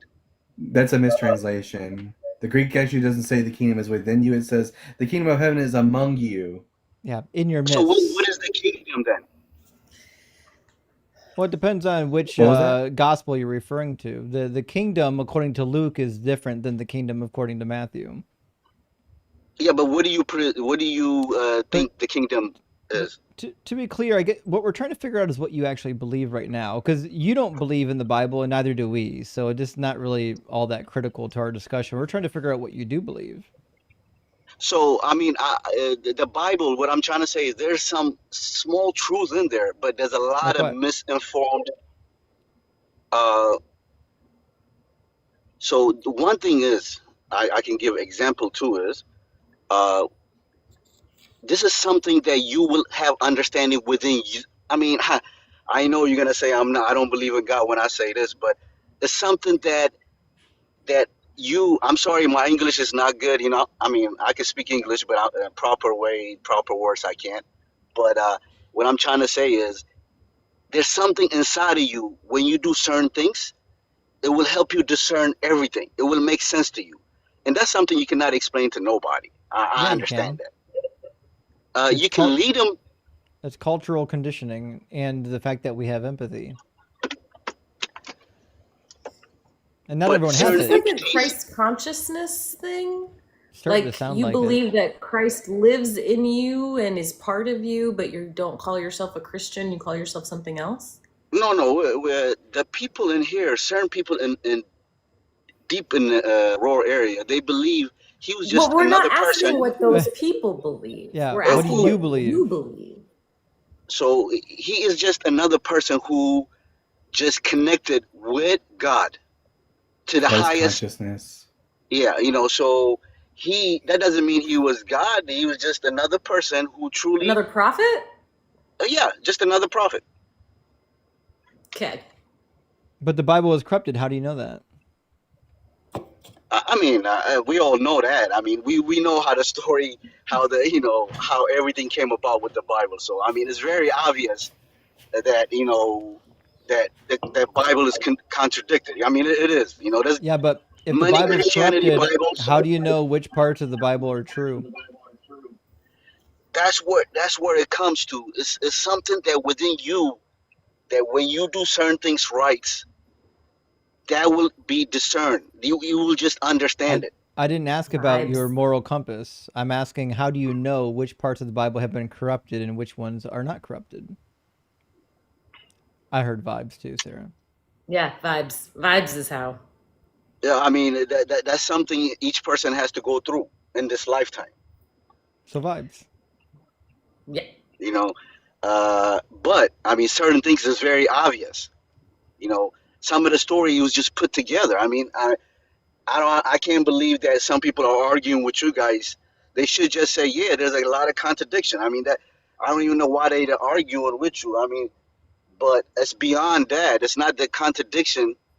There's something is missing there that purposely was put there. You know, the contradiction wasn't just didn't happen because those people was confused. It was So done Slugs, purposely. what you believe about God, that there is a God and you believe things about this God, you are just internally figuring that out. Is that what you're saying? Like you're not getting all the truth from the Bible or the Quran or anything. You are just internally experiencing it, and that's how you know who and what God is? Yes. Oh, okay.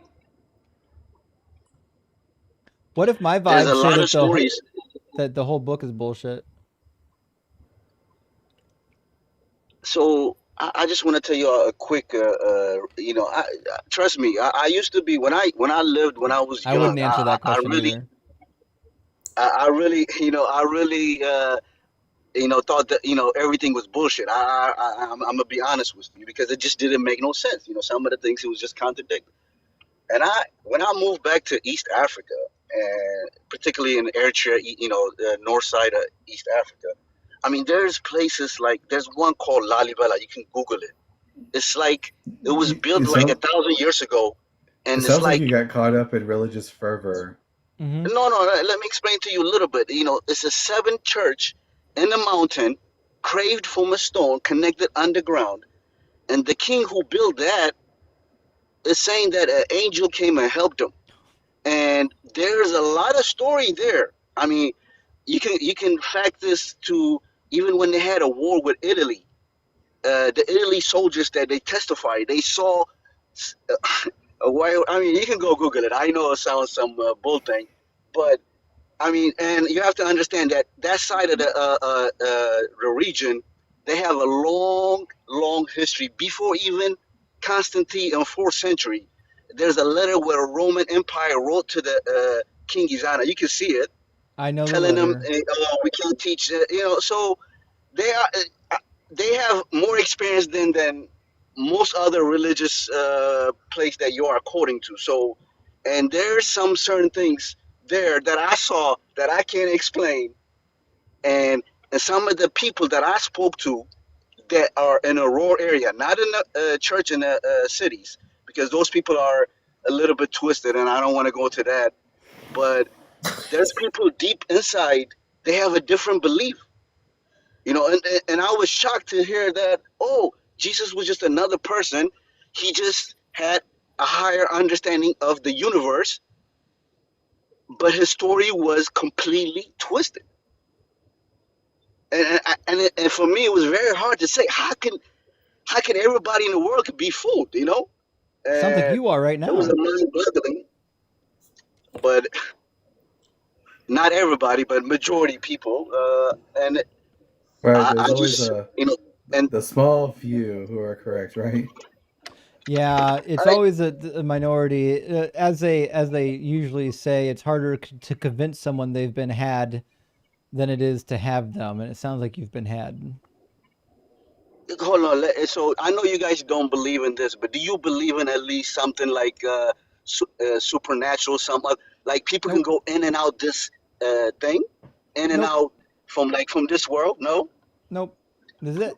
It's amazing, man. At one point I used to be like that too Well, until there's no I evidence saw certain things. to point to the Uh, contrary. I mean, there's a lot of things that we don't understand in the world. How certain So things, how did they build it? I mean, If you if don't you don't don't. understand. understand something, No, you if you can't don't just understand posit something, you should God say and I learn. don't know and Yeah, learn more. Yeah. like you can't just say I don't know something, therefore God. Not that I don't know. It's something I cannot explain. To be honest with you, at this Well, point, maybe somebody else can. the people I spoke to, they don't even speak the regular language of that region. They speak the older. They call it Giz. It's the oldest language, and that's what they read, and that's what Are they you in kept. And a Ethiopia? lot of yeah, Eritrea right there on north side, Yeah. and one of the cave guy, one of Yeah, the you're using religion all the guide in the cave. buzzwords. So just to be sure, like the Ethiopians believe that like they have true heritage going back to the period of Solomon, and there was an actual intermarriage, and they have all this religious background, but it's all just made up nonsense. Are they You've been believing Yeah. you've been in checked, the Ark buddy. of the Covenant? I agree with you. I truly agree with you because the guy told me after 1942 there was a King Haile Selassie. He was in British while Italy was The occupying Ethiopia. the founder of And Rastafarianism. let me tell you a story. So he's not. That's bullshit. I'll tell you I Yeah, that don't much. think But I don't think we need a story. when he came back from British, he was there for 5 years. Some of the priests, they didn't want him there. They didn't want him to come back. British soldiers are the one who brought him to Ethiopia Yeah, back where'd you from hear the story Djibouti. from? And A guy. this is a A fact. guy. You can see Uh-huh. this is a fact for everyone. This happened in 1945. I'm This sure it did. this happened recently. Yeah, and Joseph Smith But predicted the Civil War. a lot of I things think went wrong I think after I think 1945. I think the story's been And corrupted, Slug. some of the priests. It is. I'm agreeing with you. No, I am agreeing with you. Oh, Slug. Listen, buddy, you're a nice guy, but I'm I don't agreeing with you. think this conversation has the substance we're looking for. But we appreciate you coming up and sharing with us. You've been kind. People worshipped Haile No problem. Selassie You as a guys god, have even though he. Oh, sorry. go on. that's a lie. That's a Slug, lie. let's end. That's a made up story. We'll just end on a point of Actually, agreement that Christianity is believe bullshit. Haile Selassie. The Bible that we read at this day is bullshit. I agree with you. Agreed. That part, All right. we agree. Okay. Done. We'll leave on agreement. All right. You guys have a nice day. Now it's time to leave. Cheers, buddy. He was Oh nice. boy, I called it. But yeah, he was. I knew it was about. I knew Haile Selassie was going to make an appearance in this conversation. Had to. Yeah, he's. Aren't they the he's people in the that cult. believe they have the Ark of the Covenant? Don't they think they have the Ark of the Covenant in a way? They're the closest thing to Black Hebrew Israelites as you'll get without being Black Hebrew Israelites. It's crazy. Who? What? Who is he talking about? The Christians over in Ethiopia, they have all kinds of crazy traditions. Like, for example, they think that in one of their buildings they have the Ark of the Covenant hidden away. No one can see it, of course. Only the local priests are allowed to go in there and see it. And they have all kinds of strange traditions. I think it has something to do with King Solomon and the Queen of Sheba. Yep. That's crazy. They've got their whole parallel mythology down there. That's crazy. Wow. Timeout Houston, thank you for the $10 super chat. Says, wild how the Bible slips in a female demon named Lilith. What kind of almost? But never once mentions a female angel. So apparently, in that worldview, women could only show up as demons, not divine messengers. So it's a little more complicated than that. The idea of an angel doesn't come along until the period of the Greeks when they translated malach as angelos, as messenger. So the angel concept, it comes late. Messengers were all over the place. Sometimes a messenger could be any number of divine entities. They weren't clearly defined.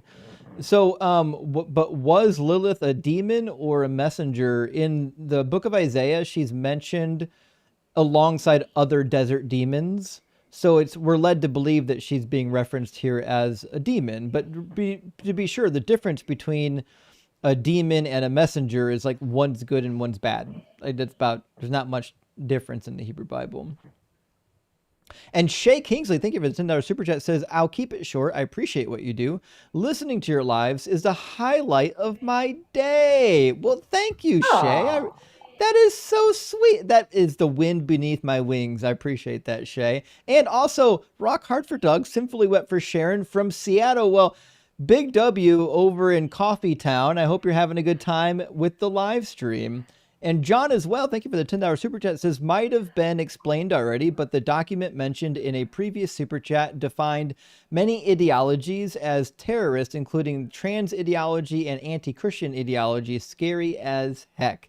Yes, what was the name of the bill again? I already forgot it. It was S something or another, or shit. It'll come up. Somebody will chat it.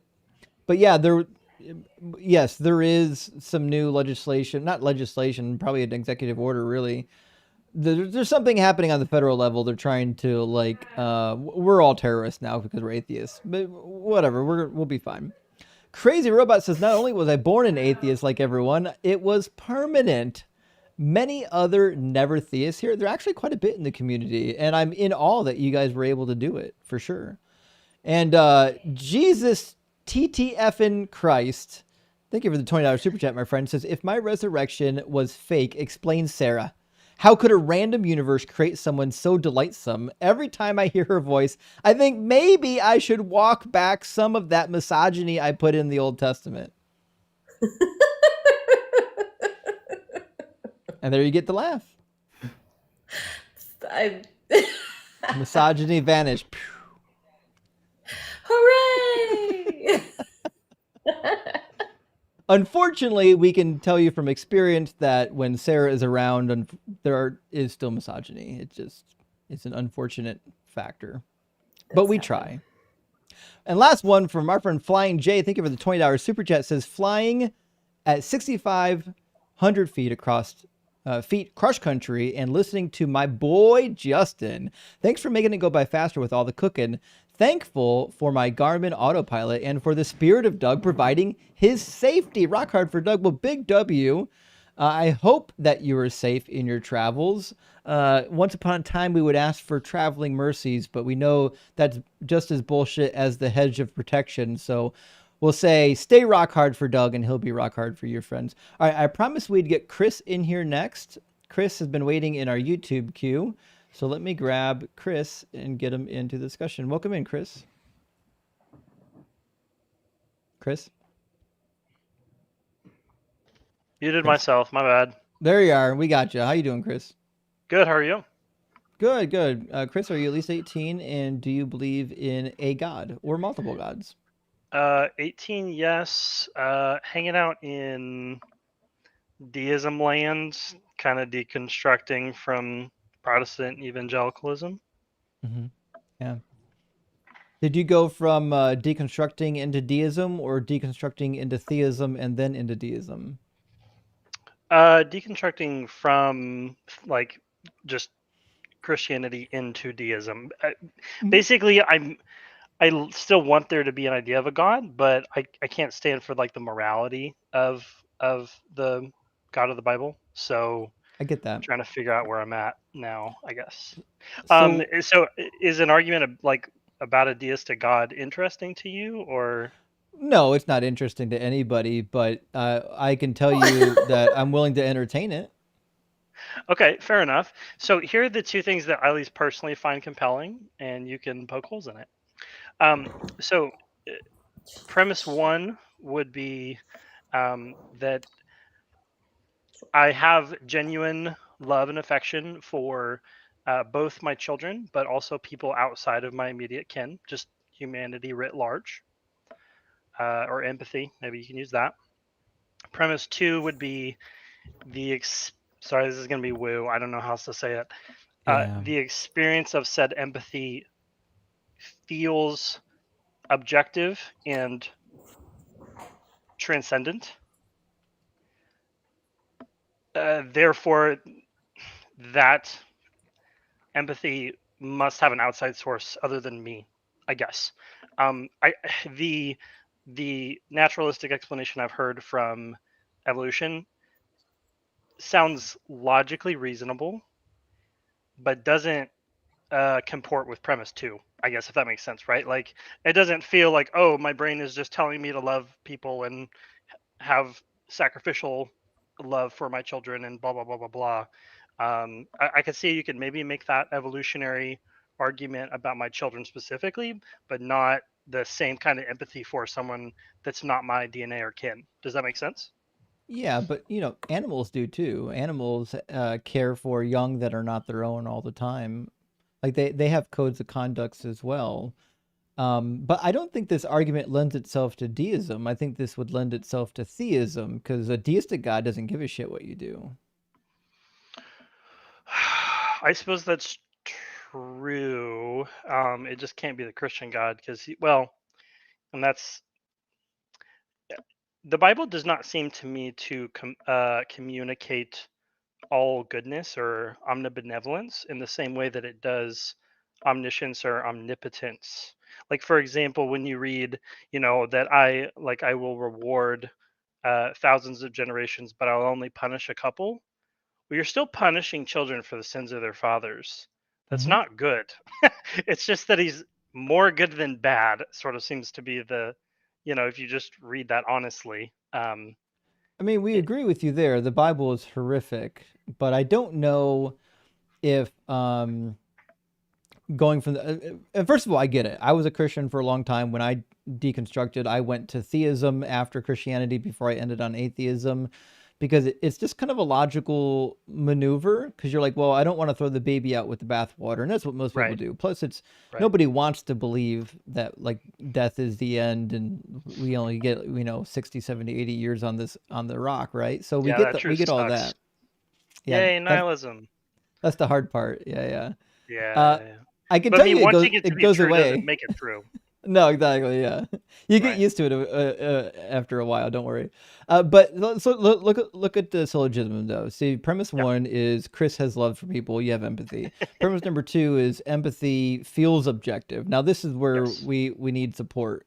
Actually, even premise number one, we could say it's almost an irrelevant premise because not everybody has the same empathy. There's a lot of people that are born completely without empathy, and they don't have the physiology for their brain to provide that for them. We think of people that have been like serial killers and have zero remorse. They're to them, they're just it's another Tuesday. Does the existence of an exception disprove the rule? So I think you can make an argument, for example, that a somewhat good, although not omnibenevolent, God of theism could create a lot of people who largely have that empathy, but not necessarily be obligated to give that empathy to all humans. What seems more in line with evolution. Like if we're saying here's the data, some people have empathy, some people don't have empathy. Right. What scenario does this fit with? Well, in evolution, it perfectly fits because we're just a bunch of genes copying each other over and over and over again, and we develop traits that are helpful for our survival, and sometimes we have mutations that miss. Sometimes the cells copy each other, and we end up with a doofus that thinks it's okay to like light cats on fire. So like that's just expected in the naturalistic model. In the God model, now it needs an explanation. If the God has the capability of giving everybody empathy, what would be a good reason for it to not give everybody empathy unless the God's just kind of a prick? Well, I guess that's where I waffle between deism and theism, because I don't know how personally involved or interested the creator is in his creation, and the methodology he's used is quite clearly evolution. Like if there's anything we know scientifically, it's probably that. Not that we've tied up every loose end, but I mean, it's just the evidence for that is unbelievable. And like I came from 6-day creation land and went to the Ark in Kentucky and all that jazz. But the more I studied it, the more I was just like, this is insane. And also, it's strange. Like, okay, so you're telling me that God created everything 6,000 years ago in 6 days, but just made everything evidentially look like something different. Well, I mean, Christians just say but God isn't the God of confusion and deception, so that's a little interesting. Except when he is. Exactly. Yeah. Um, yeah. I guess your refutation of premise one doesn't necessarily. I don't see that as a refutation of my proposition of God, because again, a God using evolution as his mechanic, even all the death that entails. Again, he's not required to be all good, so it's not a problem that he uses evolution as a mechanic of creation. Again, you would expect, under my theory, for there to be evidences of psychopathy within the population. Right, but if the God was concerned that empathy would exist, and then God didn't give it to all people, like he specifically designed a system where some people wouldn't have it, then that God is an unempathetic asshole. He's got the same problem as the Bible God. Yes, I guess again, I'm not gonna be your typical defender of like the pure goodness of God, because I don't think that's reconcilable with the scriptures. And I came from Bible land, like biblical inerrancy, it doesn't matter what the church fathers or any of us think. It matters what God says through His Word.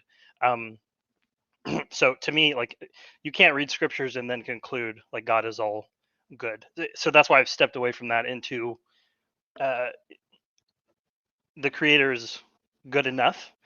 Because while you do have evidences of psychopathy, again, the vast majority of creation has these largely positive experiences with their kin, but also people outside of their immediate tribe.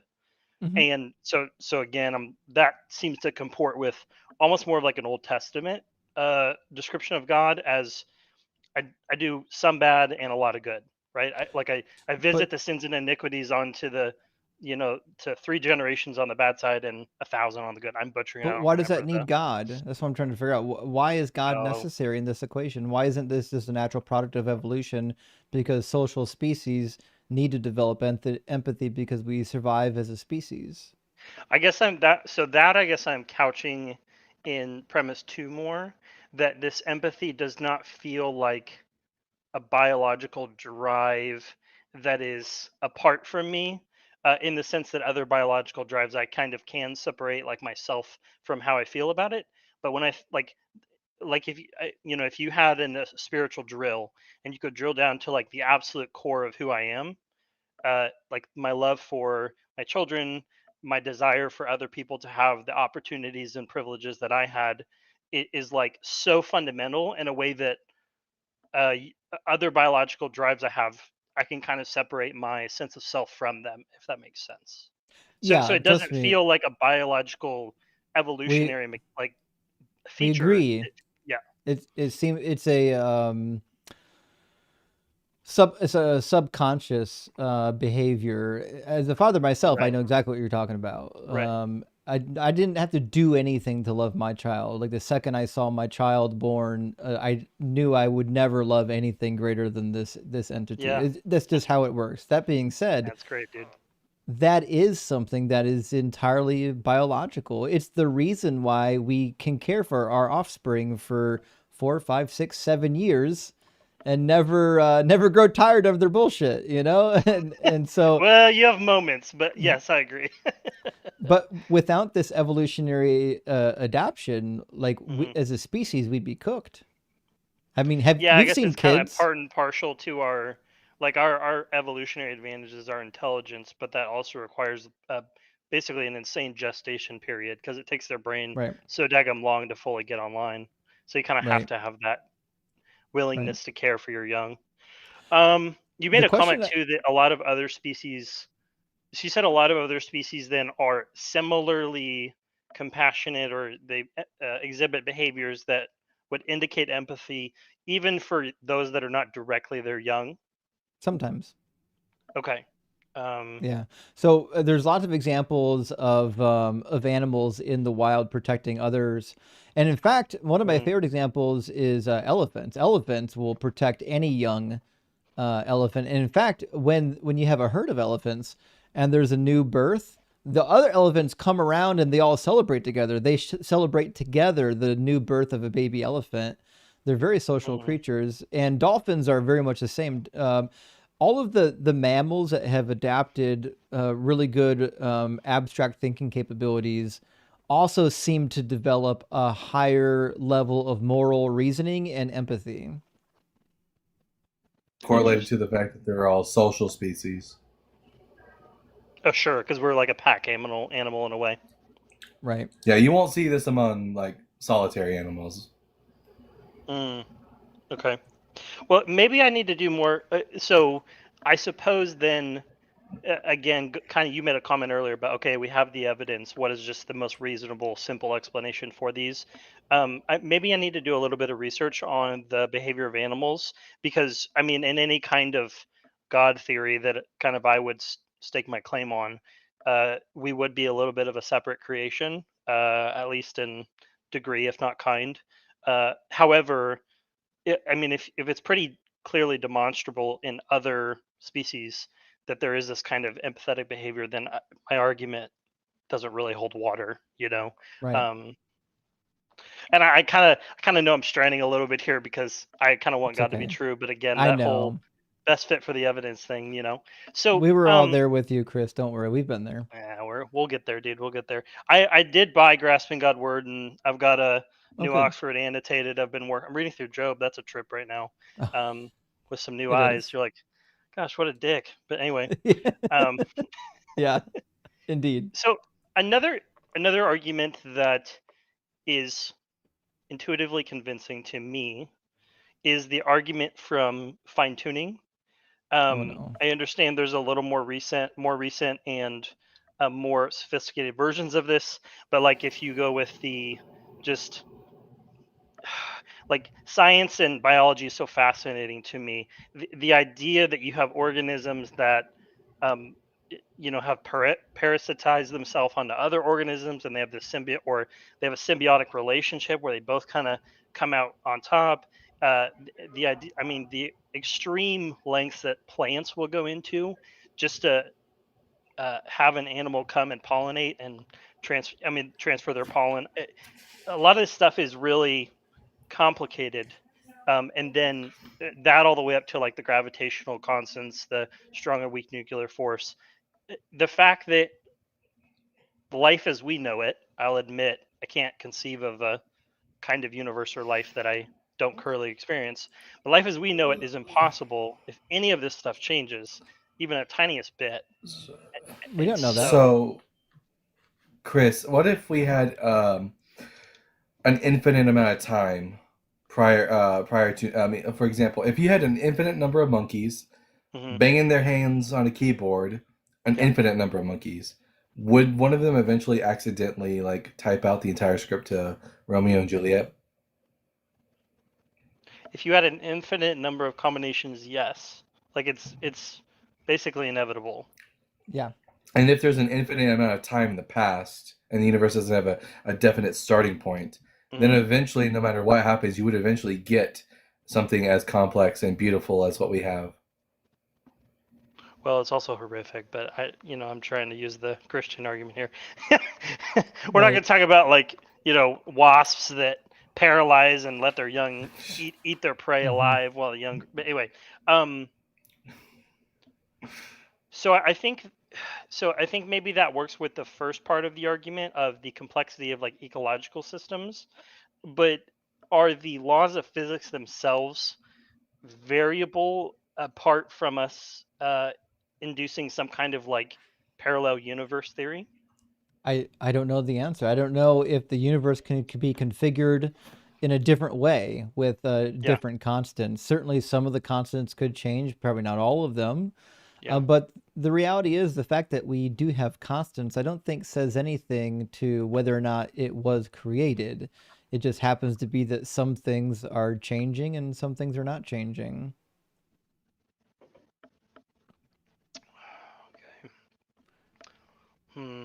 Like it would be weird if all of the physical parameters of the universe were always in flux. Like gravity was always different. Like if we have a universe made of stuff, we'd expect that some of the properties change and some of the properties don't change. I think that makes the most sense. If all of the properties were always changing or all of the properties never changed, that to me would be weird. Sure. I guess it's just, so I tend to take your view that the universe itself seems to be some form of eternal, and whether that's a succession of big bangs and expansions or whatever, I don't know, right? I don't know if any of us know that. It seems interesting to me that the matter, space, time, and energy that we have, which are eternal or infinitely existent in both directions, that they just happen to operate under kind of like cosmic rules, so to speak, that aren't changing, which in and of itself, like that could be a toggle. And then also all of those physical principles are consistent and conducive for everything that we have now. Right, but you're suggesting that there couldn't have been another way that there was life. If there's a creator, it doesn't matter what any of these numbers are. They could be literally anything. If there was a creator that made life, there's no combination he couldn't have or she couldn't have used to end up with life, which means we have no Yeah. idea whether or not this thing was finely tuned. It could have been anything. The other problem is that like when you imply that fine tuning is implied by life, you're assuming that the universe has a goal. You're already begging the question. You're saying because life is the goal and it's so hard to get life, there must be fine tuning. But once you like get rid of the notion that the goal, like the universe had a goal of creating life, well, the fact that life came from it is a completely useless data point. It's meaningless. Sure. Well, from your perspective, life is meaningless, but from a theist perspective, I mean, that is kind of the point, right? Because That's they come from some kind of religious tradition, which That's what I so said is begging the question. You're starting with the idea that life has purpose and meaning, and like mhm. it needed to be here, like it was planned to be here. Yeah, if somebody planned to bring about life, and the fact that we have life, which seems so hard to do, yeah, that would be really interesting. But the reality is, that's begging the question. You're assuming that there's a creator that has intent without demonstrating that there's a creator with intent. So your rebuttal here is essentially that this is a circular argument, or that you're begging the question. You're Yeah. assuming the conclusion before, and then working backwards to some kind of argument for the existence of God. Because you have to assume that the universe intended to make life. So, for example, Right. if I said I'm gonna I'm gonna take a deck of cards, I'm gonna mix them up, I'm gonna throw them in the air, and they're all gonna land on the ground in numerical order. That'd be Yeah. like nearly impossible. If I did that, that'd be the fucking miracles happening, right? Right. Now, Right. if I just take a deck of cards and I throw it up and it lands in that order, and I didn't predict it, I didn't say that was going to happen. Well, in an infinite universe, just inevitable. It would have happened one time or Right. another, right? So, Right. like, fine tuning argument to me is always a form of begging the question because it assumes that life was the goal, and we have no reason to believe that. Sure. I guess rhetorically, it doesn't have the kind of punching power that a lot of your moral arguments have, because you and I are operating from kind of a different framework, and you can't directly, like, you can't establish common ground with me in the same way that you can of like, should women be raped for their husband's sins, and we're like, no, there's not that common ground you can establish on this one, that it just doesn't give it the rhetorical power. I think that, like, I completely understand what you're saying about the deck of cards or the Shakespeare. Again, that seems to me to only work for the ecological systems, not for um like principles of physics, because you don't have infinite shots at that, so to speak, because the universe just is. It always has been. There's only like one existence of it, unless you go to, again, like the parallel universe theory of there's a million of us Yeah, but I'm all not in sure that tandem. matters. Like whether the constants are changing or unchanging, there's no reason to believe that the universe intended to create life as a goal. Right. Okay. We're presupposing that life is important because God, therefore we have a universe that makes life, therefore God. But okay, so there's a presupposition in there that you just have to go after, essentially, that we're kind of Yeah, slipping in without talking about it. Okay. Okay. exactly. Yeah, You're that's fair. presupposing intent. Yeah. Okay. One other argument that I find personally convincing, and last time we talked about this, I was more still a Christian, not now. So, and again, this is an argument for theism, not Christianity. The proliferation of religion itself in all of its different forms. Uh, I guess if you have, I think C.S. Lewis had a really great quote of like, if a guy's floating in the ocean and he has a hunger for bread, but there's no bread to be seen, it's reasonable to assume that bread does exist because the man has a hunger for it. And I guess the prevalence of different religions and different societies across time is pretty consistently. Correct me if I'm wrong. Secularism and atheism seems to be a more of a more modernly popular theory. I'm sure there's always been people that never believed in God, but Well, again, the well, existence of religion seems to point to there's something we're all yearning after, kind of in Ecclesiastes, right? Sure. Man seeks after the eternal. Sure, but I think so. In your analogy, in C.S. Lewis's analogy, where the man hungers for bread because bread is a thing, what is Right. it that people are pining for that God is filling? Is it a pining for something divine, or is it a pining for order, structure, maybe someone to follow, which Not isn't dying. unique to I was God, gonna say not fear dying? of death and control over the elements, probably. I would say that fear is real for sure, which is why we pine for immortality. Yeah. But is there anything in us that's pining for something that can only be explained by there being a God out there that's like drawing us to Him? Can you repeat that? I'm sorry. So just like the man who pines for bread because bread is a thing out there, is there anything that's in us that we're pining for that points to there being God, like something that only God could satisfy? I suppose eternality. I don't think Romans 1 is right, and that all of us just like look at the trees and are like, wow, there must be an eternally existing God that I really want to have a relationship with. That's insane. I don't know. I went for a walk in the woods the other day and nearly converted. You better watch it. You better stay in the concrete jungle. You'll never experience awe by, some of the marvels But of that's just engineering. eternality is just us pining for life, and life is a thing that exists. That Sure. points to us knowing that life is out there. But is there anything that is in us that's drawn to something that can only be explained by it being a God? Yeah, I've never considered this question. I can't think of anything offhand. What do other people try to insert here? People like look for father figures, but that just tells us that we have Uh, like a longing for certain social relationships, and then we mhm. insert God into that. But that only tells me that humans were made for social relationships because we're social creatures. Gotcha. So what about this then? Just throwing things at the wall to see what sticks.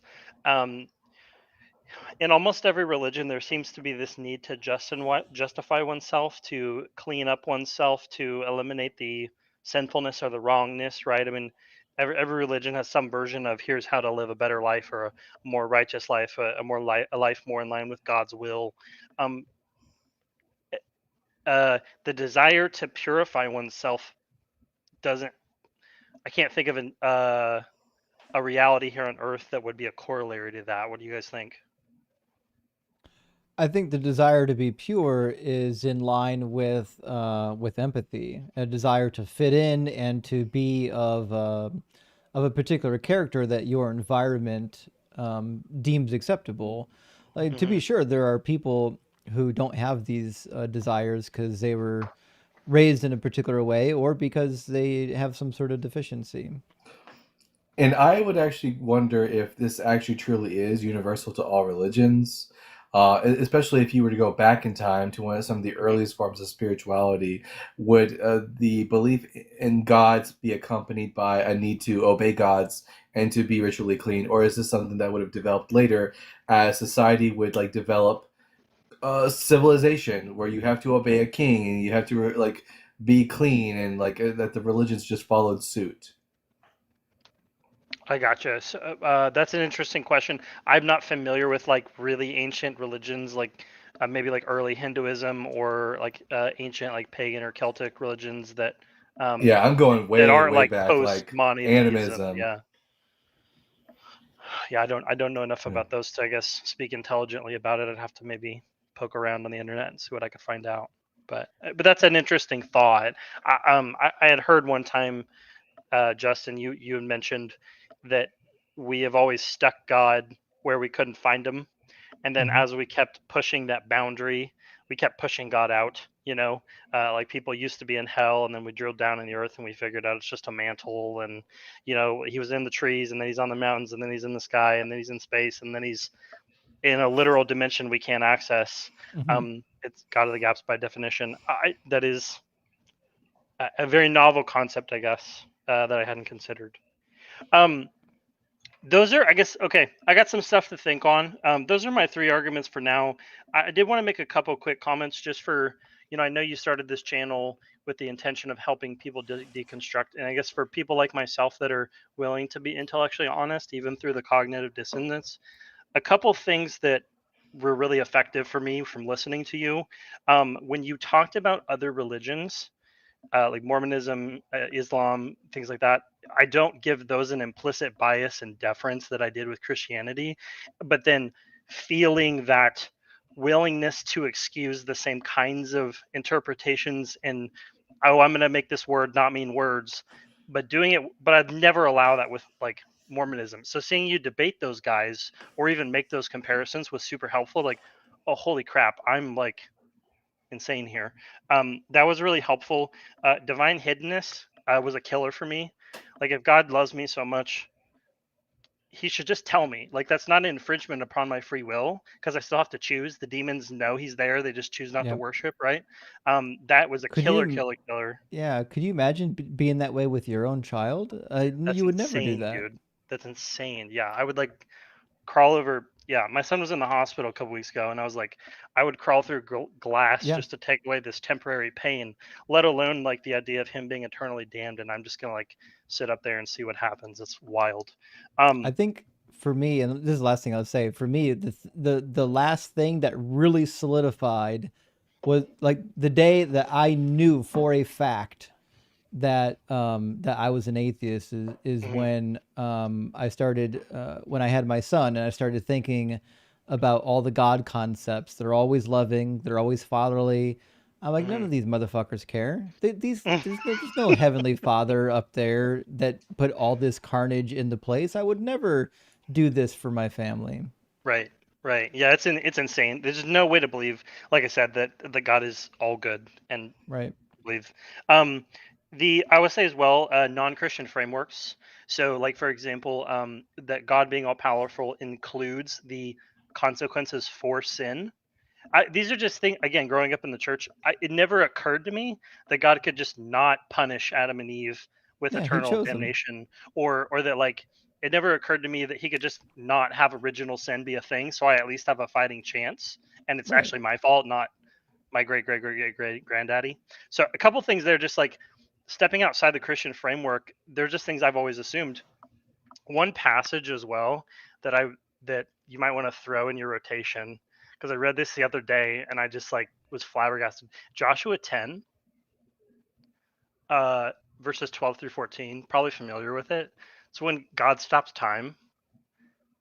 So Yeah, the sun. so that like, okay, think about this cosmologically. Okay, you'd have to literally stop the entire earth, which would like shear it in pieces and also immediately kill everybody.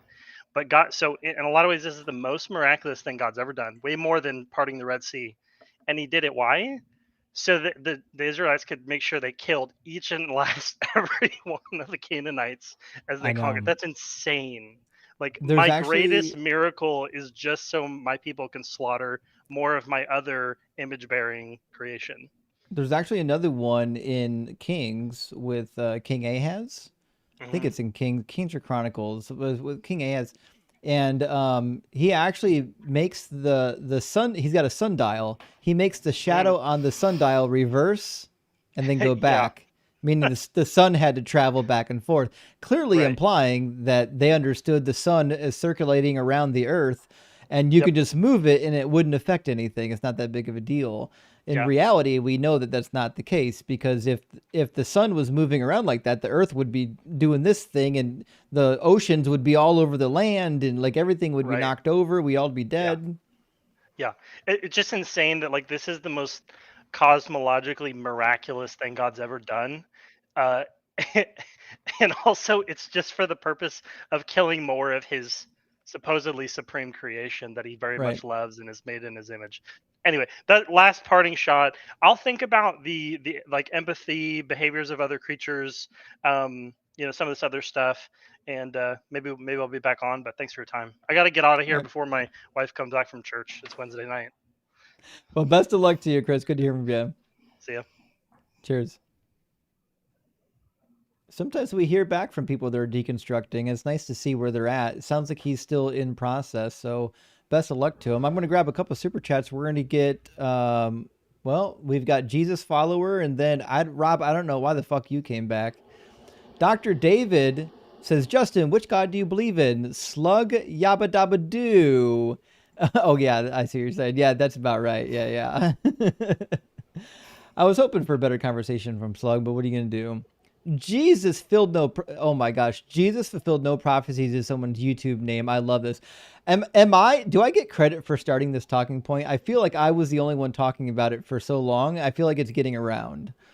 I don't know. That was the original talking point. Oh yeah, to be fair, Tovia Singer had been doing it for a long while. Actually, to be really fair, like even Kelsis mentioned it, so I'm a little bit late to the game. Jesus fulfilled no prophecy says, I'm like you before my traumatic brain injury. Indeed. You need one of those to be a believer. Humphrey, thank you for the $10 super chat. Says the church closest to my home is called The Rock, but for some reason they don't know about Doug. Blasphemy, I say. Thanks for all you do. Genuinely, rock hard for Doug. Well, they're denying the truth in unrighteousness. That's the problem. Romans was written about them, friends. They're denying the truth of Doug. And Sonus, great to see you, my friend from Argentina. Says, I haven't been able to join for a while, but still supporting the channel, watching and liking the uploads. Great barbecue tonight. Rock hard for Doug. Well, thank you so much, Sonus. I really appreciate that, friend. It's always good to see you in the live stream. And Stateful Heretic, thank you for the $5 super chat. Says, you should talk in Middle English to KJV bros. Maybe they would take you more seriously, or at least as seriously as they take the Bible. Simply went for Sharon. This is a good idea. I actually did. I published a long time ago. I didn't put it on the cheat sheet, but maybe I should. I've got a Word document full of all the words in the King James Bible that I know nobody understands. If you can ask 100 people, you won't get an answer to it. I need to add that to the cheat sheet so people can just fuck around with King James onlyists and just talk to them using words we know they don't know. As a kid, I had a completely different understanding about what a cereal offering was. Just saying. Oh yeah, I did not think. Yeah, as a kid, I would have thought, Lucky Charms, Frosted Flakes, Grape Nuts. I did not Doug have the will same accept consumption. your cereal offerings. He absolutely will. Jesus fulfilled no prophecies also come in and says, how crazy fast we went from eyewitnesses to fourth hand. Isn't that crazy? From eyewitnesses to second hand Polycarp, third hand Irenaeus. It moves fast, friends. Goalpost on wheels around here. Bobby Ellis, thank you for the $5 super chat. Says the simplest way to address this is to say that the universe was not made for us. We evolved based on the parameters the universe forced upon us. I couldn't agree more, actually. Bobby, that is a good, concise way to word that. I agree. And Santa Bart, great to see you, friend, says, if Chris were Roman, he might say after speaking with you, I came, I saw, I concurred. I see what you did there. That's a good one. That is a good one, Santa Bark. That deserves a round of applause. We appreciate that, buddy. And Jeremy, thank you for the $5 super chat. Says the universe appears finely tuned because if it were any different, we wouldn't exist to notice it. Yeah, that's a fair point. It only looks a particular way because we are existing here to look at it. And McDubbin says L Rob. I know, yeah. Yeah, I don't know why he came back after last time. Gretchen, thank you so much for the $3 super chat. Says the executive order is called NSPM-7. I actually got it pulled up. I'll have to read this later after the live stream to see what kind of horrific shit's in this. Thank you, Gretchen, for the update. I really appreciate that, friend. And with that, oh, hold on. We got an update. Jesus fulfilled no prophecy says, you absolutely get credit for my name. I'm glad to hear it. I'm glad we're making an impact on the world, friends. We really are. Thank you for that.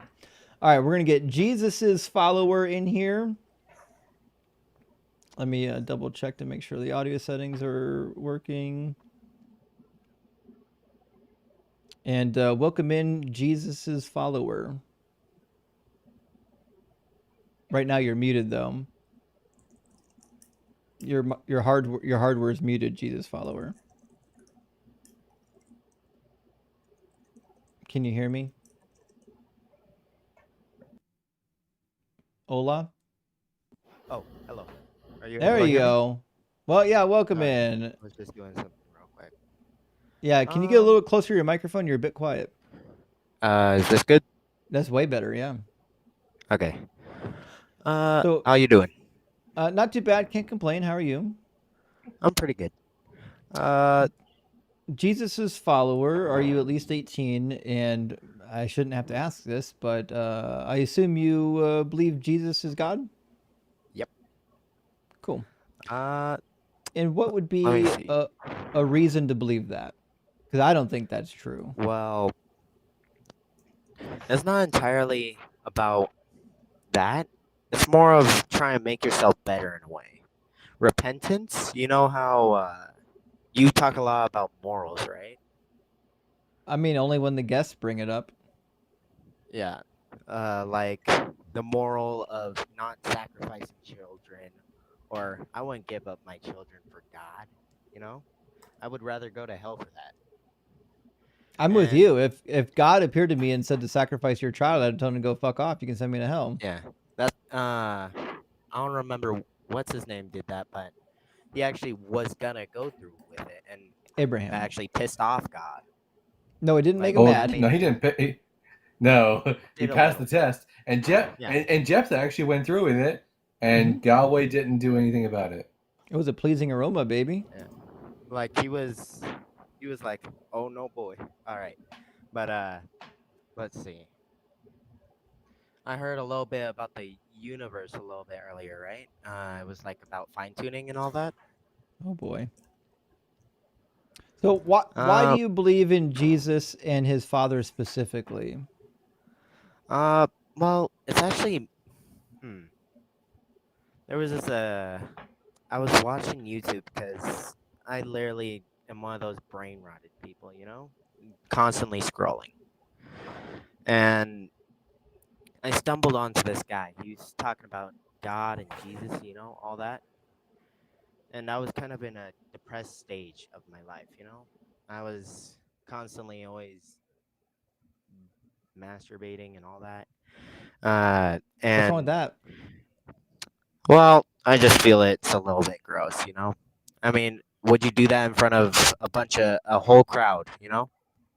Do I have their consent? Probably not. I mean, like in a public area. That's in front assault of if you don't a have bunch of people. consent. Yeah.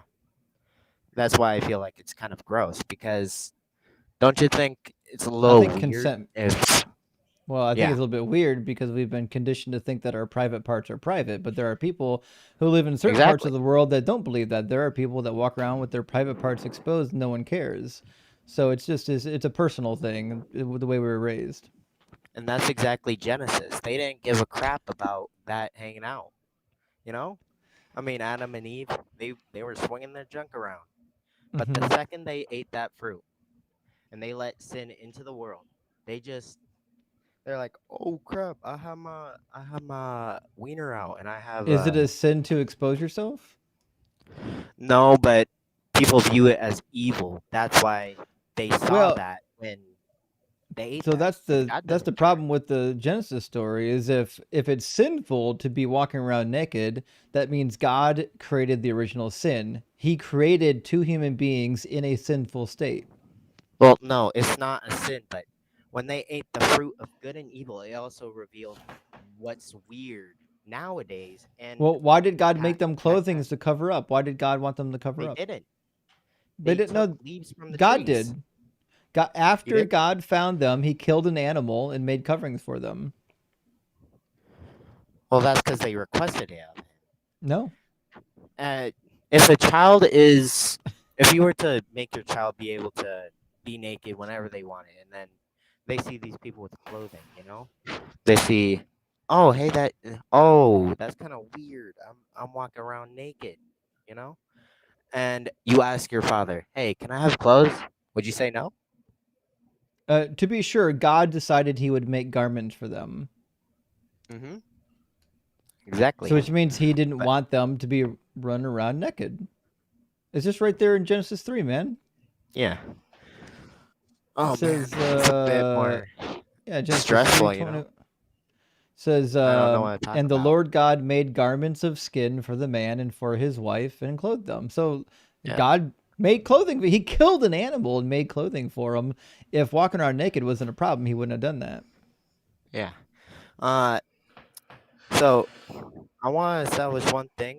Something I actually know, at least for a fact, is that when the New Testament and when Jesus died, I just want to throw it out there that most of the Old Testament got thrown out.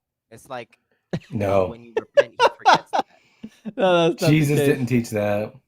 Yeah, Jesus In never said fact, that. what right after his resurrection, my dude, Jesus said, "Baptize, go therefore, make disciples of all nations, baptizing them in the name of the Father, Son, and Holy Spirit, teaching them to observe all that I've commanded you," which includes every instance in the prior to this where Jesus taught them to observe the Mosaic Law. Oh, okay. Because what I heard from before is, and a little bit of Hey, what I read. Jesus What? follower, Yep. whatever's happening with your microphone is blowing my ears out, and I think Oh, the sorry, I audience got as well. And I sorry. don't fully know if you really know what you believe, other than I you're a do. Jesus follower, but you can't really articulate why you're a Jesus follower or why we should be So, one. well, it's not exactly that, but I don't know what I'm supposed to talk about. When I saw the other Well, people talking, they would bring up random stuff, and I'm like, oh, okay, maybe I should well, go off that then. the question is, what would be the best evidence or the best argument for the Christian God being real? Okay. It's actually that, let's see. It's not always about it being real entirely, but it's more of transformative, you know? No one cares if it's Would you? transformative. Buddhism is transformative. Islam is transformative. We want to know if it's real. And what other religious or leader came back from to life after 3 days? None of them did. Not even Jesus. He's dead. I would say if Actually, we're talking about mythology, the Inanna, she descends into the underworld where she is nailed to a wall as she dies, and 3 days later she resurrects to life. oh, okay, but it does not state that he died a second time. It actually said he ascended, No, he didn't it? died once. The Bible's Yeah, not true. That's the point. The Bible's not true. but it stated that So what? 500, like you said before, 500 eyewitnesses said, yeah, I saw him walking They around alive. they didn't. We don't have Where are testimony of they? even one of them. There's letters, Like, name one. but Where? let me look it up real quick. There's letters. I don't know who. Let me look it up. Yeah. Okay. While he's looking for that, Justin, I've been reading. I've been reading this National Security Presidential Memorandum, Oh no. NSPM 7. Charlie Kirk What's is it? mentioned at least a few times in it. Of course. They have to weaponize his unalivement. Because it's the only way they can force their authoritarianism on everyone. Mm-hmm. We'll talk about it later. Yeah, we knew this was they were going to make this the biggest martyr in history. They're going to have a whole library named after him. They're going to have like a road named after him in DC. You find the documents, Jesus follower? Yeah, it's in Corinthians 5, or no, 15 15. through 3 through 8. Yeah, I just Yeah, looked it up. and name one of the 500. Peter. Nope. He's He's not one of the 500. No, he's mentioned. To be sure, what the list of names that are given is First Peter, then the 12, which is weird, and then it mentions the 500 as a separate group. So, do we have any of the names of any of those individuals from the 500?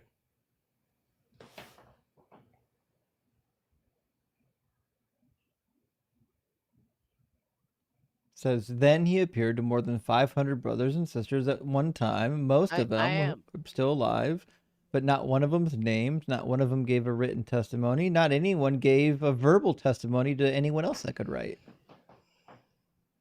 It's just a claim.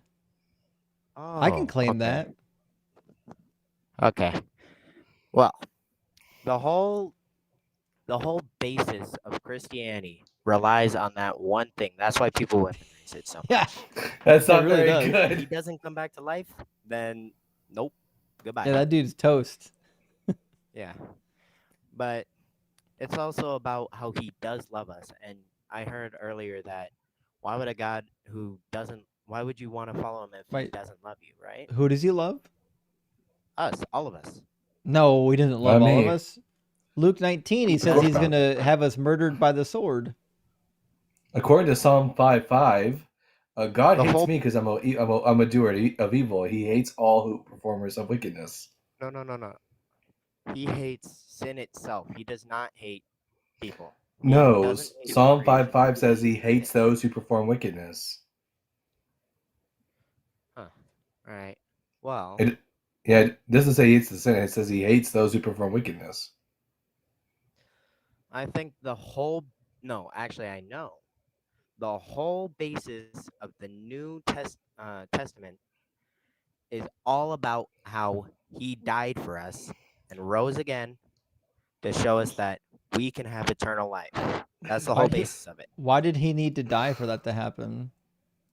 It's basically to take the punishment or the receipt or debt of our sins. But he didn't. But he Because didn't. he lived a perfect life So for 33 years. Jesus follower, do you believe that because of our sin we deserved eternal separation from God in hell, right? Well, sinning is choosing to not want to be with God. You don't Yeah, want yeah, to be with God. yeah, sure. You want to live your own life. Yeah, sure. But because of our sins, we deserve eternal separation from God in hell, right? That's the punishment of sin, right? One second. Oh, I'm foaming at the mouth. I don't think Jesus follower is 18. I think I can hear his mom calling. Are you talking to those atheists online again, son?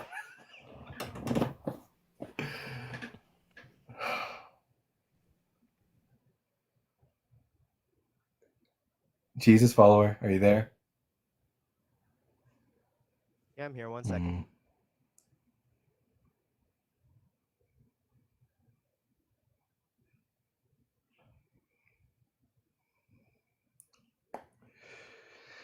Anyways, nice weather we're having here, Justin. It is beautiful. This is the right time to be in the Midwest, which if you're not from America, Midwest isn't actually in the Midwest. Right. It's just what we call it. Yeah, hold up. All right. Sorry. Yeah, I do still live with Okay, so Jesus follower. As a result of our sin, we deserve eternal separation from God in hell, correct? That's the punishment. Again, for sin. It's an invitation to eternal life. That didn't answer the question. I'm not talking about that. All I'm asking is the punishment for sin eternal separation from God in hell, right? My morals? No, I wouldn't like that. No. He didn't ask you if you liked it. He's asking, what is the wage of sin? Death. And what? Yeah, and that death includes eternal separation from God in hell, right? From God, yeah. Okay, you But said I'm trying to Jesus say- took our and you said Jesus took our punishment, right? Yep. So the fucker's dead. Is he? If we choose him. Is he currently in hell forever? Because that's what's due to us. Next to the throne of God. That's what it says. Then he didn't take my punishment, because the punishment that's due to me is eternal separation from God in hell. But Jesus didn't receive that. Okay, so since he lived a perfect life, zero sin, nada. Are you gonna address what Dalton just said? Yes. That What did he say? Died by taking our sin. That's he not took at our all sin what he on- said. What did he say? What did he say? He literally said the opposite of that. He didn't take the punishment that was due to us. Because the punishment that was due to us is that we would be eternally dead or eternally separated in hell. And Jesus is not eternally separated or dead in hell, which means he didn't take our punishment, and he took maybe a tiny, tiny, tiny sliver. Well, I guess I can't say anything about that, but I don't know. But Yeah. I Listen, can Jesus say, follower, you're a nice young man, but I'm starting to doubt that you're not 18, and that's okay. You're up here doing your best, but I got to move on to someone more up to all right, speed. Okay. all right. Have a nice day. Hope you guys Cheers. have the greatest day. Have a nice day. I don't think he was 18. He He didn't was deny nice. it. He didn't deny it. Yeah, I don't think he was 18. Let me go. I got 3 super chats. Design. Thank you for the $10 super chat. Says God. Oh, it's no sin for me to see you like this. Also, stay away from that fruit over there. It's crazy that the garden scene is wild. That God knowingly placed them in the garden in a sinful state, and then got mad that they ate the fruit. Like, but the fuck, they didn't know anything. You made them to not know what a sin is. Nathaniel, thank you for the $5 super chat. Good to see you, buddy. Says, not that this represents all of Judaism, but Copper wrote among Hasidic communities in preparation for Yom Kippur tonight is animal abuse annually. There we go. I actually don't know the tradition. I don't know what happens. I'd actually be curious to find out. I have to look that up. I bet there's I bet there's some YouTube videos of people doing it live. Yeah, in certain Hasidic communities, they will take chickens and they will wring their necks and say, what was dealt to me, what was owed to me is given to you, or something like that. This is not the norm in Judaism, just so everyone knows. This is only within certain strains of Hasidic Judaism. I believe that. And last one from Design says, as a performance, anyone think that TikTok's new owners will crack down on our type of spaces? I'm kind of curious to see how they spam a chat. Shit. I don't know, because I don't know much about the new owners or who will become the new owners.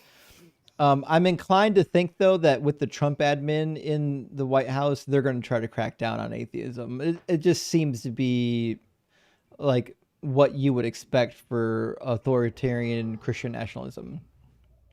Just one of those things. All right, let's get Noah into the conversation, and we'll keep going. Welcome in, Noah. Hello, hello.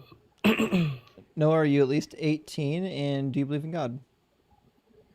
I'm 26, and right now, yes, I have been Christian my whole life, but after listening to y'all and watching like the Atheist Experience and everything, it's got me thinking. So Were you on my live earlier today? Do what? Were you on my live earlier today? I was on this one. I was the one I tried to get on here, but then my phone died. Oh, okay, that's where I remember you from. Okay. Yeah, so yeah, basically I was raised Southern Baptist, and after converting to Catholicism when I was like 19, I've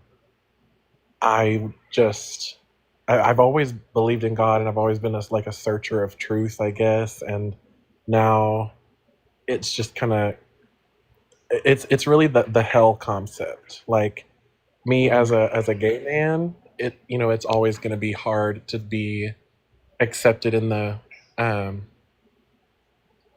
any Christian community, really. Right. But my boyfriend and I, we have found a nice affirming Episcopal church, but I still have those those doubts, and the parents in my head, the family from Alabama saying that's of the devil, and I'm in therapy now. That's a whole other thing. But W for therapy. Yeah, so with therapy, comes not unfortunately, but it feels like unfortunately, self-realization, and just thinking, what is truth, just questioning truth as a whole, just asking all these questions that I'm told I'm not allowed to question or ask. But no, it's really the hell thing. Like, I want to know a couple things, like as far as hell. I don't want to mix my questions up, but like, what what made you, or if I don't know if you guys have been, if the Bible guy has been Christian before, but as far as hell, like how did you get over, or at least realize that like that's a bunch of bullshit? Well, I I know wonder if our for answer's the same me, on this. yeah. So like I even when I was a Christian, I didn't worry all that much about hell because I knew enough of Jewish tradition and I knew enough of even the biblical interpretations of a middle ground. Protestants might refer to Abraham's bosom, Catholics refer to purgatory. And so for me, hell wasn't a motivating factor, and it didn't even make sense that God would just send decent people to hell. So it wasn't that big of a deal for me. Now, that being said, if you are afraid of hell, then it sounds to me like there's still a small part of you that believes. Like the fear of hell naturally goes away as your brain is fully convinced that it's all bullshit. Because like, how afraid are you of the Muslim hell? Not at all, really. Yeah, because you're 0% convinced that Islam is true, right? So it just means that Yeah. you're still kind of young in your deconstruction journey. And so part of you is still kind of holding on to some of the beliefs. You haven't fully let it go yet. Yeah, it's the same was true for me. Like the more I learned about what the Bible had to say about hell, first and foremost, I began to notice that the Bible has a lot of different ideas about the afterlife. Like even Paul himself had different views on the afterlife depending on when he was writing. And once you see that hell is wasn't always there in the religious tradition, but it sort of gradually evolved and became what it is. It sort of you start to see the fiction of it, and if you understand that it is a fiction, you no longer have to be afraid of it. Gotcha. Okay. What are there any books that you recommend like Yes. on a young journey, like as just starting out? I was literally just about to suggest the very thing. You got like a pen and paper on you or something? Yeah, give me a second. Oh, son of a bitch. Even now, there are Christians in the TikTok chat shouting that you won't like hell. They're trying to save us from hell by yelling at us. I'm sure it's very effective.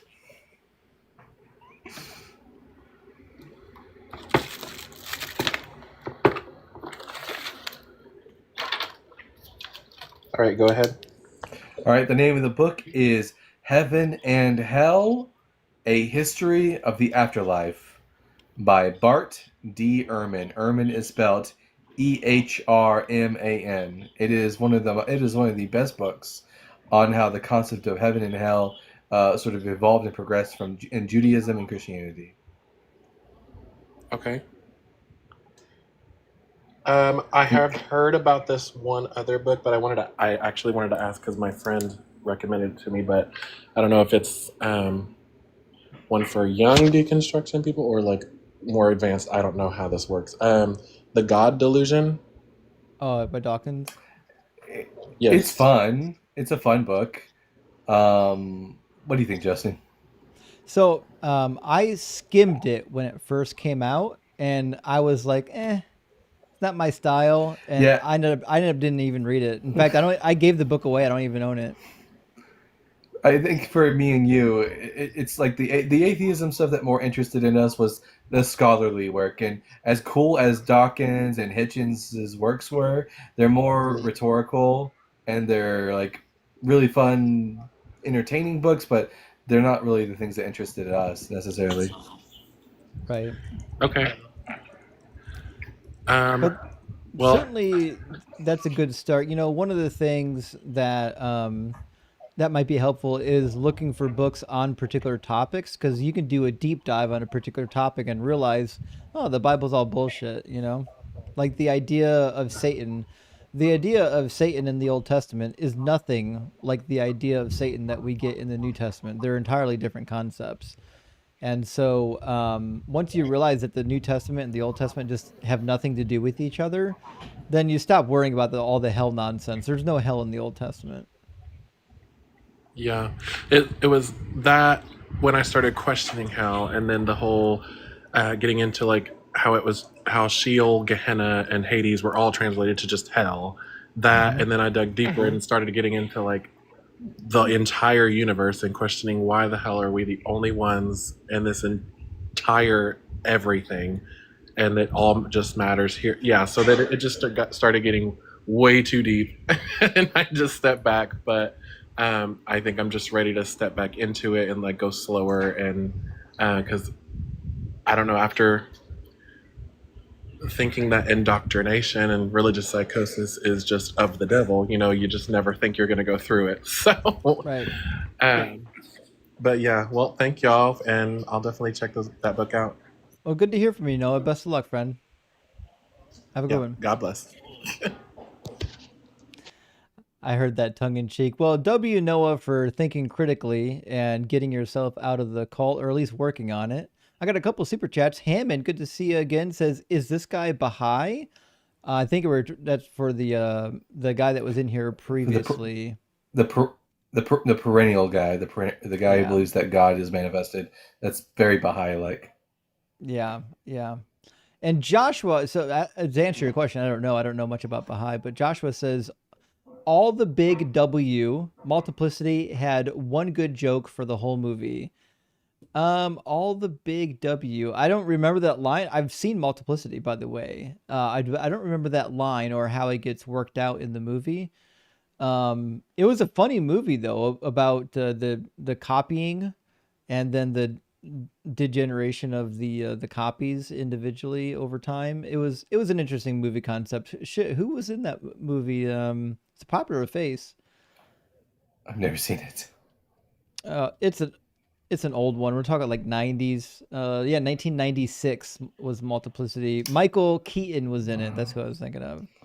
I was born, so yeah, that would explain it. Yeah, we're old. I'm old. Hank, thank you for the 668. It says, Perennial Buddy has been shilling, tripping balls to meet God for years, ever since Matt D was on AXP.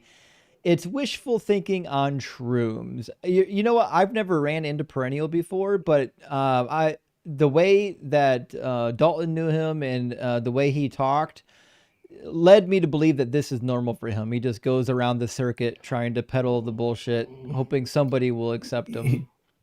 He gave the same. He did the same thing to Matt, although he didn't last nearly as long on that episode. Matt really tore into him. I believe that. Yeah. Cloudo, thank you for the information, says NSPM-7 common threads include anti-Americanism, anti-capitalism, anti-Christianity, and hostility towards family, religion, and morality. Fuck me. So that's paragraph 4 of section 1 of the text, and basically they're saying that there is a bunch of violence arising in America under the umbrella term of anti-fascism, and these are the things which are basically facilitating the violence. Yeah, we're cooked. Stateful says Mr. Goo Gaga Gogurt is objectively wrong, and I couldn't agree more. The minute you go into baby paste Gogurt, the conversation's over. Dr. David, thank you for the $1.99 super thanks. And also, Dr. David, thank you for the super chat. It says Muse cooked himself. Well done, crispy. Couldn't agree more. Thank you for that. And Sydney says, can you please explain forthtelling versus foretelling? I mean, I thought forthtelling just means you're willing to come forward with the information. You're forthtelling. You weren't withholding anything. Whereas foretelling is you're predicting something. Isn't that the difference? Am I wrong here? I don't know. Let's find out. Forthtelling versus foretelling.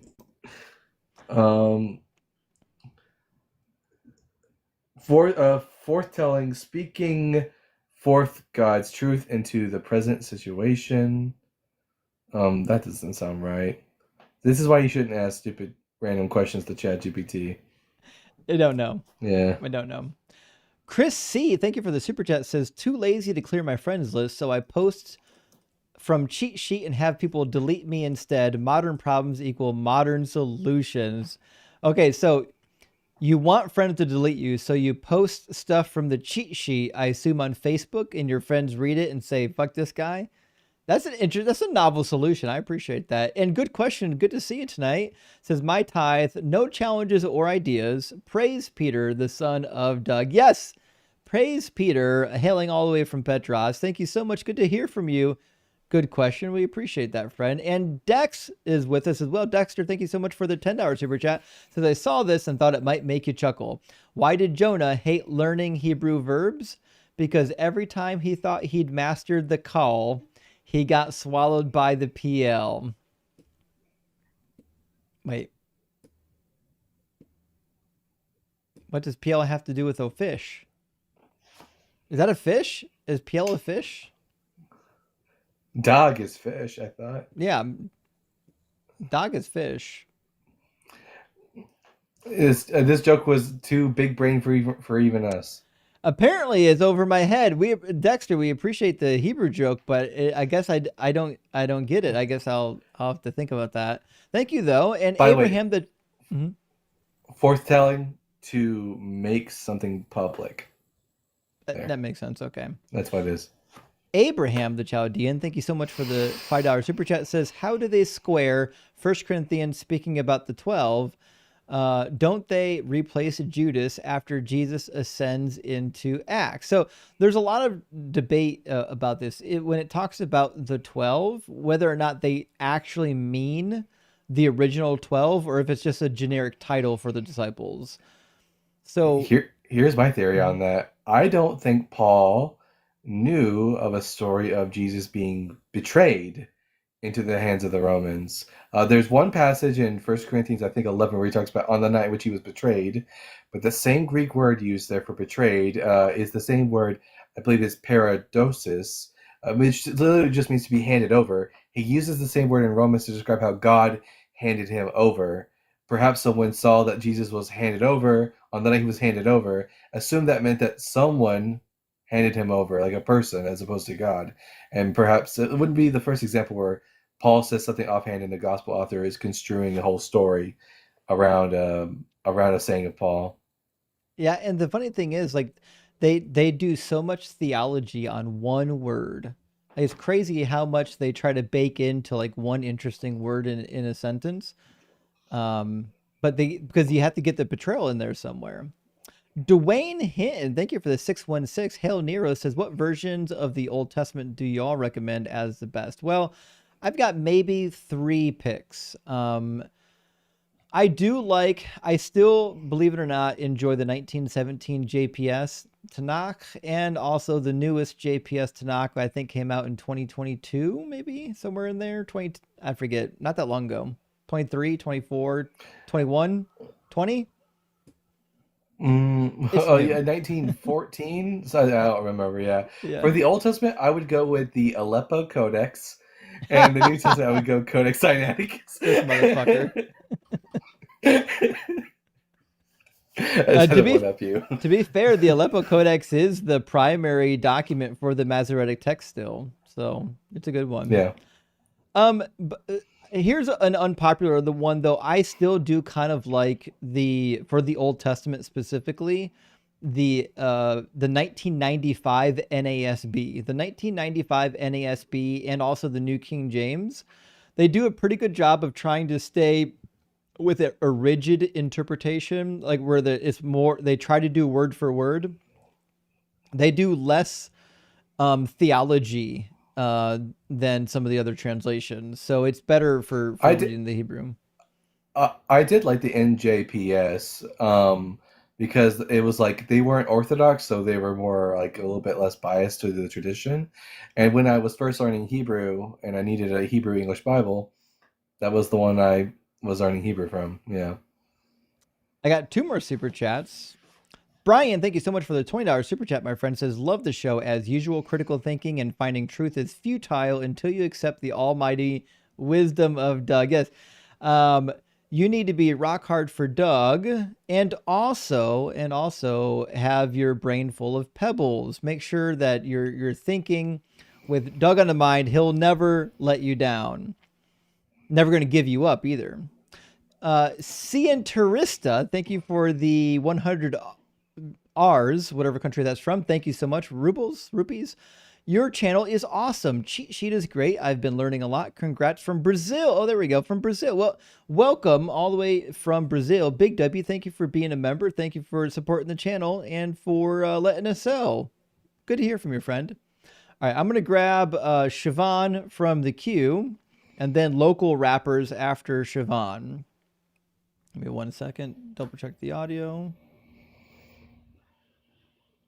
Welcome in, Siobhan. Can you hear me? Yeah, we can hear you. Good night, good night. Good night. How's everyone doing tonight? Good, how are you? So I'm doing good myself. So I've been watching you guys for almost an hour right now. My dad put me on to the discussion, and I'm a fellow believer. Like, I believe in Jesus Christ and everything that he has done in my life. And I just wanted to jump on and like have a conversation with y'all about like why I believe in that. Why do I believe in God? So before I really get started, like, is it cool if I can just share like the reason why I believe before like we start this conversation? Is it like a personal story? Just a small one. It's nothing crazy. Well, the reason why we don't do personal testimonies is because they're useless to us. We have no way of verifying that your story is accurate, which is why we stick to like objective type arguments. So I'll take from my story the objectives, and then we can go from there. How does that sound? Sure. All right. So when people talk about God, they have different worldviews on who he is, right? And the purpose that he serves. Some people believe in God because of the moral values that he presents. Other people believe in God because of the part of heaven and hell, the fear of going to hell and the desire to go to heaven. And then a bigger reason is that people want some level of assurance, and back to that conversation on where they're going, right? Why do So, you believe? So the reason why I believe is because of just what I have seen God do, not just in my life, but in others as well.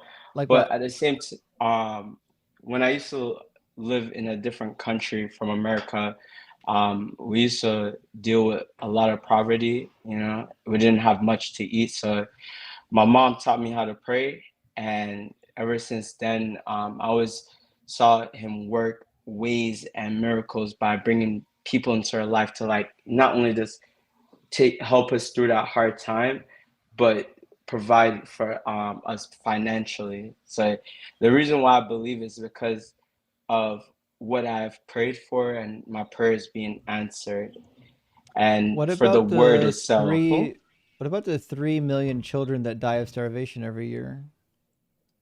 And that's a real thing right there. The 3 million people that die from starvation. I'll be a fool to just sit here and neglect or ignore the fact that there are people who are going hungry. There are people who are dying in the world, and there are people who don't even have the access that I have now. You know, I would be a fool and a heartless person to say that they're not people who are suffering, right? So what about those people? That's a real question to ask. Like, if there's a God, then why are bad things happening to people who we deem as good? No, That's a question, right? specifically, if God is willing to feed you, why is he not willing to feed the 3 million starving children? See, I don't know. I don't have the answer to that. Yeah, that's a fair answer. All right, so that would be my response to the personal story. I realize for you it's really convincing. For me, it's not convincing because while he might save one child from starvation, he's allowing 3 million of them to starve. It seems like it's more likely a series of coincidences than God actually stepping in. And that's why when you said objectively, one of the things I wanted to bring up to you is sin, right? Like, what is sin to you? Like, Well, I heard someone mention you were a pastor or preacher before. So yes. I was curious on like what does that mean to you, if it even means anything. sin technically is just a transgression of the law, meaning God gave you a command and you failed to obey it, whether on purpose or an accident. So when we talk about sin, we're just saying, hey, we missed it. We didn't get it right. That being said, sin is only a thing if obviously you believe in God and I don't. So like in your world, there's sin. In my world, there's no such thing. So objectively speaking, in your world, based on what you describe sin to be, there's nothing that holds you to a certain standard. No, in my worldview, morals are decided on by human beings, and they're subjective. Meaning, we might come to a pretty broad agreement on some things, but we disagree on other things, which is a pretty hallmark feature of subjective morals, because human beings can't agree on a whole lot, right? The reality is, in your worldview, you have subjective morals too. You just kind of typically think that they're objective because guys like C.S. Lewis tried to get everyone on board with them being objective. But if morals come from the mind of God, then definitionally speaking, the morals are subjective. They're subject to the mind of God. I see what you're saying. So, all right. So essentially what you're describing is in a sense that really and truly it falls on what people believe to be right and wrong. Yep. And from that standpoint, you decide whether it's okay for someone to go hungry versus if it's okay for someone to have all they need, right? Like based off of the way that society has decided that. Yeah, and it changes over time. You know, for a large portion of human history, people thought that slavery was acceptable, and then humanity changed their minds on it. And to me, this is good evidence that morals are subjective, because even Christians, like Bible-believing Christians, will double down on slavery being immoral at all times, yet the Bible endorses slavery. Yeah. And seeing that you mentioned that, like, would you say that the way that slavery was presented in history is the same way that is presented in the Bible? Yep. Is there, so slavery in the sense that there was no form of like forgiveness, because in the Bible it describes that for 7 years a forgiveness of one's debt is required, right, in the Hebrew law. And then only if you're an Israelite. So if you're an Israelite and you have a Gentile slave, you get to have them for life. To be sure, there's only one difference between like the slavery of the South in America versus the ancient Israelite is that and here in America we enslave people because of the color of their skin.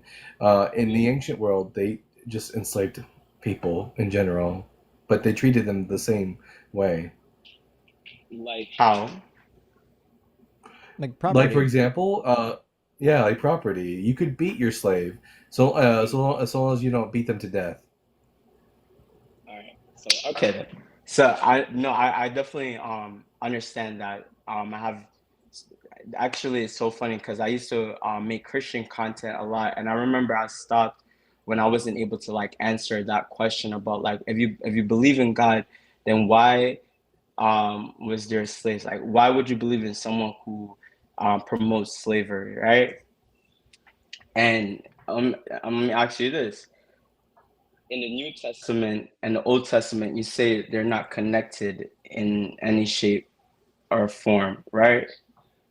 Well, the New Testament authors had no idea what was in the Hebrew Bible. They're a bunch of semi-illiterate goofs that were depending on scribes to write for them. They certainly couldn't read or write Hebrew because they quote from the Greek 99% of the time. And the Greek Old Testament's not a great translation of the Hebrew Old Testament. It was full of problems. Yeah, I've heard that said before too. Like some of the translation doesn't go back well with the Hebrew, and the Hebrew doesn't go well back with the Greek. But writers like Paul, who was educated and also was both in the Jewish and essentially the Greek, his nationality, right? Like he had citizenship as the Roman citizen and one as a Jewish citizen, right? Well, we don't we don't really have any reason to think that he had citizenship in Israel. I mean, from all accounts, Paul seems to be a Hellenistic Jew. So he's Jewish, but he doesn't seem to know Hebrew all that well from what we can gather from his own writings. Okay then. So Paul did say he was a Hebrew of Hebrews, but he doesn't quote from the Hebrew Bible. He keeps quoting from the Greek. And here's, I think, the best demonstration that Paul himself didn't know what was in the Hebrew text.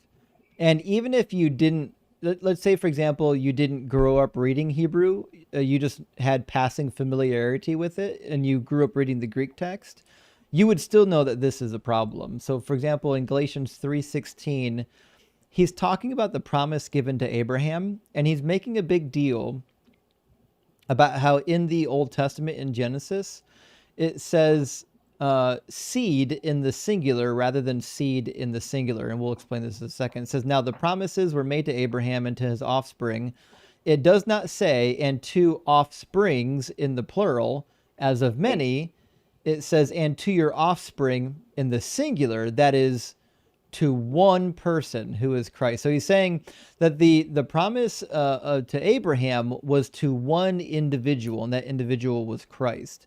And that's because in the Genesis narrative, it doesn't say seed in the plural, it says seed in the singular.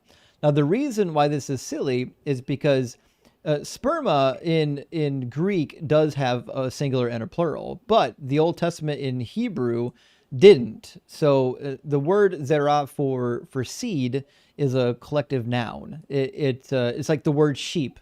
Like a sheep could be one, but it's almost always a collection. The word seed in Hebrew is almost always referred to as a collection, especially when it's referring to somebody's offspring. It's a collection of offsprings. And so the fact that Paul didn't know this is like, so when you first learn Hebrew, typically when you're learning biblical Hebrew, they make you memorize the words in the frequency at which they show up, meaning the most common words are the words you learn first. Like within the first 100 words of frequency, you'll find zerah. It's a very common word, shows up all over the place. And the reality is, if Paul knew Hebrew, he should have known that there's not a plural construct of zerah. I see what you're saying. So essentially, could you bring up that verse back up again real quick? Yeah. Thank you. And note that while that the translation that Justice Pope says offspring, older translations also say seed. Yeah. Listen, as I said, I'm from Jamaica, so sometimes we say seed and all that stuff. So I understand. So it says, now the promises were made to Abraham and his offspring, not offsprings. It does not say and to offsprings as of many, but it says an offspring is the one person who's Christ. So my point is, okay, then the law. So essentially, what book of the Bible is this coming from? Galatians 3. Genesis. I mean, the original promise is in Genesis. Yeah, so there is a sense that he quoted from the Old Testament, but you're saying the quotes that he was using was from the Greek Bible and not the Hebrew Bible. All right. Yeah, so in the third century, in the 3rd century BCE, the Jewish people undertook a project to take the Hebrew Bible and then translate it into Greek, and he's quoting from the Greek and not the original Hebrew. So would that be a disclaim for the people who were following Jesus at the time, who wrote their own accounts, that they didn't know what they were writing about? Like, does that still apply, even though, like, at that time, Paul and Peter were like in the same timeline? Like, would there be that type of separation too, even though Peter is considered Jewish? Like, would his quotes from the Old Testament be falsified? Well, what we're suggesting is that the authors of the New Testament didn't really know the Hebrew Bible. They grew up in a region, in a time period where they weren't really fully trained. Paul certainly wasn't a Pharisee if he couldn't read Hebrew. Jesus certainly wasn't a rabbi if he couldn't read Hebrew, and he never quotes the Hebrew. He screws that up all over the place. So it just brings into doubt that this was truly an authentic Jewish movement. It seems to be a movement that was up towards Galilee, that was not part of proper Judaism, and he got like the lowest people in society who didn't know any better to follow him. So, for example, Julian the Heretic wrote about this, about how the movement wasn't accepted in Israel necessarily. It was more or less a Galilean movement until it was authenticated by Constantine, because the Jewish people proper rejected this wholesale because they could actually read the Hebrew Bible. So I want to show you something, right? If you still like have your Bible up, could you just turn to where is it? Galatians 1 and verse 11 to 12 for me. Yeah.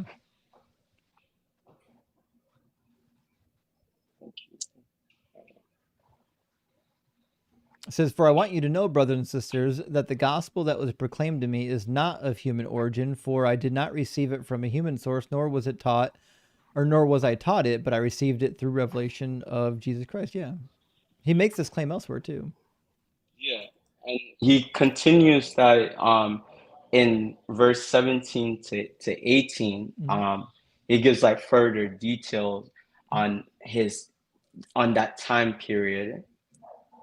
Yeah, that's what I'm saying. Is the character of Paul is a lunatic. He's overstating his credentials. Yeah. So essentially, I have to disagree with that, because whenever Paul introduces himself in his letters, he normally refers to himself as, depending on translation, as a slave to Christ, a servant of Christ, he or sinner among sinners. Like he never really like puts himself on a pedestal where he boasts of like how intellectual or sound that he is. There are literally passages where Paul No, does exactly I know. that. I'm getting there. A Hebrew of Hebrews.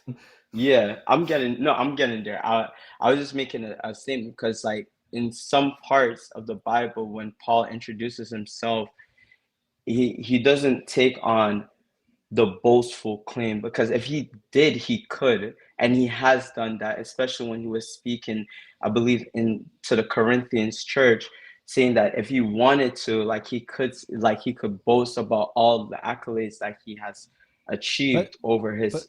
But that's what I'm saying, is I think those are lies. I don't think he had those accolades, because somebody who literally sat at the feet of Gamaliel would know Hebrew, and Paul doesn't. I see what you're saying. I see what you're saying.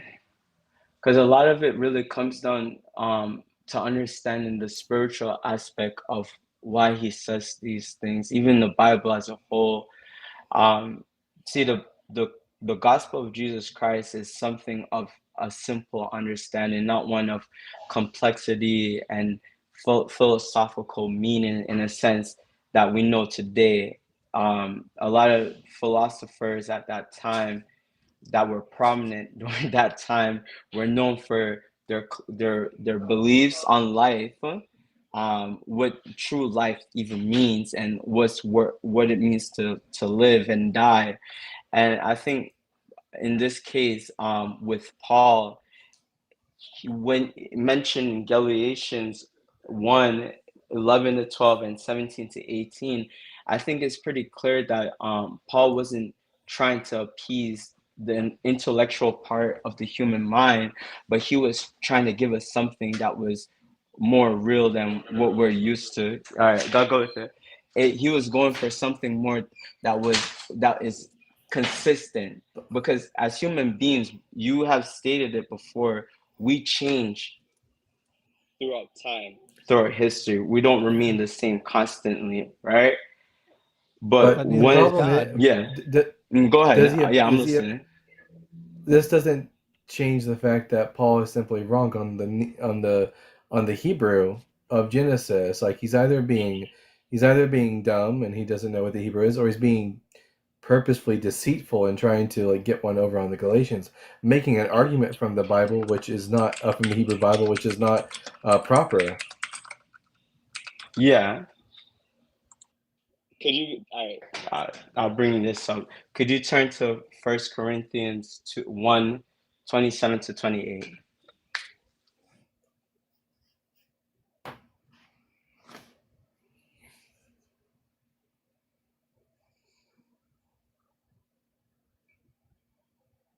Because God Oh, chose what that's Hey, I'm just God giving chose you. what You is know what I'm foolish saying? in the world to shame the wise. God chose what is weak in the world to shame the strong. Come on.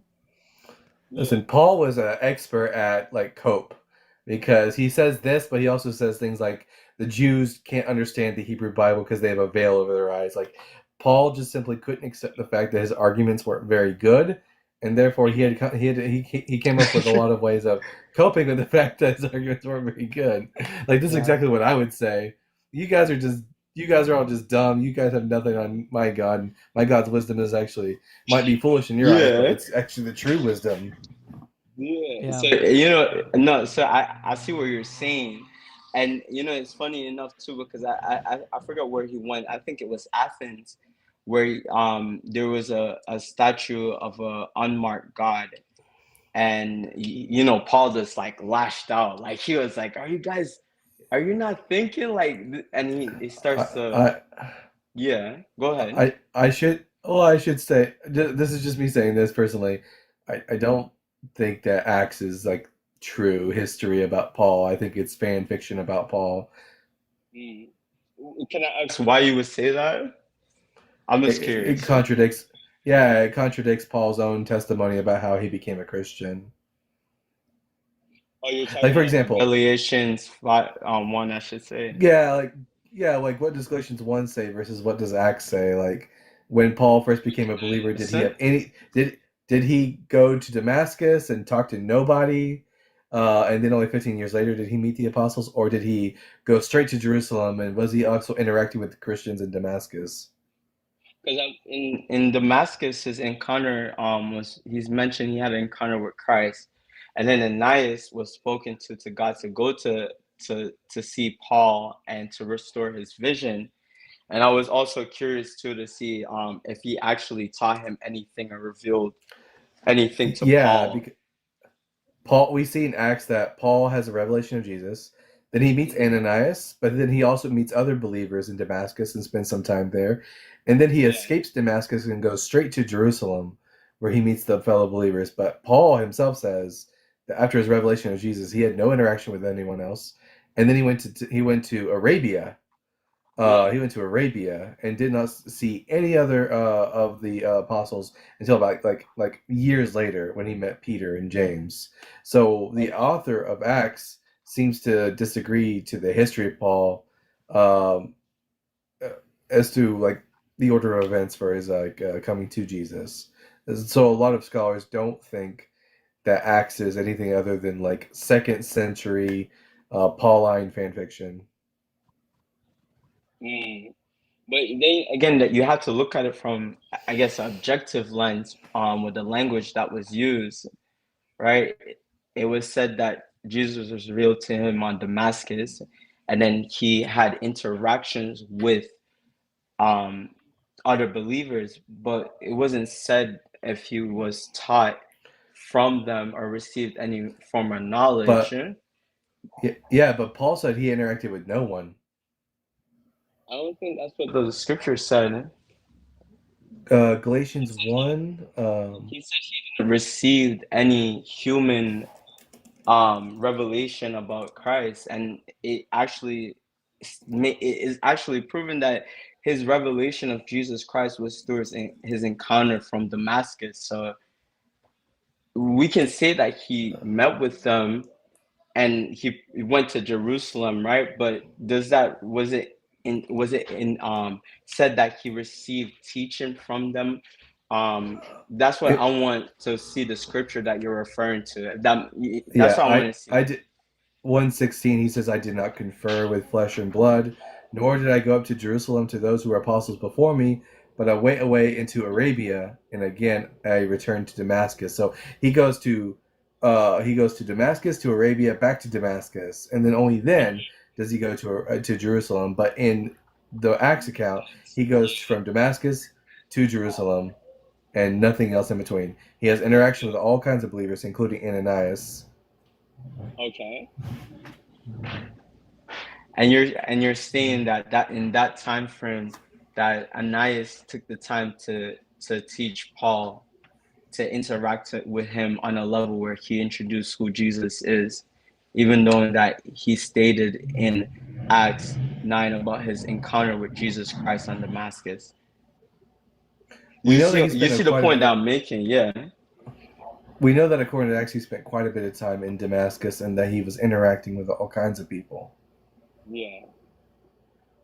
So and that's the point that I'm trying to get at, is that yeah, he spent the time interacting with them, but also from Paul's perspective, he talks about his time spent away from the other believers. He talks about like the insight that he has received before other believers.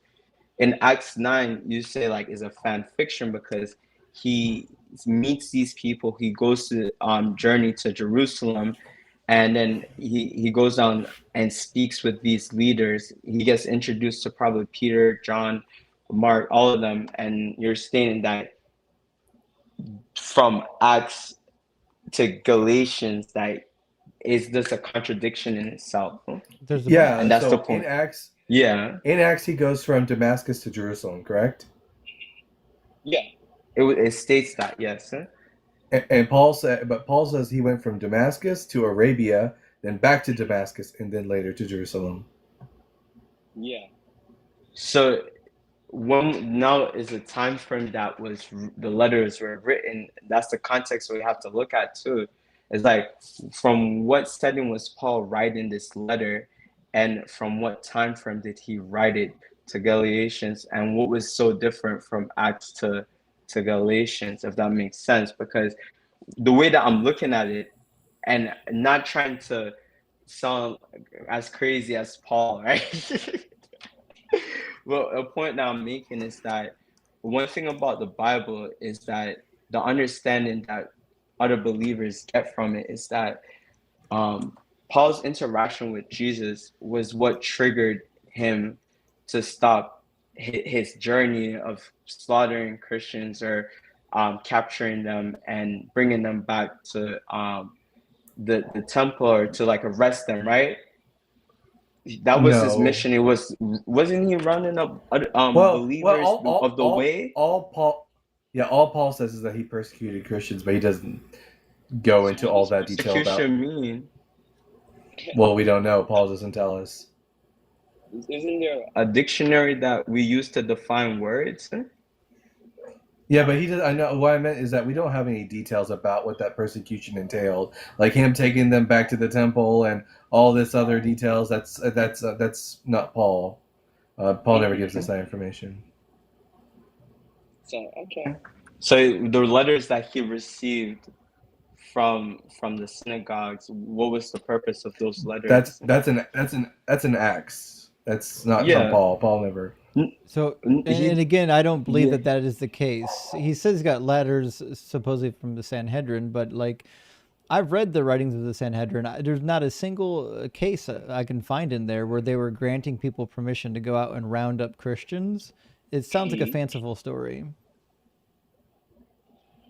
But not everything you read in the Bible is like completely fleshed out. It says these things were written for you to believe, and many other things that had happened was not even placed in the book. But the things that were written, the things that were written were placed to help us believe in in God, and why He's real. And it really, if we really look at everything, it really stems from sin and the promise that God made to man. And I know you're gonna make that face. I don't know what sin has to do with this. No, I said I know you're gonna make that face because you're like, why would sin have anything to do with this, right? That's really the question that you're probably thinking, like, why would he mention sin? Like, this is just completely like not expected, right? I'm thinking a lot of things. Is it okay if I can explain why I said that? Go for it. All right. The reason why I said that is because as you define what sin means, right, is missing the mark of God's set laws, his set commands. What is the law, right? In the Bible, Paul talks about the law as a guardian over us. Temporary. Temporary guardian. Yeah, I know you know your word, man. so he's a temporary guardian to What does reveal to Jesus say? us. What does Jesus say? Does Jesus say that law is temporary? No. Mm-mm. No, Jesus said he did not come to abolish the law. Paul said he did come to abolish the law. yeah. God took him just like that. There he is. Oh, We lost your audio. Hold on. okay.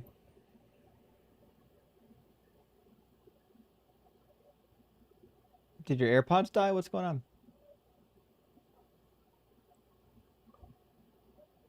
on? Your audio cut out, friend.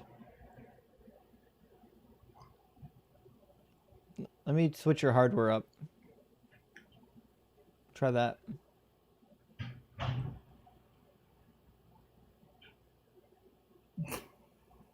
I think his connection's starting to go out on him. Can you hear? I can hear you right now. It's the audio connection's a little bad. Oh, and there's an echo from you, and it's high pitched. There is an Fixes echo. it. Yeah, I don't know why my voice sounds like that. Don't worry about it. I think it's better now. I think your connection man. was slow for a second.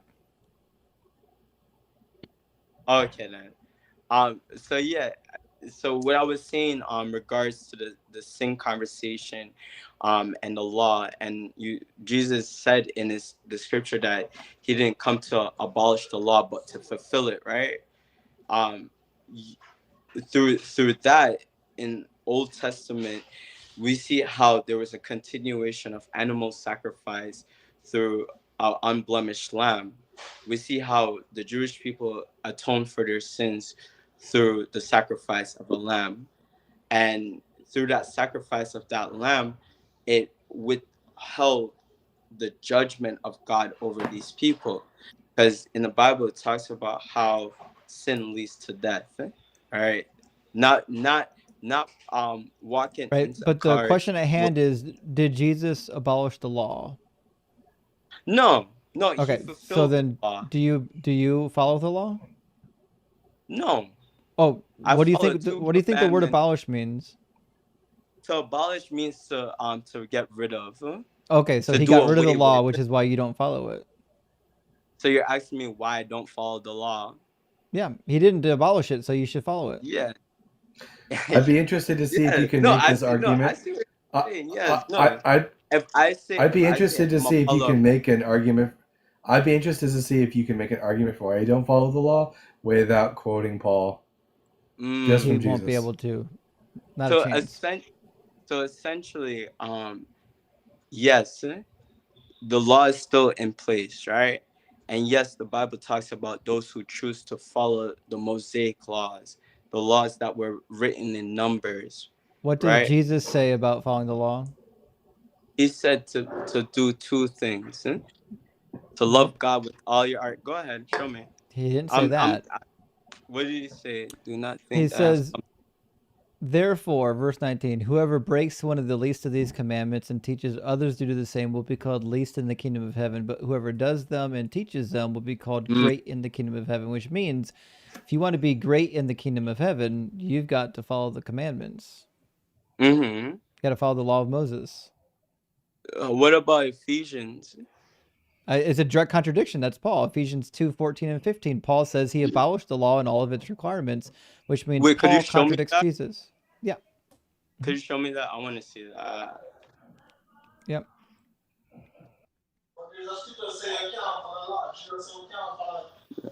I know. It says, for he is our peace. In his flesh he has made both into one and has broken down the dividing wall.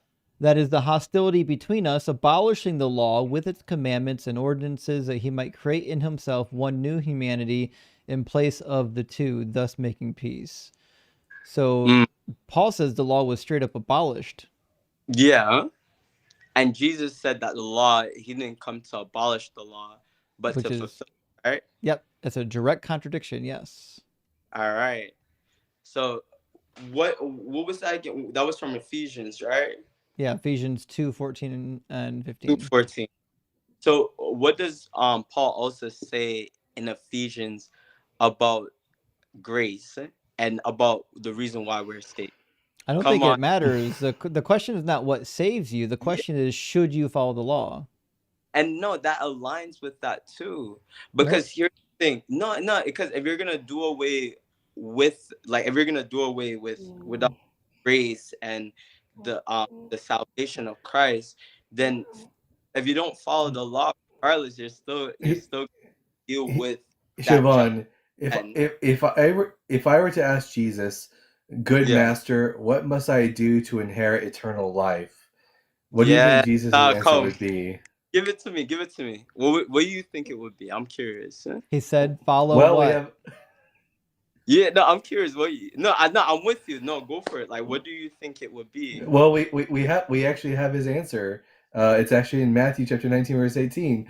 The rich young ruler said, "Good master, what must I do to have eternal life?" And he says, Yeah. "Why do you call me good? No one is good but God. But if you want to enter into life, keep the commandments." Yeah. So this is the rich young ruler, right? The one who came to him and said, "I have followed the law, I have done everything." But what was the one thing he couldn't do? Sell all of his possessions, but that's not the question. The question is, should you follow the commandments? So I don't know why this keeps getting lost on you. The question is, does Jesus want you to follow the commandments or not? Well, first of all, what was the initial No, Shavon, you're going to have to be you honest for a second and stop pivoting. The question is a yes or no. Okay, Should you, according to Jesus, should you follow the law? Yes, I should follow the law. Okay, then according to Jesus, you should follow the law, but you don't follow the law, and that's fine. The question is, what does Paul think now? Does Paul think you should follow the law? No, he thinks that the law was abolished. Yeah, so you see the contradiction then. Yeah, no. I see the contradiction that you're speaking of. But one of the things that I feel like you guys are missing, and it really aligns with following the law, is that Jesus did not do away with the law, right? That was but Paul said he did. In Matthew, right? And then in Paul, in Ephesians, we see that he says Jesus abolished the law. No, I like this because this is challenging what I believe. And I think that is healthy as a believer to know what the word of God says and also to wrestle with it, because sometimes there's going to be stuff that are said in the Bible that you're like, huh? So I appreciate this. I appreciate you guys taking the time to share this with me, right? The point that I'm making is that Jesus says to follow the law, and so he didn't come to abolish the law but to fulfill it, right? Paul says that Jesus abolishes the law, right? The rich young ruler says he has done the law, like he has lived it out, right? And then he is mentioned that the only thing he couldn't do was sell all his possession. So the answer is he should have sold his possessions and keep the Torah, and he would have life. Like, it's both, not one or the other. That doesn't do away with the necessity to keep the Torah. Yeah, and to be sure, the additional command to sell your possessions and follow him wasn't a salvation command. It was about, if you want to be perfect, this is the additional thing you must do. Was that the case, or was that to follow him? Because I believe there's scripture that says that he doesn't have any home. Like Jesus doesn't have a home for himself. He's just a sojourner. Like he's someone who wanders. So for you to follow him. No, what I'm saying is, Jesus says, if you want to be perfect, go and sell your possessions, give your money to the poor, and you will have treasure in heaven. Come and follow me. So this is not a requirement for salvation. Jesus is not including this. The one requirement that Jesus gave you for salvation in this passage is following the commandments. Yes. So where is the scripture that talks about the two commandments that Jesus tells us to follow? It's Matthew 22, and he doesn't say that. He says that all of Yeah. the commandments can be summed up by these two commands. Yeah. So he Yeah, didn't say that you remember only need to follow these two. what question was he responding to? And so Jesus is giving an answer to a question. The question was asked to him was not what are the only commandments I need to keep. The question was, what are the greatest commandments? Them being the greatest commandments doesn't mean that the rest are nullified, because this same answer that Jesus gave was the same exact answer that the rabbis gave. Do you think the rabbis believed that you should Yeah. keep the Torah? So so you're stating, so in a sense, using our context clues, right? When Jesus said, the law can be summed up in into two commandments. I love you, man. I love you. I just want you to know that, Did because you hear his question? really, no, it kind of sounded like high pitched. Okay, so here's a little backstory. The Jewish people, among the Jewish people, there were these two rabbis, one of which his name was Hillel. A Gentile came to Hillel and said, I will convert to Judaism if you can teach me the whole Torah while standing on one foot. Hillel stood on one foot and said, you shall love the Lord your God with all your heart, mind, soul, and strength, and you shall love your neighbor as yourself. These are the greatest commandments. The rest are commentary. Go and learn. Jesus isn't responding to a question that says, what are the only commandments that I should keep? The lawyer asked Jesus, what are the greatest commandments? And just because these are the greatest commandments doesn't mean that the rest of them aren't to be observed, because Jesus said, whoever breaks the least of these commandments and teaches others to do so will be called least in the kingdom of heaven. Yeah. Yeah. Okay, then. Not understand where you're coming from now. I understand. So you're stating that the commandment of Christ is to follow the law, right? That's the premise. What Jesus says is to, in order to to be saved or to live a good life, is to follow his law, right? Is that what you're saying? And you, in reference to those two commandments that he gives, that's the historical background. All right. Yeah. Okay. So, all right, that's cool. That's cool. I never looked at it that way. So essentially, one of the things I want to pose at you, right, is when the Bible speaks about how once we go through Christ, right there, and this is Paul for you. He talks about there's no Romans 8:1, right? Talks about there's no more condemnation or shame, because the law reveals to you what sin is.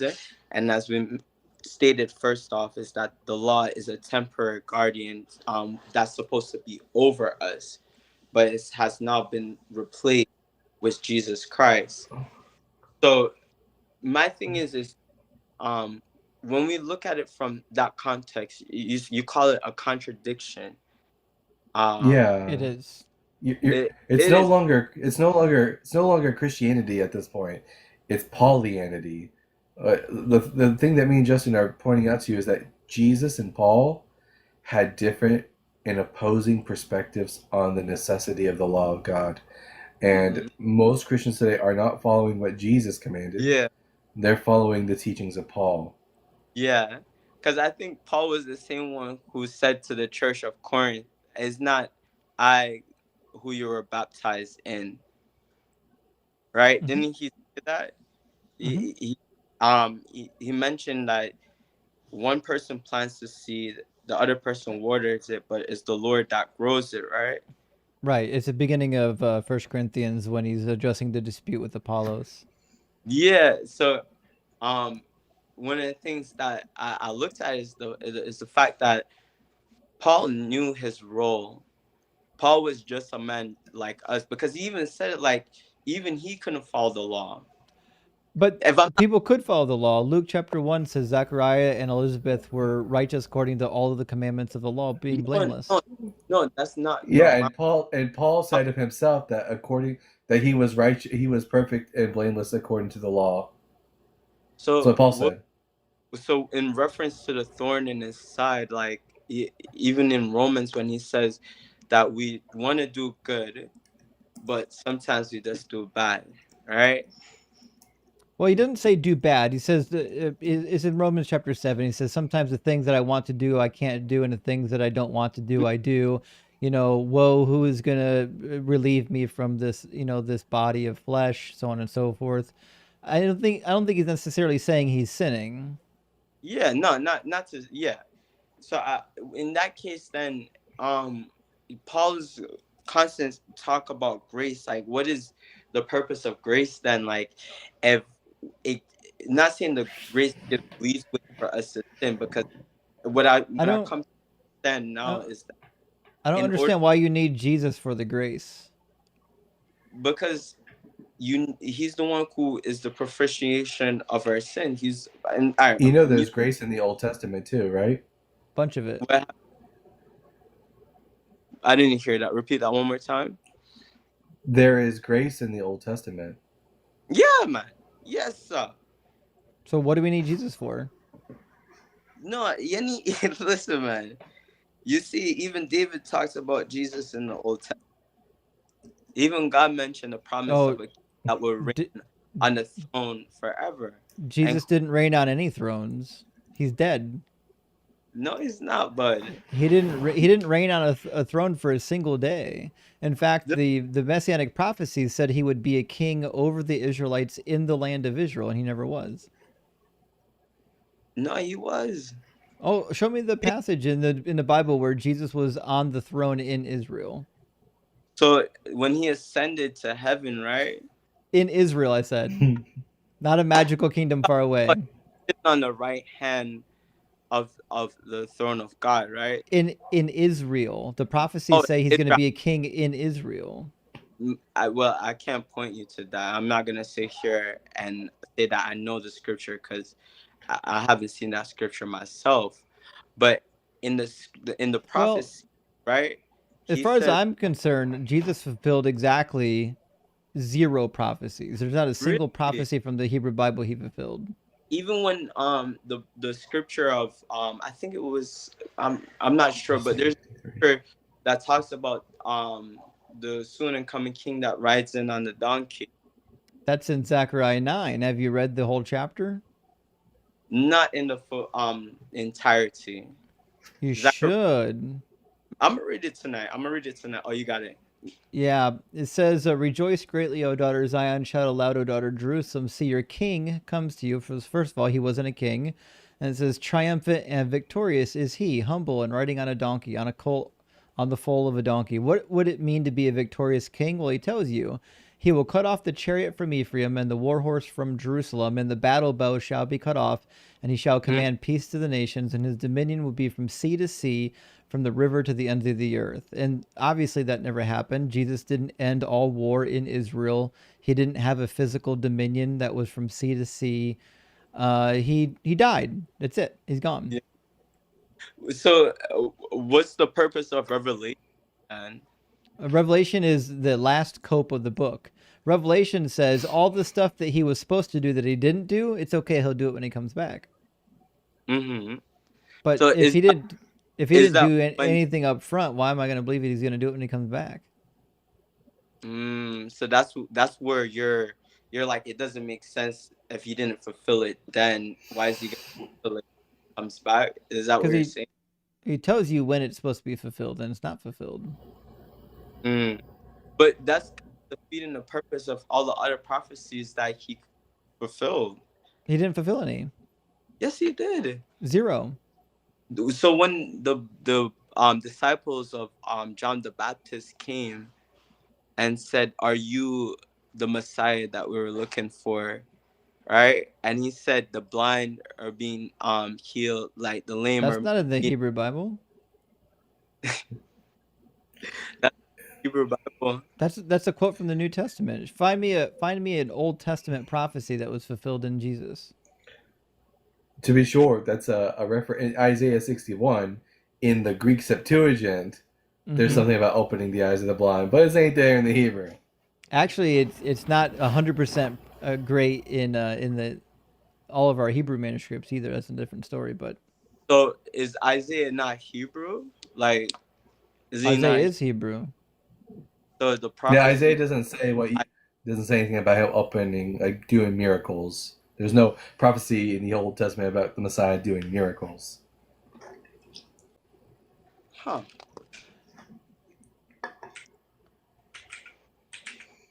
What Okay the then. prophets do tell us is that when the Messiah comes, and this is what the Jewish people are still waiting for, when the Messiah comes, he will gather all the people of Israel from the four corners of the world and bring them back to the Holy Land. He will establish Jerusalem as the capital of the world, raising it above all other nations. He will build the temple of God and reinstitute the Levitical sacrifices and bring peace to the whole world. That's what the prophets foretold of his Messiah. Mm-hmm. And the prophecy of the birth, the virgin birth. What Ain't about there? it? Isaiah. That was Isaiah 7:14. Yep. Behold, a shall conceive and bear a son, and shall So call him. it doesn't say virgin, but even if it did, it wouldn't be about Jesus. So give me the context of chapter 7. What's happening? Who is God speaking the prophecy to? He's speaking it towards Israel, if I'm not mistaken. Nope. Israel's the enemy in this passage, actually. So I'm guessing it would be Isaiah then. He's speaking it to King Ahaz, the king over Judah. King Ahaz is being attacked by the Israelites to the north and the Arameans that have made an alliance with the northern Israelites. He's afraid that his kingdom's going to get toppled. That's verses 1 and 2. And so God sends the prophet to give him a word of faith, and then he sends him a second time. The second time is where we find the prophecy that you're concerned with. And it says, again, the Lord spoke to Ahaz, saying, ask a sign of the Lord your God, and let it be as deep as Sheol or as high as heaven. But Ahaz said, I will not ask, and I will not put the Lord to the test. Then Isaiah said, hear then, O house of David, is it too little for you to weary mortals, that you weary my God also? Therefore the Lord himself will give you a sign. Look, the young woman is with child, and shall bear a son, and shall name him Emmanuel. He shall eat curds and honey by the time he knows how to refuse the evil and choose the good. For before the child knows how to refuse the evil and choose the good, the land before you whose two kings you are in dread will be deserted. So the prophecy is to King Ahaz about a young woman who's already pregnant with child. And he says, before this child is old enough to know right from wrong, the two kings that are attacking you are going to be wiped out. So what happens? Who's in charge of the time that Jesus is born? Is it just King Herod? Was there some Roman influence? No, this prophecy in chapter 7 comes true within a couple of years. This was already completed 725 years before Jesus. So you're saying the claim of this birth of Emmanuel wasn't Jesus Christ? Not remotely close. Why is my live TikTok live just got restricted? I don't Your know. live is not eligible for recommendation and restricted in search results because it primarily directs people off the platform. Not fucking true. This is in line because I have the link to join on the screen. That's why. Yeah. Never mind. Don't worry about it. So,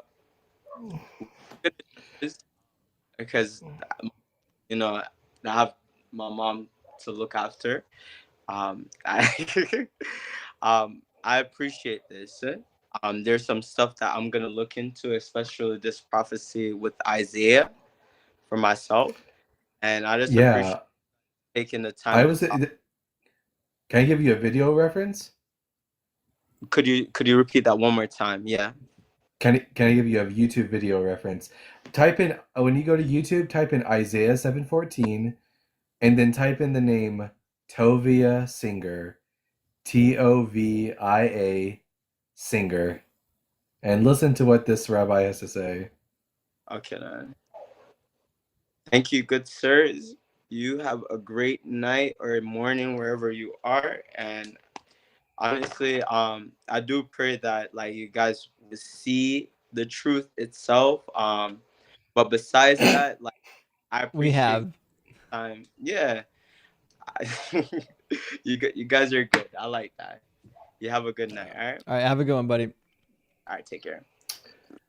You know, Justin, there's a book that I was going to suggest to you because you have so many books, and I wonder if you've read this book. It's called The Authentic Letters of Paul, and it was produced by the West Star Institute, the same people who did the Jesus Seminar. I have yet to do it. It's been on my hit list. I didn't even buy that one yet. It's I did good. not study the New Testament as in depth as a lot of Christians, because even in Bible college and seminary, both I focused on the Hebrew Bible, and I had to do Pauline theology. We had a class specifically for it, but it was so boring to me. It was hard to care. You know what I mean? Yeah, it's really good though. This book, they kind of show you like the disparity between Paul and Acts, and then talks about a lot of the passages in Paul's letters which were interpolated, and kind of restructure, like you reframe Paul. No one liked him apparently. Well, I'm certainly at a point now where I think it'd be an interesting read. Send me a link to that, and I'll make sure and get it on my to-do list. We've got a clarification on the Hebrew joke from Dex. And Dex, I don't know if it's going to clear this up because I pre-read it. Thank you for the super chat anyways. I appreciate that. It says Jonah was swallowed by a fish. We knew that much. Hebrew students get swallowed by PL. Not sure about that. Call is the simple stem. We know that much. PL is the tougher intensive stem. We know that, yes, it's the active intensive stem form that overwhelms you right when you think you're safe. And I don't know how that fits. There are multiple Hebrew stems, some of them active, some of them passive, some of them simple, some of them intensive. PL is an intensive stem, Pual is an intensive stem. But I've never known a Hebrew student to get overwhelmed by the PL. So I feel like I feel like there's something missing from the joke. I'm sorry, Dex, I love you, buddy. I don't get the joke. A PL is actually one of the easier verbal stems to recognize. It's not that bad. I'm a Hebrew speaker, but I don't know hardly anything about the grammar, so it went well over my head. Yeah, don't worry about it. Don't worry about it. Well, anyways, Dex, we appreciate the attempt to clear it up. And Osprey says, just saying thanks for the content. It's so satisfying seeing every argument used by my Christian school teachers dismantled using the Bible. Well, thank you, Osprey. I appreciate that. And that is the goal, is to defeat the book with the book. It's so self-defeating. Really, you just have to read the damn thing, and you'll be fine. Veronica says that is the small, still voice of Doug. It is. Yes. It is. The critical thinking is a small, still voice of Doug. And good question comes back with a 666 super chat. Big W says, by contradicting Jesus and creating an empire-friendly Christ, did Paul become the first Antichrist? Actually, that could be true. That could be true. I always wondered if he was the Balaam mentioned by the author of Revelation. Oh my gosh, that'd be so funny. Well, you know, James didn't like him. Whoever wrote James didn't like Paul. Yeah, because the author of Revelation talks about someone who's like Balaam. Balaam, it was on his way to curse Israel, just like Paul was on his way to persecute the Jews when he had a revelation. But Balaam turned back against the Israelites later in history. He was killed by them. And Paul, just like the book of Revelation says, taught them to eat food sacrificed to idols. Right. So that's a very good point. It's always... Because it talks about following in the footsteps of Balaam. That's a reference I haven't considered, but now that you mention it, that's a very good point. Because by the time James and Revelation were already being penned, there was already opposition to Pauline theology within the movement, for sure. That's good. I like that point. Design, thank you for the $10 super chat, says, curious, if Dump says, I haven't come to abolish the Constitution, I've come to fulfill it. No more 1A and gold office for me. What would Christians say? He didn't abolish the law. He fulfilled the law, which means it's still here, but you don't have to follow it anymore. So you mean abolish? No, not abolish, fulfill. Okay. Yeah. Isn't that what Donald Trump's doing? He's not come to abolish the Constitution. He's just fulfilling it so that no one else has to keep it anymore. Yeah, it's to take a big runny dump on it. Dwayne Hitton, thank you for the 616. Says Matthew 5:19. Does that mean no one goes to or stays in Christian hell? I wonder that every time you all bring the verse up. So, Dwayne, my reading of Matthew 5:17 through 19 is that there are gradations in hell or heaven, which is why, for example, it says at one point that disciples will be ruling and reigning over the 12 tribes of Israel in the kingdom.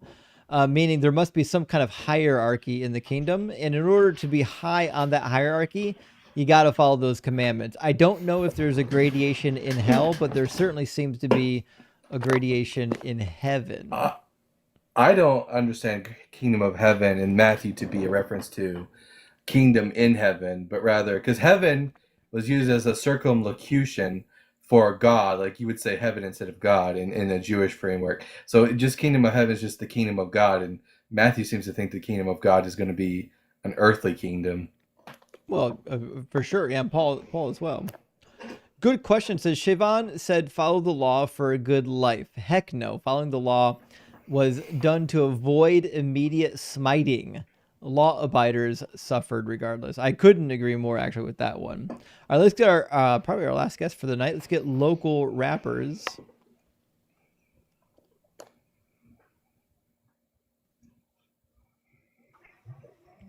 Welcome in, local. Hello, what's up? Not too much. How you doing? Sorry. Immediate teacup. Okay. Can you hear me? Yeah. Local, are you at least 18 and do you believe in God? Yeah, I'm 27 and I believe in the Christian God, yes. Sure. And why? Well, before we start, I kind of want to go into a little bit of detail on just kind of where y'all ended off with the last person, Shayon. So before I start though, what evidence would you need to, what standard do you need in evidence to, believe that God, that Jesus came and he was the Son of God and died for our sins? What evidence do you personally need? For me, he'd need to fulfill messianic prophecy. Agreed. All he has to do is fulfill all the messianic prophecies and he's a Messiah. That's it? Yeah. Okay. So that's an objective truth, right? No. It's just so, but if he did fulfill the prophecies, then that would be evidence for God's existence for you? It would be evidence that Jesus is a Messiah. Yeah. And God's existence? And additionally that, that God existed. Yeah. So, this point has been kind of stuck in my head whenever you mentioned like logic or logical argument. And then you mentioned, why is there 3 million people starving annually a year? Are you just pivoting that fast? No, we can go to the prophecies, but I just wanted, because I had like a little. You went there, not me. Listen, we don't want to hear a whole commentary on the last conversation. We're not here for that. No, it's not that. It's that we're here to have a conversation with you about your religion, not about what the last guy was talking about. No, the 3 million people starving that's not an objective argument. That's like a grief and an ache for humanity. That's not an argument for God's not. Definitionally speaking, all arguments are subjective. Yeah. So then why use the argument that people are suffering and blame God for not stepping in? I don't think you were listening to the last conversation. I was saying Siobhan's story of being rescued from starvation is useless as a demonstration that God exists because there are 3 million starving children right now that are going to be dying from the same problem, and God refuses to step in despite the prayer. So if answered prayer is the evidence, we have way more unanswered prayer than answered prayer about the starvation, which means that particular argument isn't a good argument. That's why I said it. Yeah, fair. But that's fair. So how about we'll make this interesting. Do you like money? Do I like money? Yeah. I mean, you got in this world that we live in, we have to have it. I don't. I will I like. cash app you $100 on the spot if you can find me this quotation that is supposedly in the book of Jeremiah. Concerning the betrayal of Jesus for 30 pieces of silver, Matthew 27 says, "Then was fulfilled what had been spoken through the prophet Jeremiah, and they took 30 pieces of silver, the price of the one on whom a price had been set, on whom some of the people of Israel had set a price." Matthew says Jeremiah spoke those words. Can you find those words for me?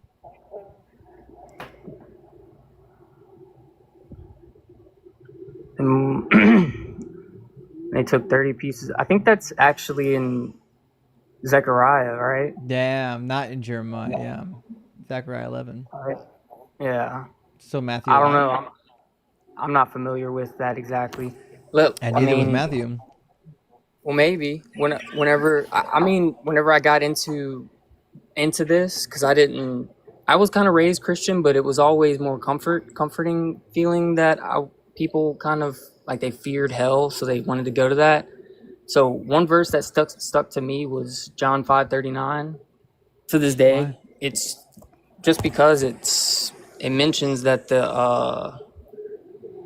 they study the scriptures day and night diligently, and they refuse to come to Jesus when the scriptures testified about him. Well, that's a Yeah, quote the because Gospel the of John. scriptures don't testify of Jesus.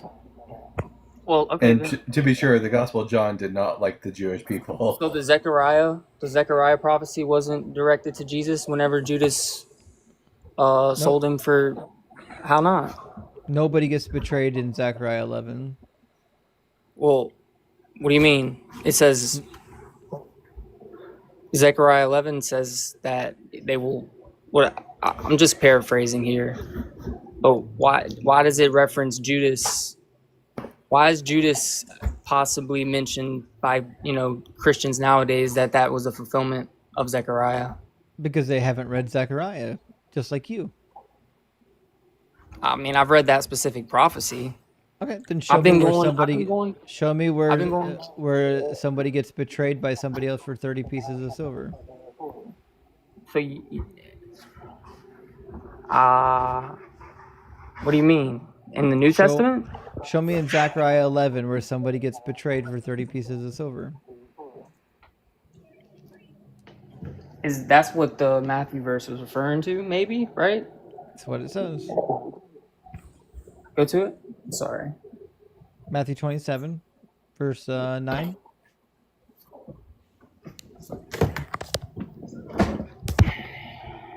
The Bible's a big book.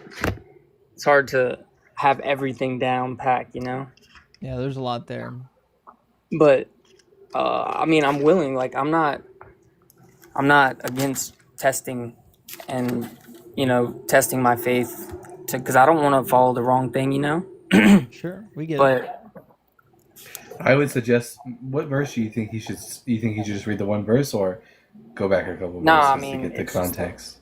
It's the whole, it's something that I haven't gotten into yet. If we wanted to kind of get into a prophecy though, that we could. You said Jesus fulfilled no prophecies, but something that sticks with me is specifically the Dead Sea Scrolls, because they're a lot similar to what we have now in our translations. What do you think the Dead Sea Scrolls have to do with prophecy?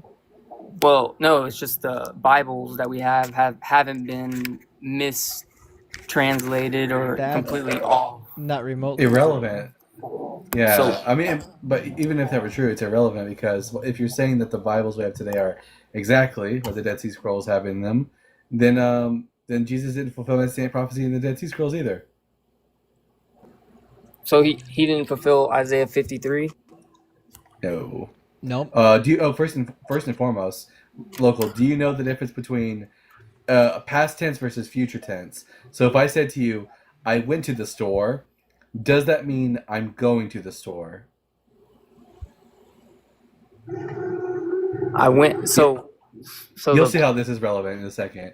So you understand the difference between these two statements. I went to the store versus I'm going to the store. What are the differences between these two statements?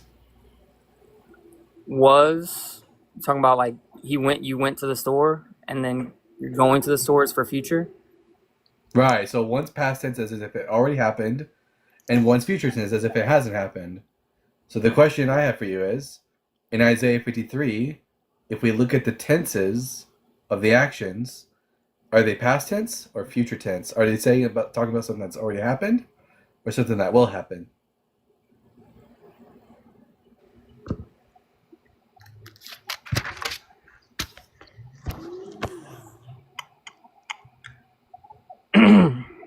About the suffering servant.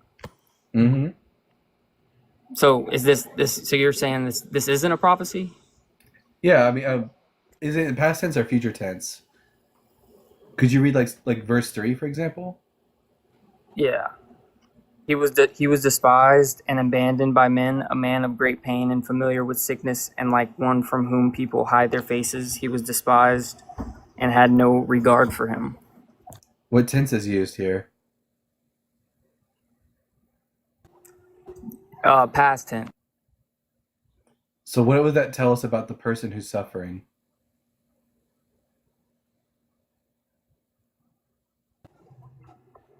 Wait, say that again. I'm sorry. So what would that tell us about the person who's suffering if all these suffering passages are in the past tense? That it already happened? Correct. Okay. And this was 700 years before Jesus. Yeah.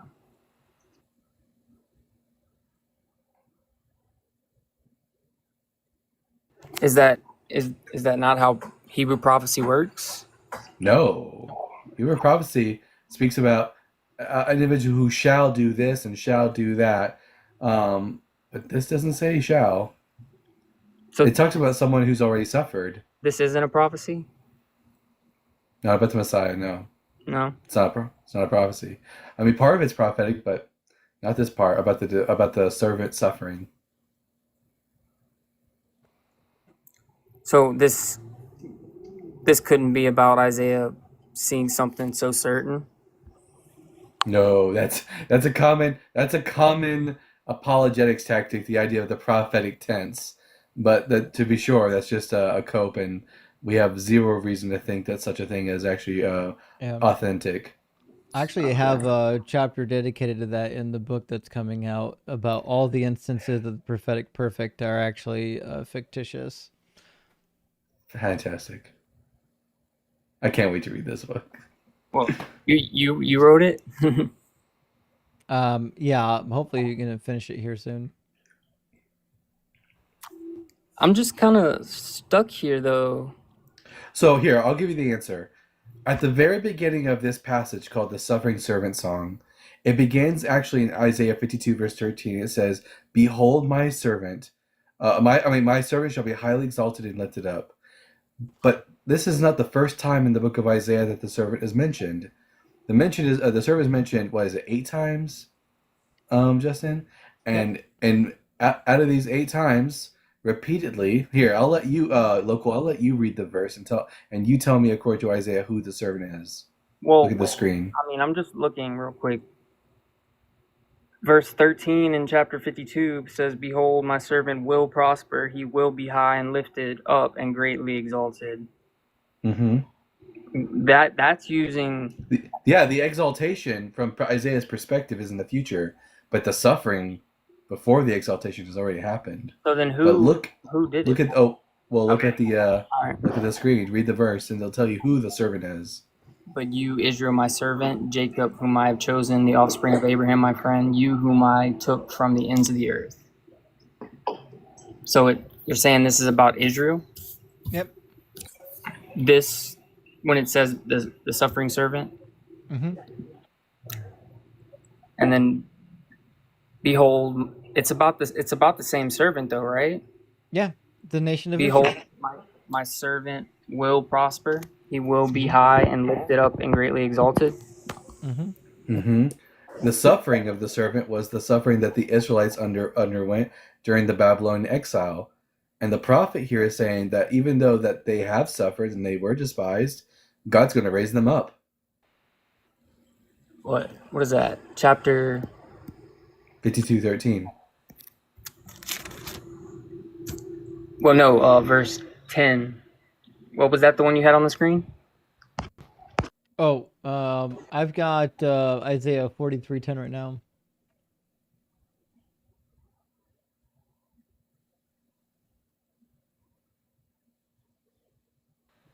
Very, very, very interesting. Because, I mean, it is, honestly, because people use this as a prophecy for Jesus, you know? Right. So all of the prophecies about Jesus are in some sort of a dual fulfillment type of situation or partial fulfillment situation. So the way that you can put Jesus into Isaiah 53 is to say that there's two meanings. The original context was about Isaiah, but the spiritual meaning is about Jesus. But that just brings into the next question, why would we attribute a secondary spiritual meaning to a prophecy? Well, is this could this be talking about a different servant? Nope, it's just Israel. So 53 verse 9.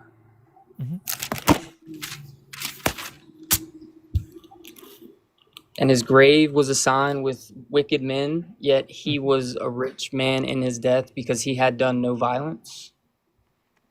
Yep. Did Israel do no violence? So the righteous remnant within Israel did. Yep. Which one? Wait, I'm sorry, I couldn't hear.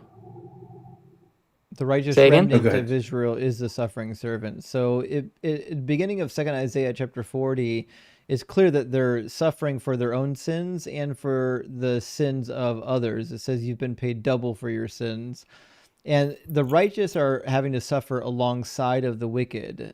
Jeremiah is a good example of that. And so the idea is that the righteous remnant of Israel are the righteous sufferers, not all of Israel. So is Israel talking about Israel?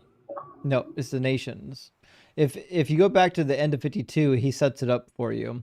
At the end of 52, it says, that which had not been told to them they shall see, and that which they had not heard they shall contemplate. And the very next line is a personification of the nations doing it, because he's talking about the nations here. And it says, who has believed our report, and to whom has the arm of the Lord been revealed? Well, this is the nations talking. We know who the arm of the Lord was revealed to, because in verse 10 of the prior chapter, it says, the Lord has bared his holy arm before the eyes of all the nations. So this is now the nations being personified, talking about what they witnessed. And what did they witness? Well, they witnessed specifically the nation of Israel being marred and beaten and bruised, but for a good cause. That cause is that now that Yahweh is exalting the beaten servant, they recognize that Yahweh is the one true Lord. And if you read all of 2nd Isaiah, he says over and over again that through the exaltation of his people Israel, the other nations will know that he is the one true God. This is not about a Messiah dying for anyone. So verse 5 is not about... So who fulfilled verse 5 then? The righteous remnant of Israel. Yeah. How so? Because How? have you not seen the Babylonian captivity? Do you understand the concept of the righteous remnant, what that is? Not really. Are you talking about the 12 tribes? So you remember the story of Elijah? Yeah. And do you remember when Elijah was complaining to God about how he alone is left and no one has remained faithful? Do you remember what God's answer was? And was that when he was in the cave? Yeah. Do you remember what he said? I alone am left. Do you remember what God's answer to him was? I alone am left. He said, God says, no, there are 10,000 who have not bowed their knee to Baal. Yeah. So the idea is that within every generation of Jews, and this is what the Jews actually people do believe in, they believe that within every generation, even though the majority of the Israelites might be wicked, there's going to be a remnant or a small cluster of Jews who remain faithful to God no matter what. And the sad thing is that when God decrees judgment on Israel, such as letting Nebuchadnezzar overtake Jerusalem, what ends up happening to those righteous Jews who remain faithful to God? They don't get spared. The prophet Jeremiah Jeremiah says that the righteous are punished alongside of the wicked. So the righteous remnant of Israel, they suffered at the hands of the nations. And but God says that in Isaiah 53 that he's going to highly exalt them after their suffering. And he will. That's what Isaiah thought, at least. That's what he thought. What do you mean? It didn't really come to pass. I mean, he said, "No unclean." Isaiah 52 starts with, "No unclean, no uncircumcised or unclean individuals will ever enter you again." But that quickly did not come to pass. So this was just the author of this section of Isaiah kind of hoping for the best for Israel. So then, why does this sound just like what happened to Jesus in the New Testament? It sounds like what happened to every individual that was ever abused. It sounds you could easily apply this section to the Jewish people of the Holocaust, couldn't you not? That they were pierced for our sins? Not for. He was crushed for our wrongdoings? For is kind of misleading. The preposition is not the letter lamed, which would mean for. It's the letter mem. Here, better is because. They were pierced because of our wrongdoings. As in, the nations did something wrong, and because of that wrongdoing, the suffering servant was pierced, or rather, thrust through. And to be sure, even no matter what you think about this, the interpretation of this chapter is that the righteous remnant of Israel suffered so that the nations could see that Yahweh is the one true God. There is a little bit of substitutionary beating happening here, but it's the nation of Israel taking it on. And by his wounds we are healed. Yeah. Mm-hmm. Yeah, the Jewish people believed that righteous people could suffer and that it could result in atonement. You can see this throughout the entirety of the Old Testament and even in the Dead Sea Scrolls. What? So you're saying the fulfillment was the righteous Israel? What I'm saying is the fulfillment. Yeah, the prophecy is not about an individual; it's about the righteous remnant of Israel. But is it not talking about a specific person? No. Actually, no, because there's a verse actually in Isaiah 53 where Isaiah 53 verse 8. Could you read Isaiah 53 verse 8 for us in your translation, local? I have the NASB. Yeah, go ahead and read it in your translation. By oppression and judgment he was taken away, and as for his generation who considered that he was cut off from the land of the living, for the wrongdoings of my people to whom the blow was due. Oh, interesting. They like the NRSV. They avoid using any pronouns in that section. So the reason for that is because if you read a King James version or a classic Bible, it'll say, "For the transgression of my people, he was afflicted." But the thing is, in the Hebrew of Isaiah 53 verse 8, the last four words in the Hebrew are "mi pesha ami negat lamo," which means, because of the transgression of my people, they were afflicted. It refers to the suffering servant as they in the Hebrew. So I'm just kind of confused that Israel being righteous and unrighteous, that separates them? That separates Israel? There are two Israels, he's saying, like the righteous Israel and the wicked of Israel. And it's the wicked Israel?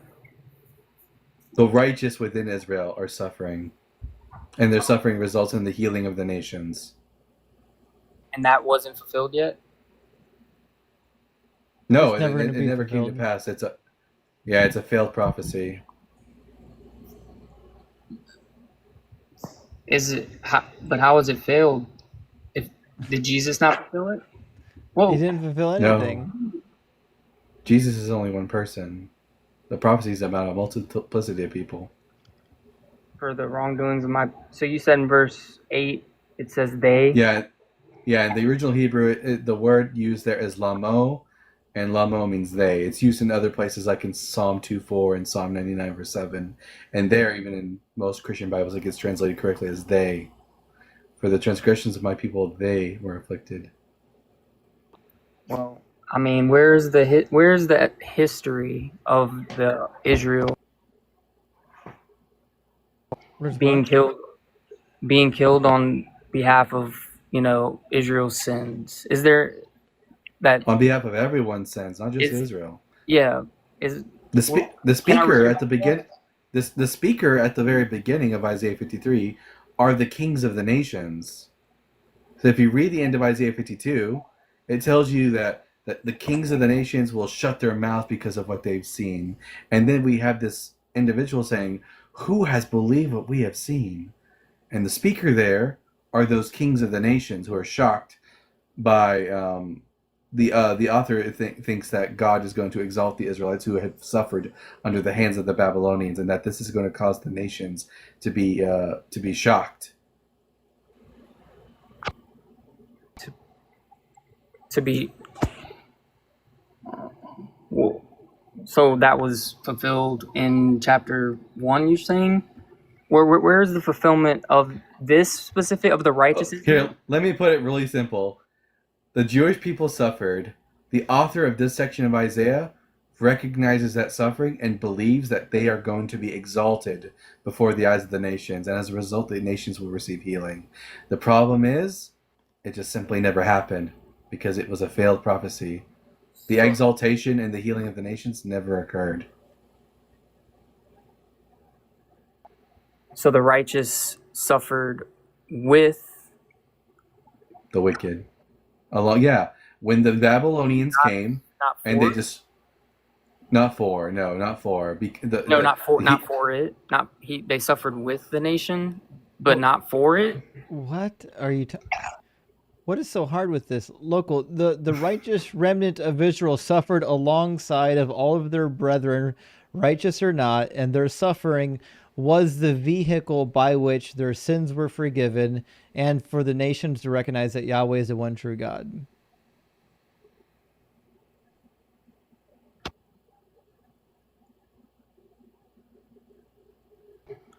It doesn't say suffered and they were misunderstood. We didn't say misunderstood. I don't know where you got that from. It's just, I'm just not seeing the fulfillment of these, because it says of what? I mean, specifically verse 5. What about it? And he was pierced for our offenses. He was. By the way, it doesn't say pierced. It really just says that he was wounded.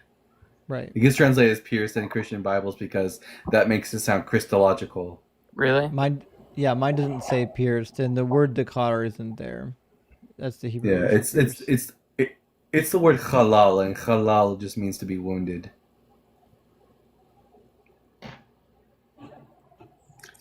So then they were never raised to life. That part was unfulfilled. I don't know what you mean by raised to life.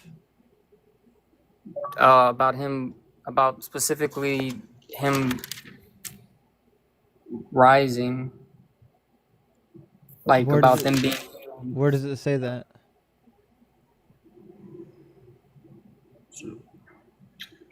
That's not in there. What is in there is that they're going to divide the war spoils. And then it also speaks about the offspring of the suffering servant. Did Jesus have offspring? Physically? No, not even that's spiritually. Zerah in Hebrew never refers to anything like a spiritual offspring. It's referring to physical offspring? Mm-hmm.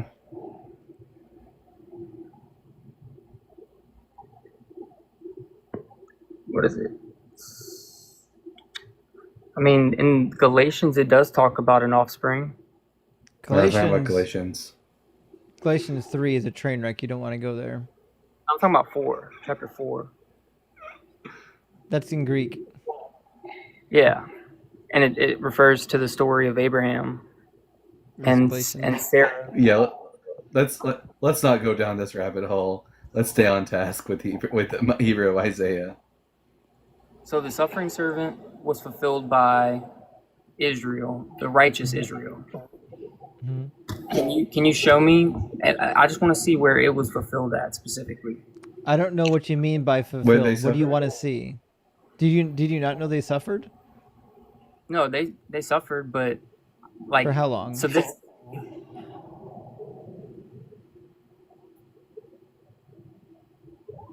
specifically in this context, I don't know. 70 years almost in Babylon. God specifically And raised up the Babylonians to do this discipline. and local, you recognize that amongst all those Israelites that suffered, there were righteous individuals who were suffering along with them, right?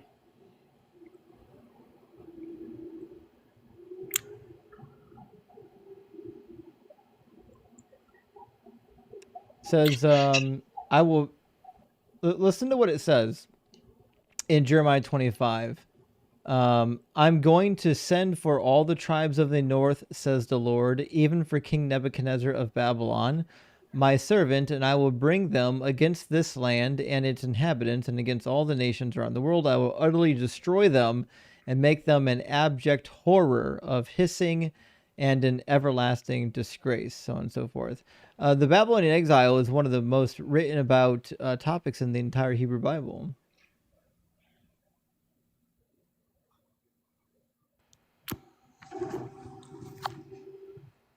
So you're saying that the modern church nowadays is using this out of context? Yep. Not just All the the modern church, even the prophecies. ancient church. Yeah. Yeah.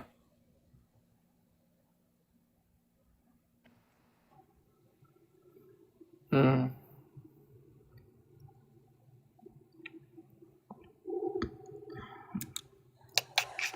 He was oppressed and afflicted, yet he did not open his mouth, like a lamb that was led to slaughter, and like a sheep that is silent before its shears, so he did not open his mouth.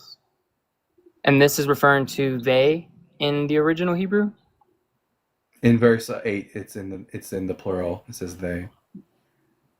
And then verse 7, it's not? You have to remember that in the prophetic and poetic texts, sometimes a collective can be referred to in the singular as a he. Take, for example, Hosea 11:1, where all of Israel is referred to as God's son, singular. When Israel was a child, I loved him, and out of Egypt I called my son. That's referring to Israel, but it refers to Israel as a him. We see the same thing a lot with like the collective nouns, like is for people, but it's treated quite often in the singular, even though it's referring to multiple people. And these righteous Israelites, were they sinless? No, that's not a notion that's necessary for righteousness.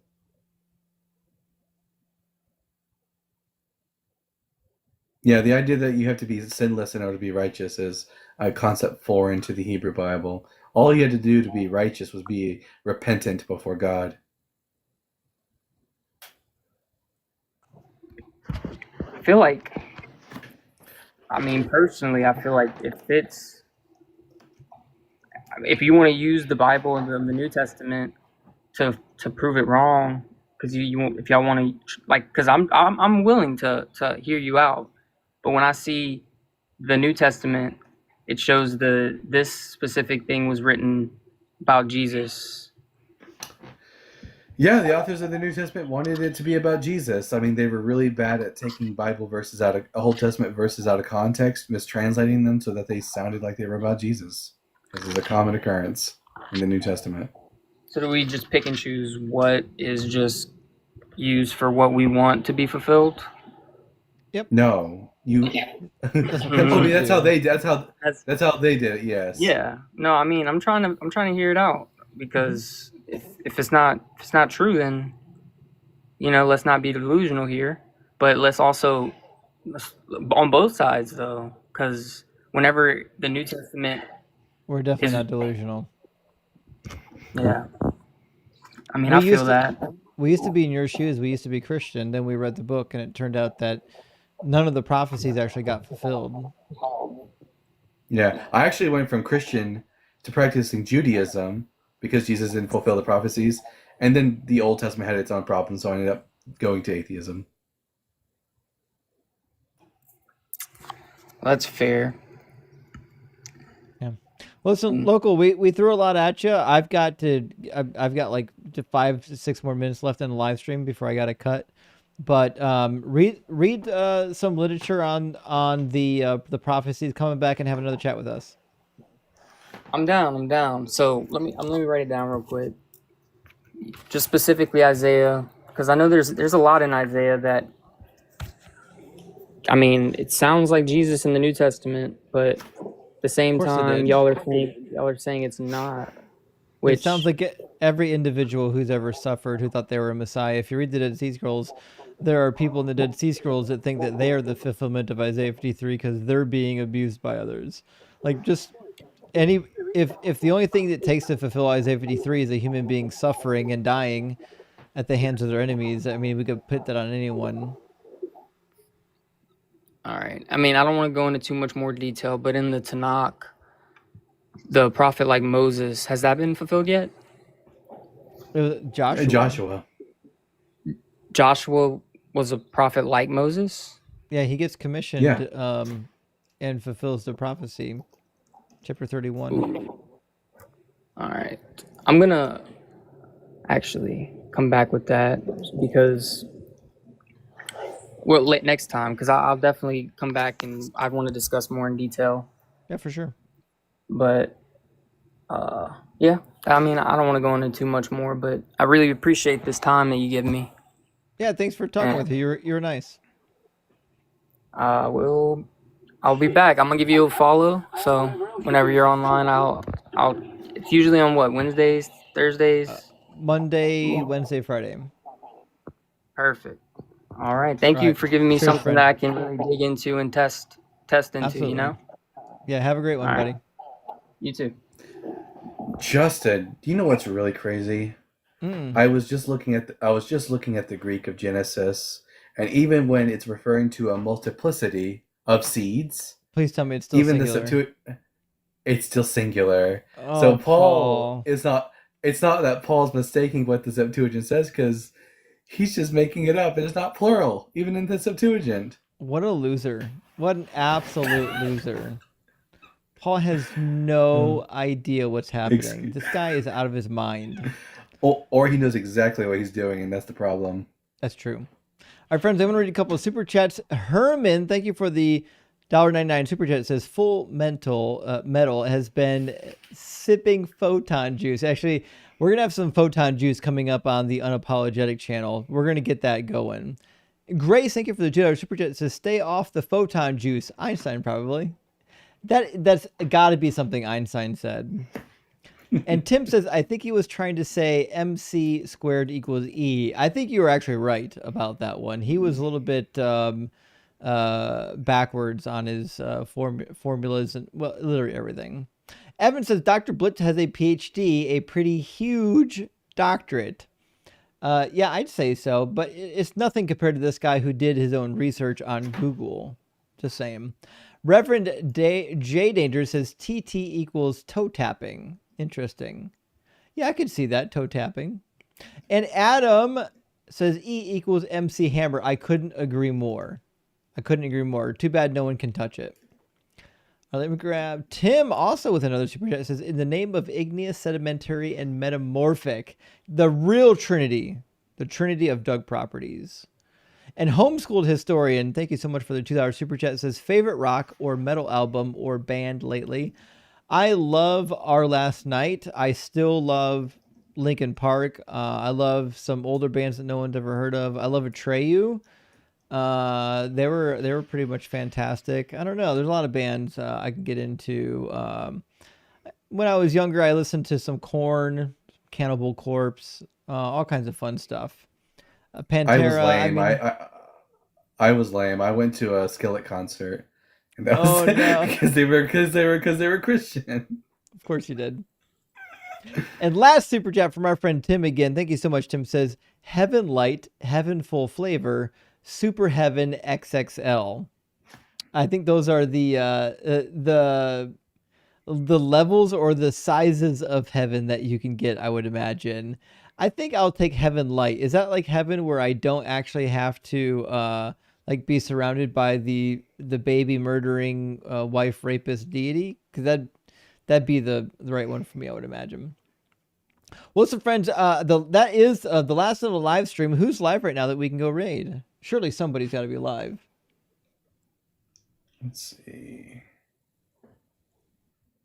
Let's see what we got.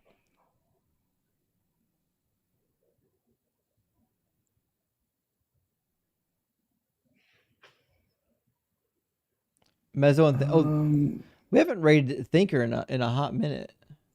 Give me 1 second. Let's go raid Thinker's live stream. I'm gonna pull up the web page for Arch Thinker. Is she live? I don't think she's live right now. She was Born Again's live. Shit, Born Again's all right. A lot of people want Mezzo. I like Born Again. Born Again doesn't get enough attention. Hold on. I need to follow Mezzo. Oh, he's great. Let's get Born Again Atheist in here. All right. Here is Born Again Atheist. Please tell me that they're live. They're not live. People keep sending me non-live channels. What's happening right here? Apparently Mezzo. I guess it's gonna be Mezzo. He's the only one left. Let's see. You said Born Again's not live? That's what my. I'm looking at it right now.